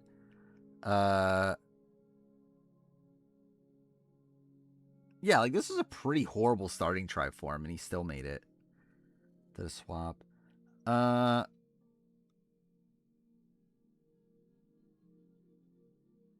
Yeah, I think this is what I'm settling on. I feel content with this. Generally, if anything, I think Genevieve might be a bit spotty being that high, but like I think I'll leave it. Again, it'll get me make a video on I am. That's why I'm doing this. Like that's literally why I did this. Is because like I'm making a video on it. Return chances. I still don't know what I'm doing with the returning chances video. If I'm actually making it like a ranking, or if I'm just doing like general. Which also to clarify, like this VOD clip won't be a video, but like I'll actually make a video of this list. I think is to clarify. Should be ranking. I think the problem is that there's like I don't like how am I gonna rank like certain people that like they're just never coming back? I think that's like kind of the weird part of it. Because like, how am I gonna rank like Sari, who is like a lock to come back if she wants it, but just doesn't want it? Like if I were to rank them, what is it? It's like, yeah, if Sari wants it, she's coming back, but I don't know if she wants it. Like I'm pretty sure she doesn't want it. Kyle is like possible, but like not a lock, but possible. Like Aubrey is like, I just think the ranking's weird because it's like, it's like Sari is like lock. If my keyboard will work, if she wants it. Okay, my keyboard shit. Kyle is like Winners at War 2 lock, and then like maybe for others. Aubrey is like Winners at War 2 likely. Probably not otherwise. D is Winners at War 2 lock. Actually, to be fair, I think I'll just move Aubrey to a lock, actually. I was thinking likely just because, like, I don't know if she says yes, but, like, generally she probably just says yes anyway. Then, like, I think D is probably, like, Kyle level, probably, like, slightly less just due to the fact that Kyle has, like, the injury part of it. Rizzo, lock. Just lock. Savannah, again, Winners at War 2 lock. And then, like, generally, like, Savannah's probably just, like, same level. Like, I think all the winners are, like, in a similar spot. Charlie, Charlie's, I would say, I don't know, possible, but not lock. Genevieve, I would say same thing. Maybe even move her to, like, likely, but not lock. Jonathan, I think, is probably closer to the Genevieve level. Joe, I think, is probably closer to the Charlie level. Colby is, like, probably just a no outright. Like, I think he's done, and I think production's also done with him. Ozzy, I would say lock for, like, Legends. Like, I think lock for, like generally, Colby, lock for 60. Probably not for, like, anytime soon, though. Or, like, not for 54, like, that sort of thing. But I think, like, for 60, it's, like, I think he'll probably be there. Mike White, yeah, I think he doesn't want it, right? But, like, to be fair, it's not impossible. It's, like, I guess, like, really, like, generally, lock if he wants it. Like, if Mike White wants to come back, they're gonna cast him. So, like, he technically is kind of in the Sari, like, ballpark. Coach, I would say possible. Tiffany, I would say, is likely, but not a lock. Camilla, I would say, like, not impossible, but not likely.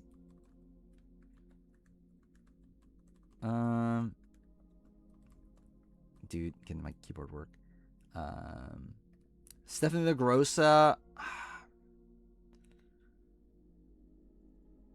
I would also go there. Like, I don't think it's impossible for Steph, but, like the fact that they went, like, the fact that they even talked to Steph in the reunion for, like, no fucking reason. She didn't say anything of substance. Like, the fact that they even bothered to talk to her there is, like, a sign that I think they still like her. I would say Devins is, like, locked for 60.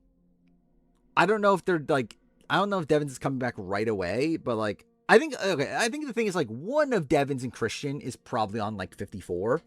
But the question is which one?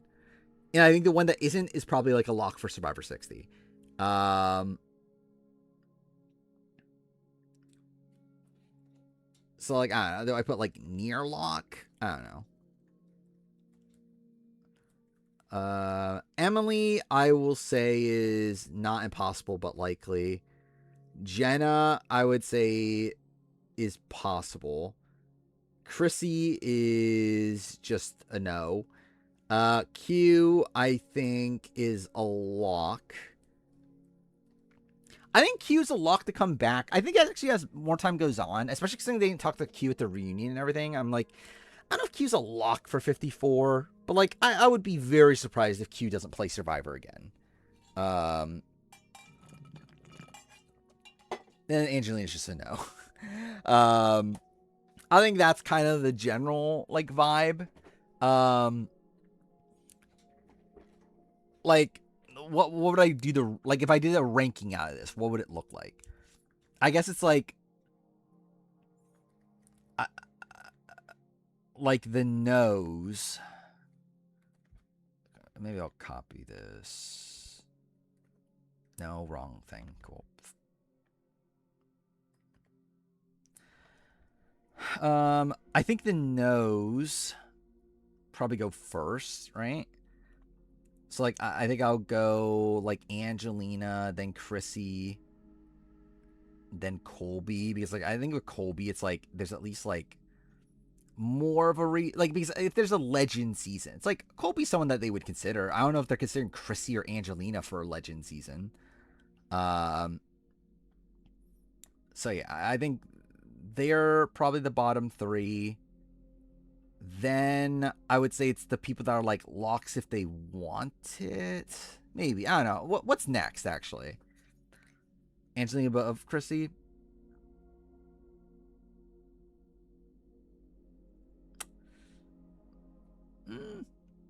Maybe. I generally don't know what the current standing is. I think both would accept. I just don't know if they're asking either of them.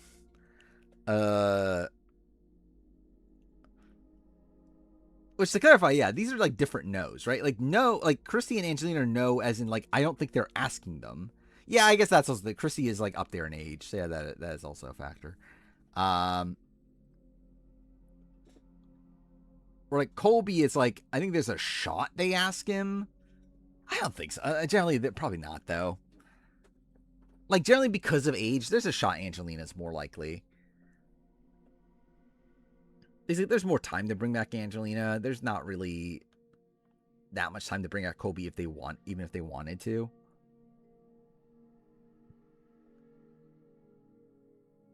Okay, should I? Let's do this actually. Let's break them up into. So. Yeah, I think like Suri and Mike White are kind of in the same ballpark. Cool. Oh, because okay, yeah, I'm dumb. I didn't move it over too.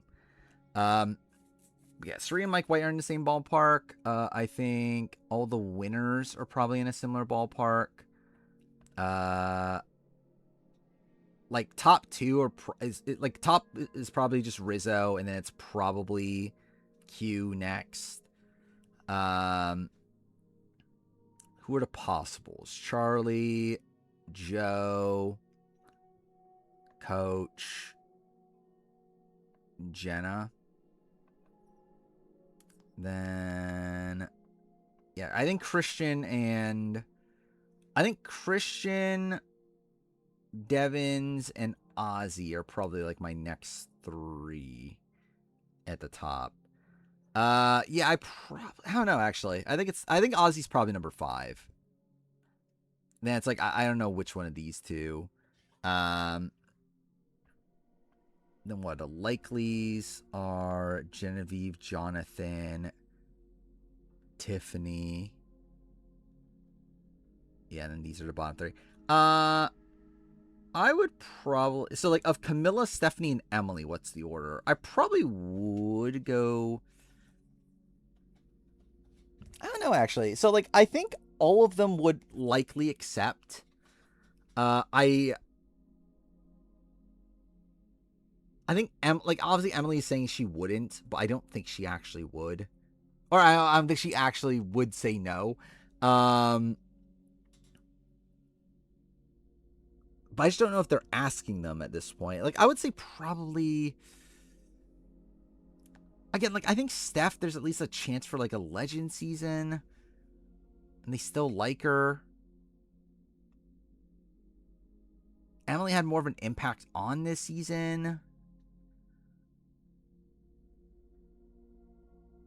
Again, I just don't feel confident enough in the ranking is, like, still the issue with this.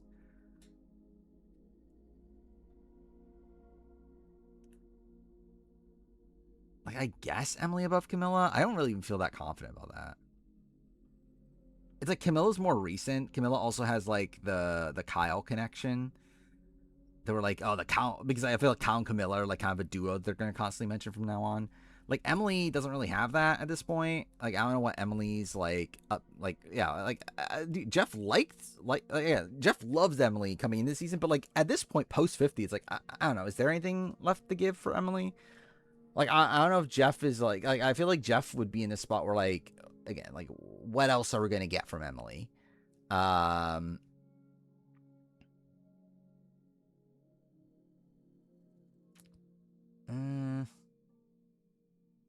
Yeah, Camille did call up production.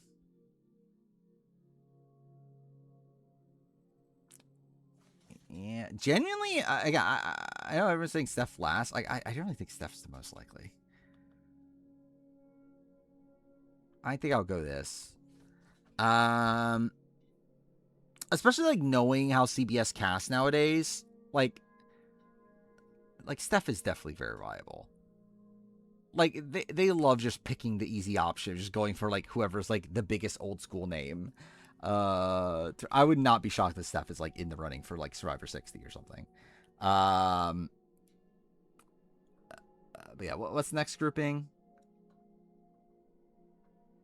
Yeah, I don't know what to do with the winners of war, people. So like the top, like here, like yeah, I think I'd go Devins above Christian at this point, but I don't know.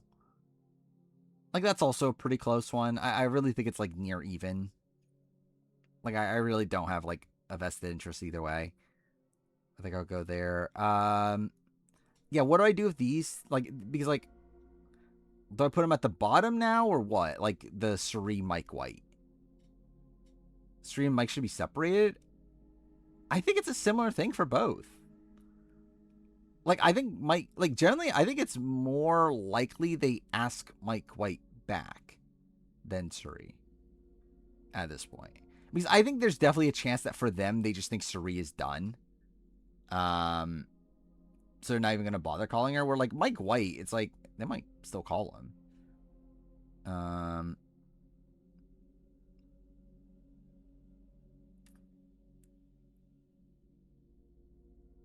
But again, like, it's like a spot where, like, if they call them, they're back. Or, like, if they say yes, they're back. Like, I think there's, like, no way that they would, like, cut Cirie or Mike White. I mean, like, the thing is, Cirie's already getting up there in age. Like, Cirie's already, what, 55 right now? By the time Survivor 60, she's going to be, what, she's going to be 60, right? It's like, I don't know, how much more Survivor does she need?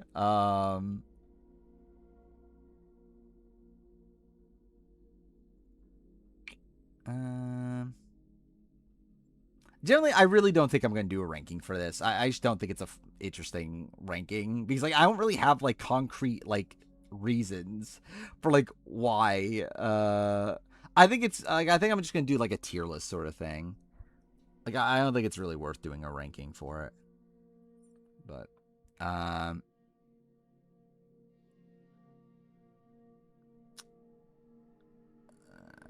I guess we'll finish the ranking on stream just for the sake of it, though.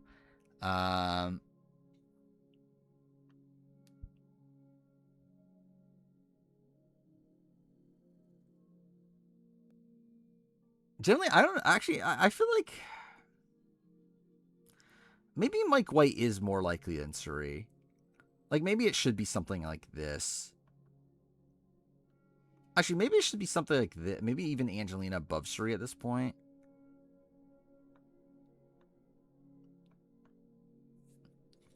And then I think I'd go this grouping next. Which I think I would go coach, just because like I don't even know if coach necessarily says yes. See, I also think this is a different ranking based on like, are we doing 54 or are we just saying at any point down the road? Because like that's also a very different ranking.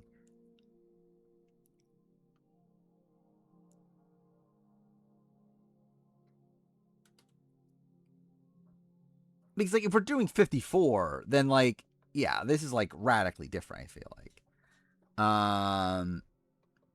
Because like Jenna is way more likely to potentially be on 54 than otherwise. Because like it's like, for me with Jenna, it's like 54 or bust.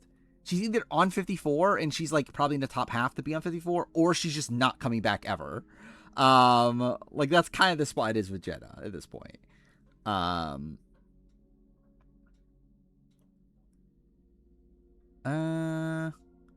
Joe or Charlie? Which one's more likely there? Maybe Charlie. I don't know that actually. Yeah, it's kind of close. I'll go Charlie, I guess. I think I go Mother Vive. Like, considering how much they were like really hyping up Tiffany in the finale, I think I will go Tiffany above Jonathan. I think we might just be done with Borneo. Like, I don't think we're, like, I think Jenna is, like, the last hope for Borneo. I mean, maybe like, Greg, I guess, if they can get, like, if they feel the need to bring back Greg. But, like, I don't get the sense that we're, like, yeah, I don't know how much more Borneo people we're going to be getting. I mean, this is under the assumption Genevieve says yes, by the way. I don't think Jervis is playing again at this point. I would be pretty surprised if, like, if Jervis wasn't picked for 50, I'll be very surprised if Jervis plays Survivor again. Greg, I think, is viable because, like, he's still, like, a second chance candidate and that sort of thing. Like, Jervis, I just think Jervis is done.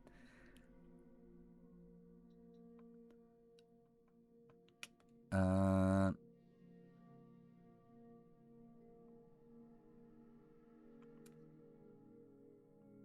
guess this is also, like, a weird spot. With Aubrey. It's realistic. Aubrey's probably closer to like the coach level. Or like, I think she says yes if she's asked. I just don't know if they're dying to bring back Aubrey at this point. Like, I don't know what there is. Like, outside Winners of War 2, I don't know why they would be like clamoring to bring back Aubrey. Like, you would think that they would think her story's done. But, who knows?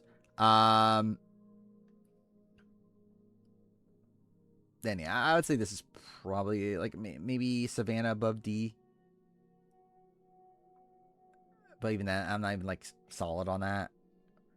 I mean, I'm not including Australian Survivor in this assessment. Like, Australian Survivor is not Survivor. It's not real.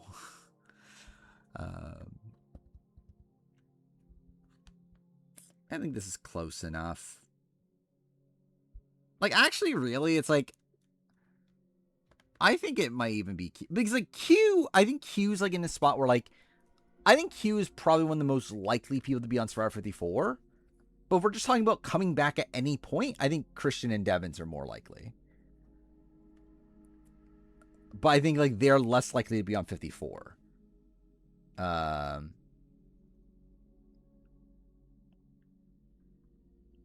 Yeah, Survivor is only half of a return.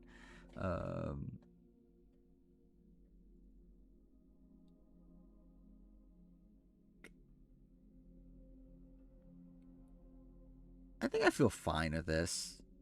Like, Suri, I think, is the one that's like, I don't know. Like, do we actually believe she's done? I think she actually is done. But, like, obviously, yeah, if she says yes, she's the biggest lock on the board. Like, there's no way they're going to cut Suri.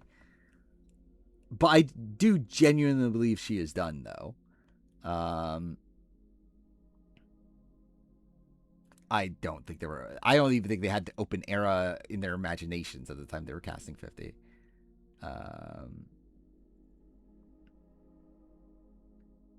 What definite locks likely would likely.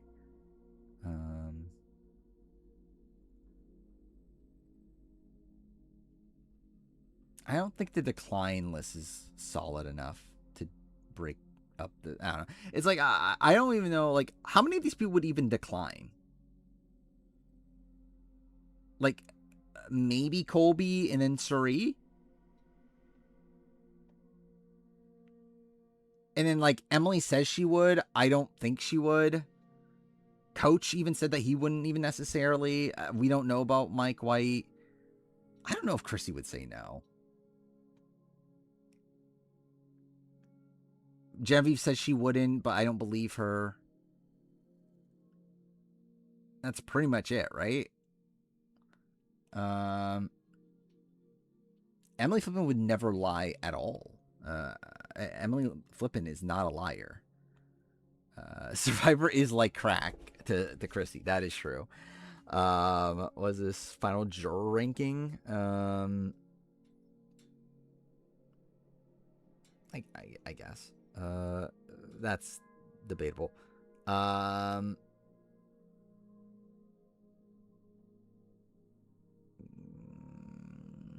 Yeah, I guess that's fine for Yao. I don't even remember my final juror ranking at this point. That was actually one of the videos I was intending on redoing.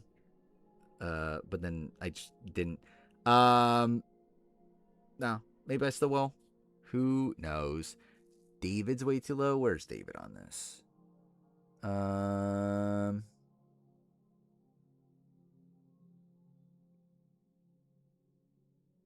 Where's David? Why am I just not seeing? Oh, to here? No, I think that's fine. I don't know, like maybe here. I don't know. David's kind of a mess. Second command tier. I don't know if Ashley, I would say, is second command. I don't know how I consider Ashley. He's like, Ashley was just like an intentional player, but like failed. Oh. He's like Ashley's like thing is that she wanted to be like dragged by Boston Rob, but then was just gonna cut him at the end, and just never got the chance to cut him. So it's like, is that second command? I don't know. I guess it's not. Yeah, maybe it is. Chances of Dom on 54, like possible, but not like a lock.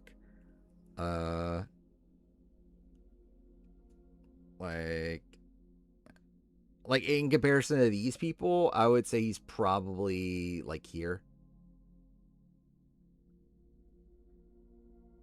Or maybe even here. Like maybe he's like above Charlie. Maybe above Charlie. Maybe like, yeah, like Genevieve-ish level. Like obviously I think MD though. They're only going to bring back like at most like 4 or 5 people from this season, but whatever. Want a basic second chance for 54? I wouldn't be opposed to it, but I do doubt that they would do that. But we'll see. Will they be willing to have Dom and Jesse on the same season? I don't think. Yeah, I mean, like I don't know why not. I don't think they look at them as the same at all. Why not trust Genevieve? Because generally, there's not really a reason. It's just I just generally don't believe her. Because I don't believe women. That's clearly the reason. But it's like I feel like Genevieve loves Survivor. It's like I don't generally like if she was asked to be on Survivor 60. Do I think she would say no? I don't.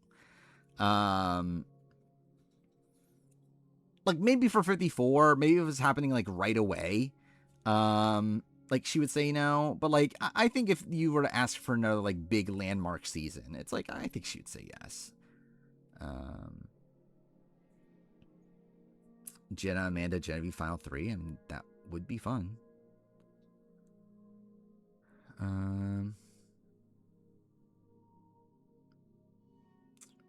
Needs Jenna Sherry level final tribal. That would be fun. Been Keanu all along. That I mean, I think most people assumed I was anyway, right? So that shouldn't be too shocking for most people. So excited for Big Brother? I don't know if excited is where I'm at, but I'm like interested. Like I'm like anticipating it to a degree. I don't know. It's like I think there's a big like I'm happy that we're getting like a bit of a break. Like we have about a month, a little bit more than a month of a break before it. But I feel like by the time it happens, it'll be exciting. Reality TV kicking, there's no shows. See, I'm the opposite. Like, I'm burnt out on reality TV, and I'm happy there's no shows. But I'm kind of in a spot where, like, by the time there's new shows again, I feel like I'll be, like, happy when that happens. About a month before preseason ramps up. Yeah. Still a decent amount. Yeah, hopefully in that time, we can wrap up this player ranking. Yeah, really just wrap up this player ranking, and then yeah, hopefully by the time Big Brother season starts, we can kind of like go back to what streams kind of used to be. We'll probably we'll do a draft here and there, and then most of us, I guess we'll actually still do the power rankings too, because yeah, I guess we're doing that. Big Brother videos are on docket. I actually don't even remember what the fuck did I list. I don't know, like best weeks of every season, or best weeks. Was it best week of every season? I actually don't even remember. Was that one of them? Worst HOH of every season, I know was a thing. Big Brother Hall of Fame was a video I wanted to do. Generally, I don't know how much Big Brother stuff I'm making this year. Mainly because this Survivor, the ranking of every Survivor player is kind of clogging up so much of the schedule. There's not as much room for Big Brother stuff. But ideally, I would like to get I'd like to get one. What is it? Like big ranking, ideally, but I just don't know when that'll be. I did want to do a third HOH ranking for whatever reason.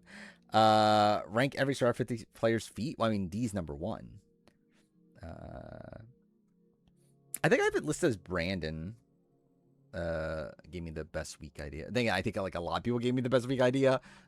Genuinely, but like when I actually wrote it down, it was by Brandon.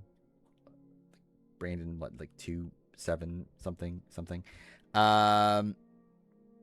Yeah, Room Mill for 54 will start at the end of the year, so that'll be something. When the fuck am I going to make the Survivor 50 spoiler video? That's also a video that needs to happen at some point. Who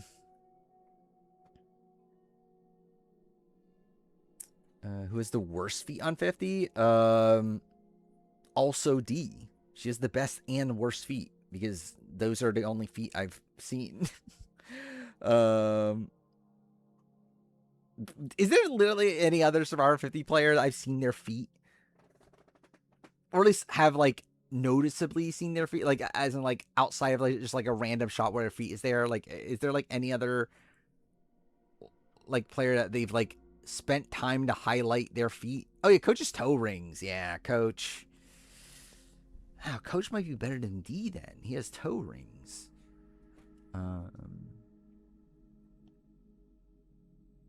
Third HOH is one of the best placements. I remember it was supposed to be good, particularly because of like the Derek HOH. I think what Xavier has a third HOH. I wonder what other winners have a third HOH. But usually third HOHs are like just kind of continuing what happened the previous week. So I don't know how interesting it would be to talk about, like, to rank them, but I am interested in just seeing what that would actually look like, is a third HOH ranking. Yeah, I would assume Derek's number one. I'll be honest, something also about Big Brother that's kind of fucked right now is I'm so disattached from Big Brother that I feel like I genuinely need a refresher at this point.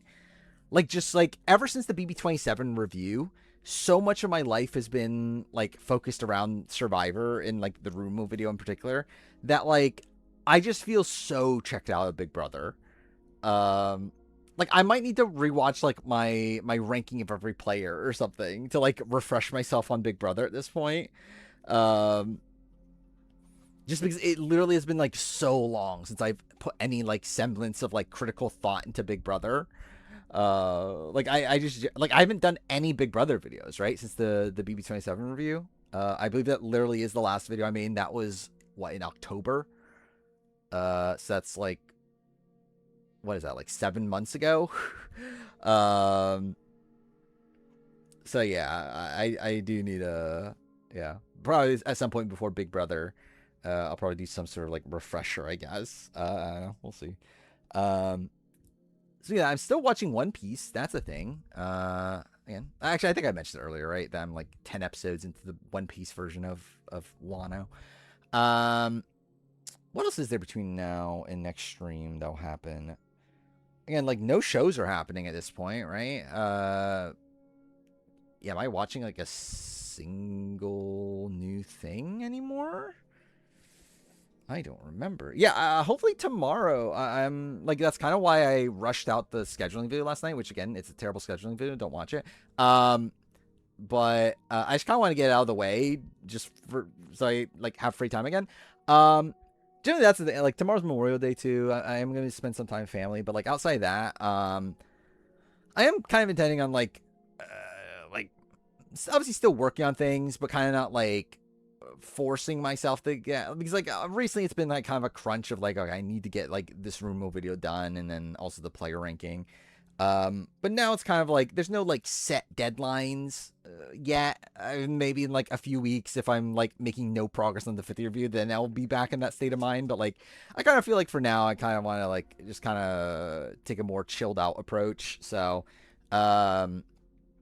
yeah, I intend on playing games again tomorrow. I don't know what I'm even playing, generally. I haven't really, like, decided yet. Game pickup. So, like, I was going to do the Wii collection video, but I think I'll actually wait until the pickup video.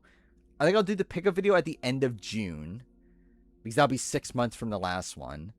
Like, I'll do that then, and then I think from then on, I'll, like, start doing the collection videos again. I still haven't played Hades 1.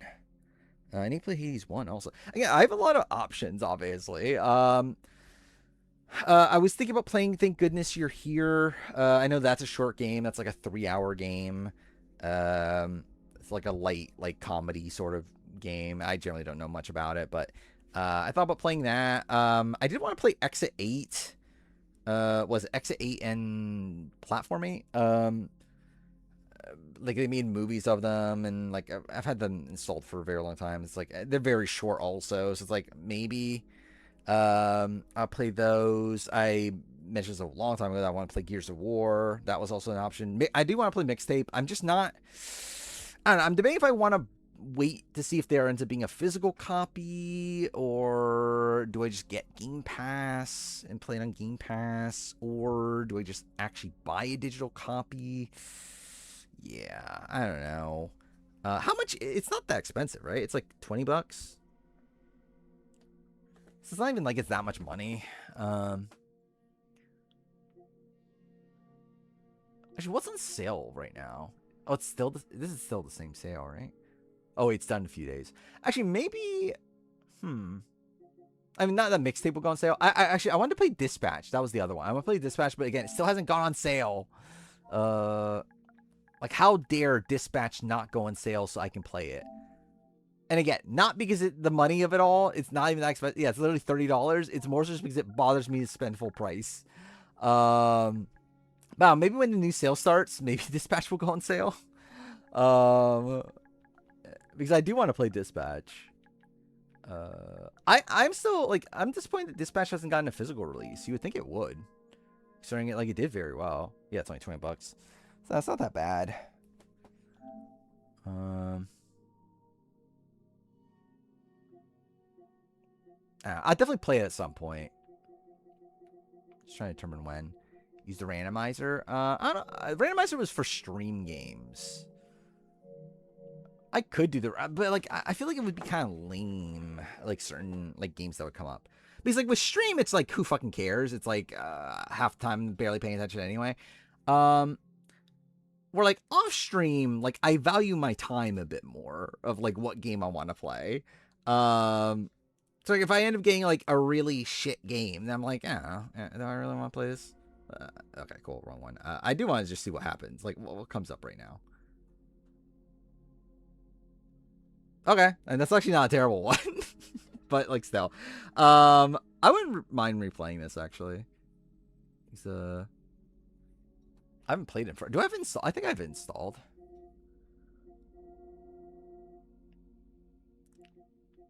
Yeah, I do have it installed. Yeah, the backlash towards mixtape once you try it more. Yeah, me too.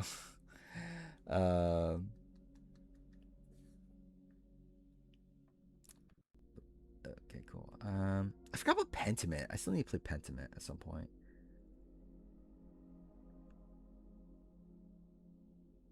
Yeah, there's too many games. Like literally 1,347 games. Yeah, well, you're talking about Pentiment.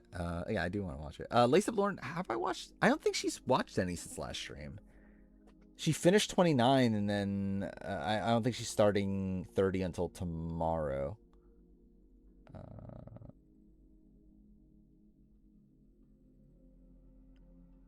Which was Scott Pilgrim or Pentiment?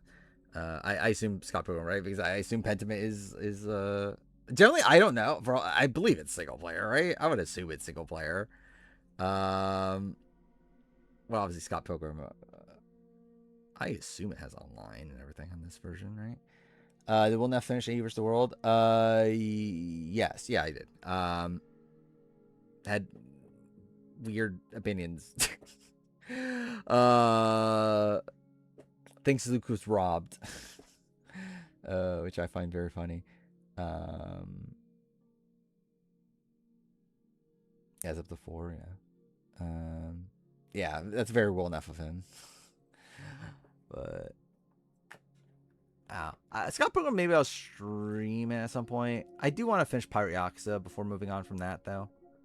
I wouldn't be opposed to Scott Pilgrim being like the first randomized stream game, even though is it still randomized? I guess it was randomized at a point.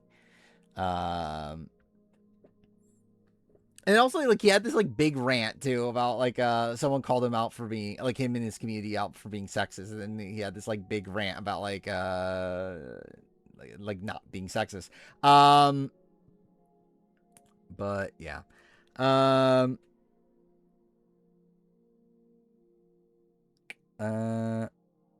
Actually, I just realized, do I need PS, like, I probably need, PlayStation Plus, don't I? To play it on PlayStation.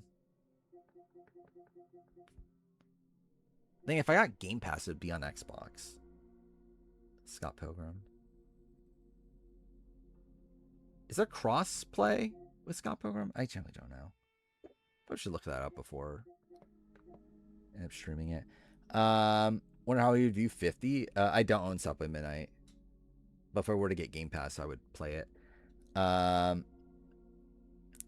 50, it's like, I would assume he'd be very pro Jonathan, right? And like pro Joe and Jonathan. Like I think he definitely would be part of the Jonathan was robbed, like group, right?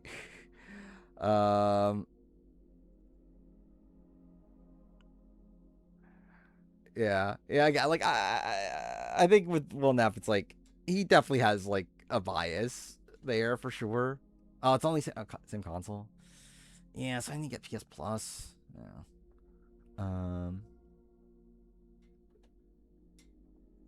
But somehow not be pro Steph. I think he likes Steph from what he's watched of her before, but yeah, but I've only watched him watch Here's Villains, and she's barely there, obviously. Yeah, who else does he like? He likes Coach, but like obviously like as like more of a joke than anything. Yeah, he hasn't watched most of these people's seasons.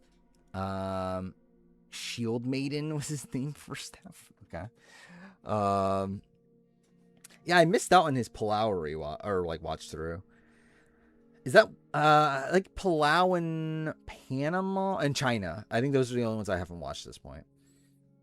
Like Panama, I was gonna watch when I end up rewatching Panama, but like after I rewatched Panama, but I never ended up rewatching Panama. So maybe at some point I do that.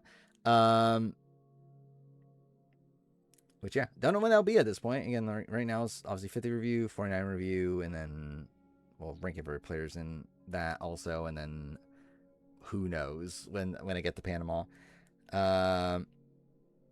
Yeah, someone found the Pro Island VODs. Well, not all of them though, right? Like there's like the Outcast episode's gone, right? Which is kind of a shame, but yeah, I did end up watching those. Yeah, I know who the hell voted for me. And that's travesty. He's friends with Hassan. He can't be sexist. I mean, when Will Neff goes on 53 and watches now the new era, that's when billion% will happen. Like he'll prepare for Survivor US by watching like fucking like Nicaragua or something. Replaying like Gears would be Gears 1, 2, and 3 I played back like what 2012 was the last time I played them, and I've only played 2 and like I've played Gears of War 1 twice, and then 2 and 3 I've only played once. Like I barely remember them at this point. I've never played the ones after that at all though. But yeah, I would want to play those soonish. Like Gears 6 is coming out at some point, right? Scott Pilgrim game. From what I remember, it's pretty good. I haven't played it in like 15 years or something. But it's a fun beat 'em up from what I remember. Getting gear, like the Power Rangers RPM. I think Will Neff would like the new era just because of when he comes over with twists. Yeah, that's the thing. It's like I find it funny. Like he like comes up with twists, and it's like literally something that they have done on Survivor recently. But I feel like you would hate the lack of like there's no like camp life stuff. Like there's no like fishing and like I guess Super there actually kind of isn't there? Like, but it's not good. Like it's like segments about Ryan Madrano, like it's like segments of like Mitch and what was it, Mitch Shaheen and Kyle going fishing, whatever. It's like it's not interesting content, but it's a shame that he never got to more recent Survivor seasons. But I wonder when Lisa Lauren's gonna watch Survivor again. I know she mentioned going back to Survivor. There's a fucking sporkle for the Stephanie rant. Okay, fuck it. I was gonna end stream, but I guess I have to do this now.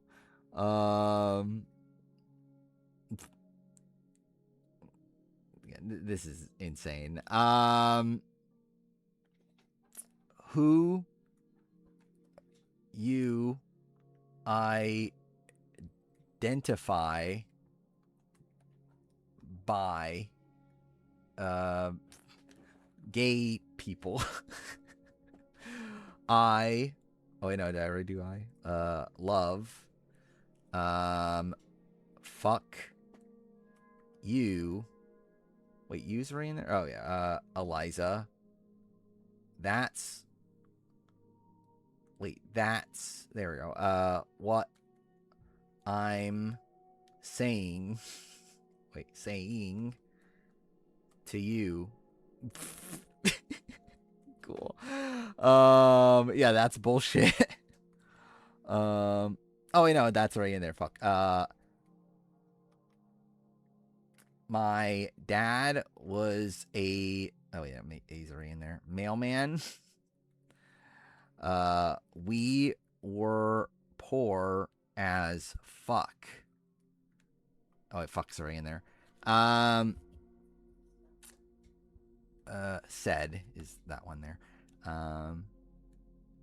Right wing. Wait, winged? Wait, isn't it right wing bigot? Isn't that what they say? Is wing already in here? Whatever. You're never gonna win. Going to win. Okay, I guess that's right in there. Keep your shit up, bitch. That's what. Keep your shit up, bitch. This is the fucking dumbest Sporkle. It's funny as success. Generally, yeah, that's what I was thinking. Like, should I clip this?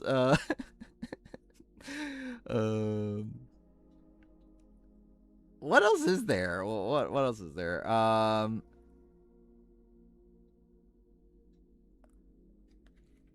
Wait, is right wing one word? Oh, it is. Okay. Some right wing bigot, right? Yeah. Ruin me, right? Going to fucking ruin me. Gonna try to fucking ruin me.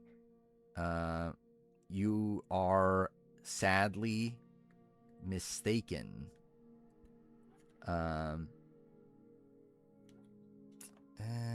What else is there here? Tried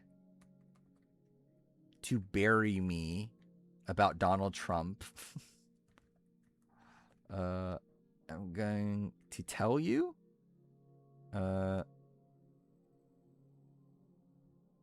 Right now? Yeah, okay. Wait, what is this word? I'm going to tell you blank right now. That's bullshit. Oh, wait, disbarred. Disbarred? There we go. Cool. You've been disbarred. Oh, yeah, I've accepted all walks of life.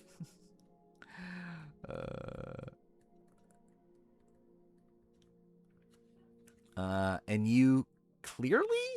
Yeah. And clearly you haven't. Okay. Have not? Cool. Because you've been disbarred. Oh, wait. I just realized I missed the big one.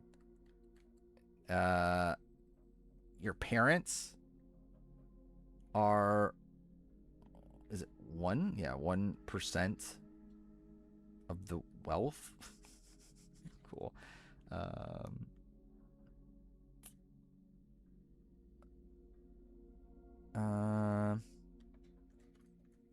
Parents? No, mom. Was my mom stayed? Stay? No. Worked. Cool. Oh, didn't work. We know. They? No. She? No, not she were. Fuck me. Fuck, what is that one? You don't know what this is? You haven't watched Stephanie's rant? Wait, okay. Eliza tried to bury me about Donald Trump, and I'm going to tell you... What is that word? I'm going to tell you blank right now. That's bullshit. Don't talk to me. No? Oh, wait. Don't tell me? No. Don't... Ow, it's to me, isn't it? No? Really? When you're fucking... Okay, yeah. And your parents have 1% of the... 1% of the blank of wealth. What the fuck is this? I don't know. My dad was a mailman. Is that and? No.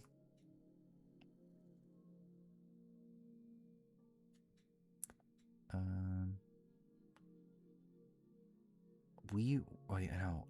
Wait, no. I already did they, right? I don't know what that word is. Oh, population. Yeah, I think it is population. It's yeah, the population of wealth. Poor as fuck. Oh, I worked my ass off to get where I am right now. I forgot all that. Worked my ass off to get where I am right now. Don't you dare try to say I'm some right-wing bigot. Oh wait, wait, who said that? Eliza. Don't you dare say I'm some wait, anti fucking gay shit. I'm not saying that. She says that. Wait, no, is that wait, that's not.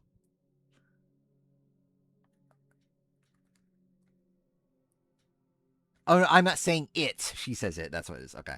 I love gay people. I love people from all walks of life.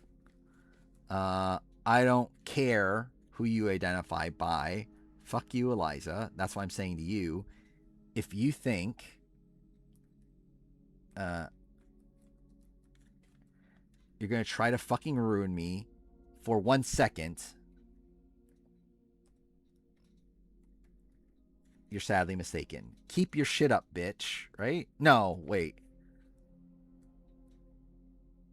Oh, what is this one? Keep your shit up, bitches later. Oh, wait, I'm done.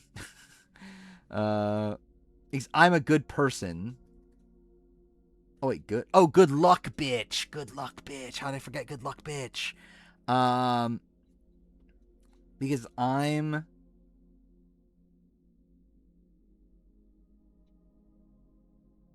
And I love people.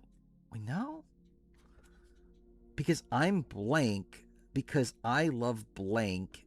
And I've been on, reality TV for 21 years.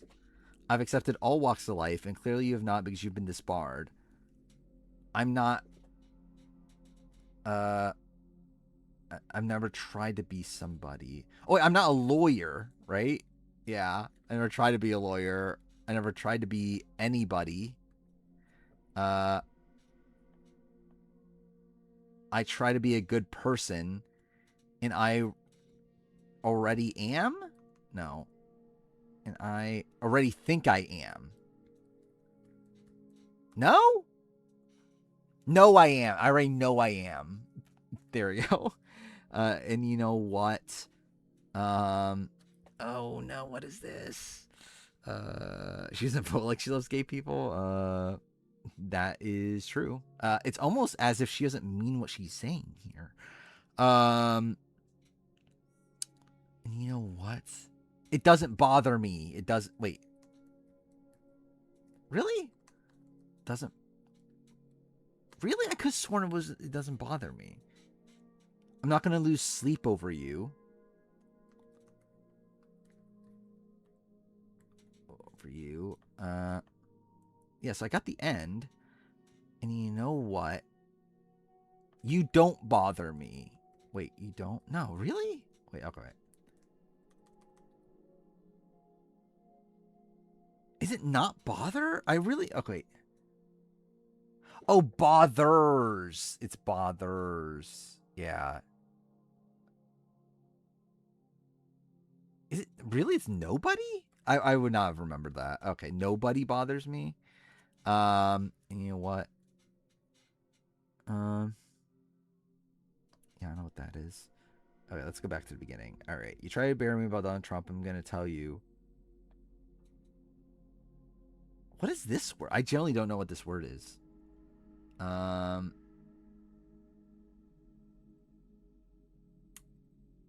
Yeah.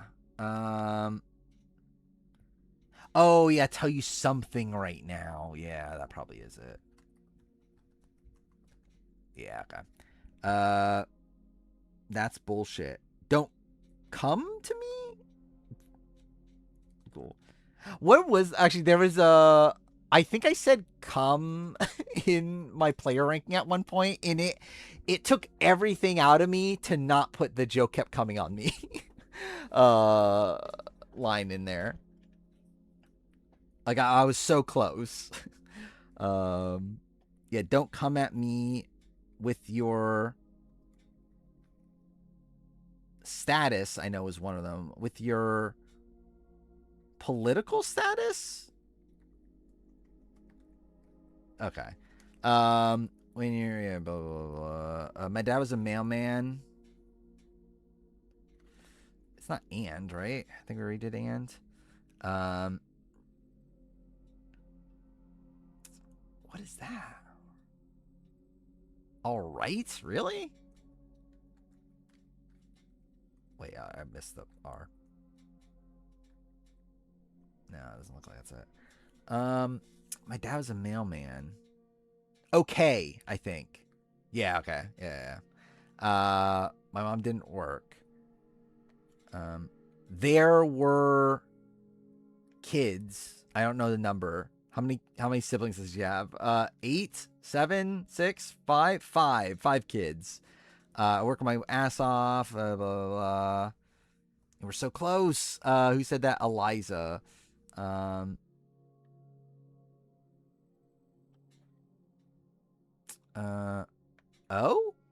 he actually was O. I love good people. I love people from all walks of life. I don't care who you identify by. Fucking move for 1 second. Good luck, bitch. I'm done. Because I'm... Because I'm... People? No. What is... Okay. Because I'm blank. Because I love blank. And I've been on reality TV for 21 years. Okay, so it's those two, and then, and you know what? I don't know what that is either. This one here. I don't try to be anybody, but I try to be a good person. Yeah, okay. Okay, only 3 more. We're so close.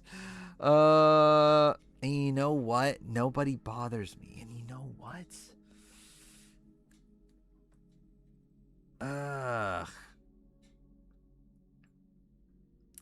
I'm blank because I wait, I'm...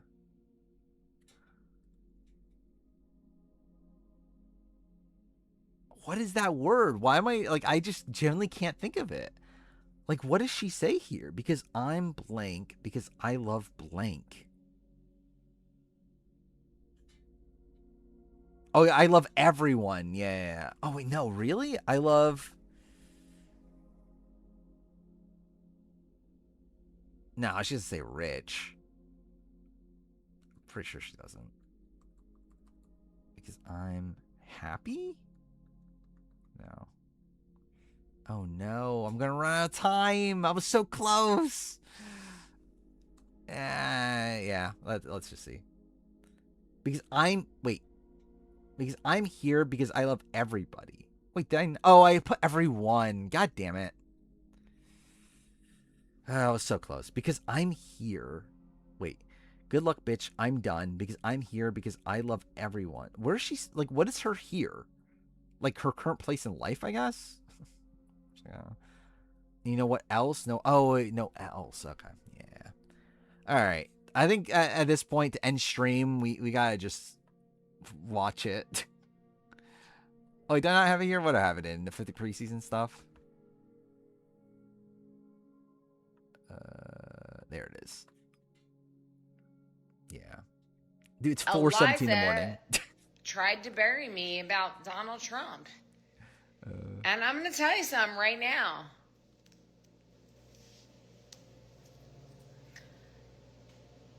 That's bullshit. Don't come at me with your political status when you're fucking Jewish and your parents are 1% of the population of wealth. I wonder if she's drunk. My dad was a mailman. Okay? My mom didn't work. There were 5 kids. We were poor as fuck. I worked my ass off to get where I am right now. Again, like, still to clarify, what is she referring to as where she is right now? Like, I guess, like, as a reality TV star? Wow. Don't you dare try to say I'm some right-wing bigot. Who said that? Eliza. Oh. I just love the fucking husband. Yeah. Don't you dare try to say I'm some anti-fucking gay shit. Actually, why didn't the husband stop swearing, get into the sporcle? Wow. I'm not saying it. Saying it. She says She it. says it. I love gay people. Okay, like this is disturbing. Like it's funny now because it is funny, but like this is actually like this is obviously like not good. Like this is not like this is obviously like Steph being a terrible human being, but also it is funny. I love people from all walks of life. I don't care who you identify by.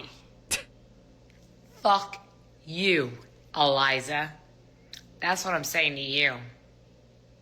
If you think you're gonna try to fucking ruin me for 1 second, you are sadly mistaken.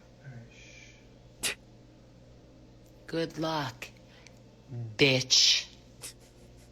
I'm done. She's done, clearly.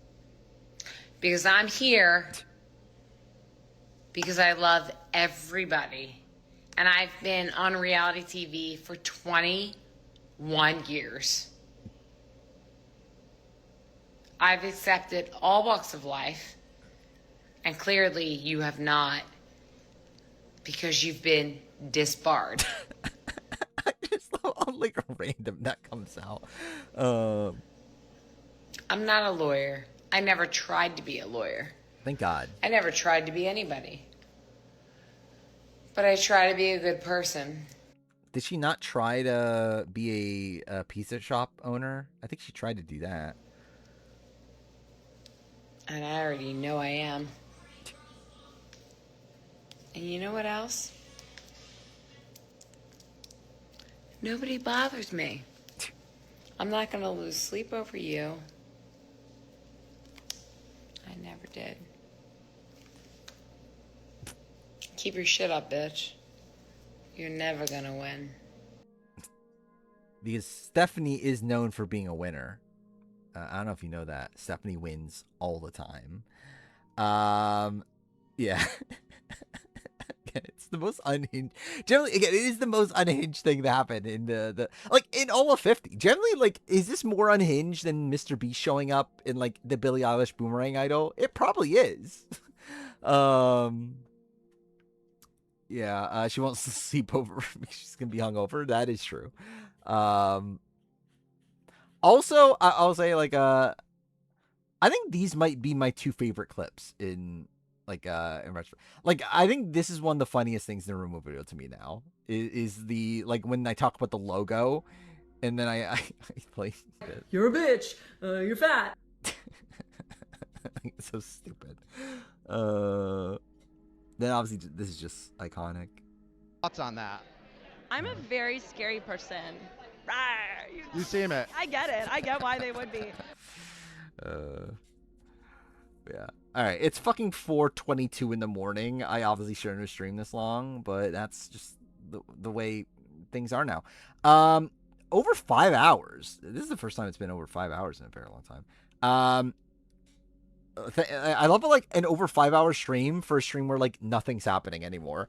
But anyway, next stream, we'll continue the player ranking. Don't know what else is going on, but who knows? Maybe there'll be things to talk about. again, I'll be working on some videos. I'll update channel art by then. That'll be something. Watch Obsession. It's supposed to be good, right? I probably won't though. I'll probably watch more One Piece. I still need to get back to The Boys. I kind of forgot about that. I watched the first, what, like 3 episodes? And then go back to it. But I'll probably do that. Yeah, not sure what else. But actually, I forgot. I never talked. This doesn't. Okay, I'm just extending stream again. But whatever. I did end up watching the first episode of not even the first episode. First like 20 minutes of the Game of Thrones spinoff, and then I just like turned it off. I never came back to it. What was it? The Kingdom of the, or no, the Night of the 12 King. What the fuck that show's called? Yeah, it's kind of whatever. No, House of Dragon. I've watched House of Dragon, the other one, the newer one. Yeah, Knights of the Seven Kingdoms. Yeah, yeah. I just never went back to it. I didn't love the comedic tone of it, but it's just like I didn't really give it like a genuine chance though. But I did watch like the first like 20 minutes of it like a week ago or so. That's really that relevant. Anyway, again, like yeah, we'll be back on Wednesday. So yeah. House of Dragon. When's House of Dragon season 3 coming out? Maybe. I don't know. We'll see. Who knows? But yeah. Also, we'll probably play games by next stream. So that'll be something. Soon? Okay. Maybe. Yeah. Anyway. See you guys next time.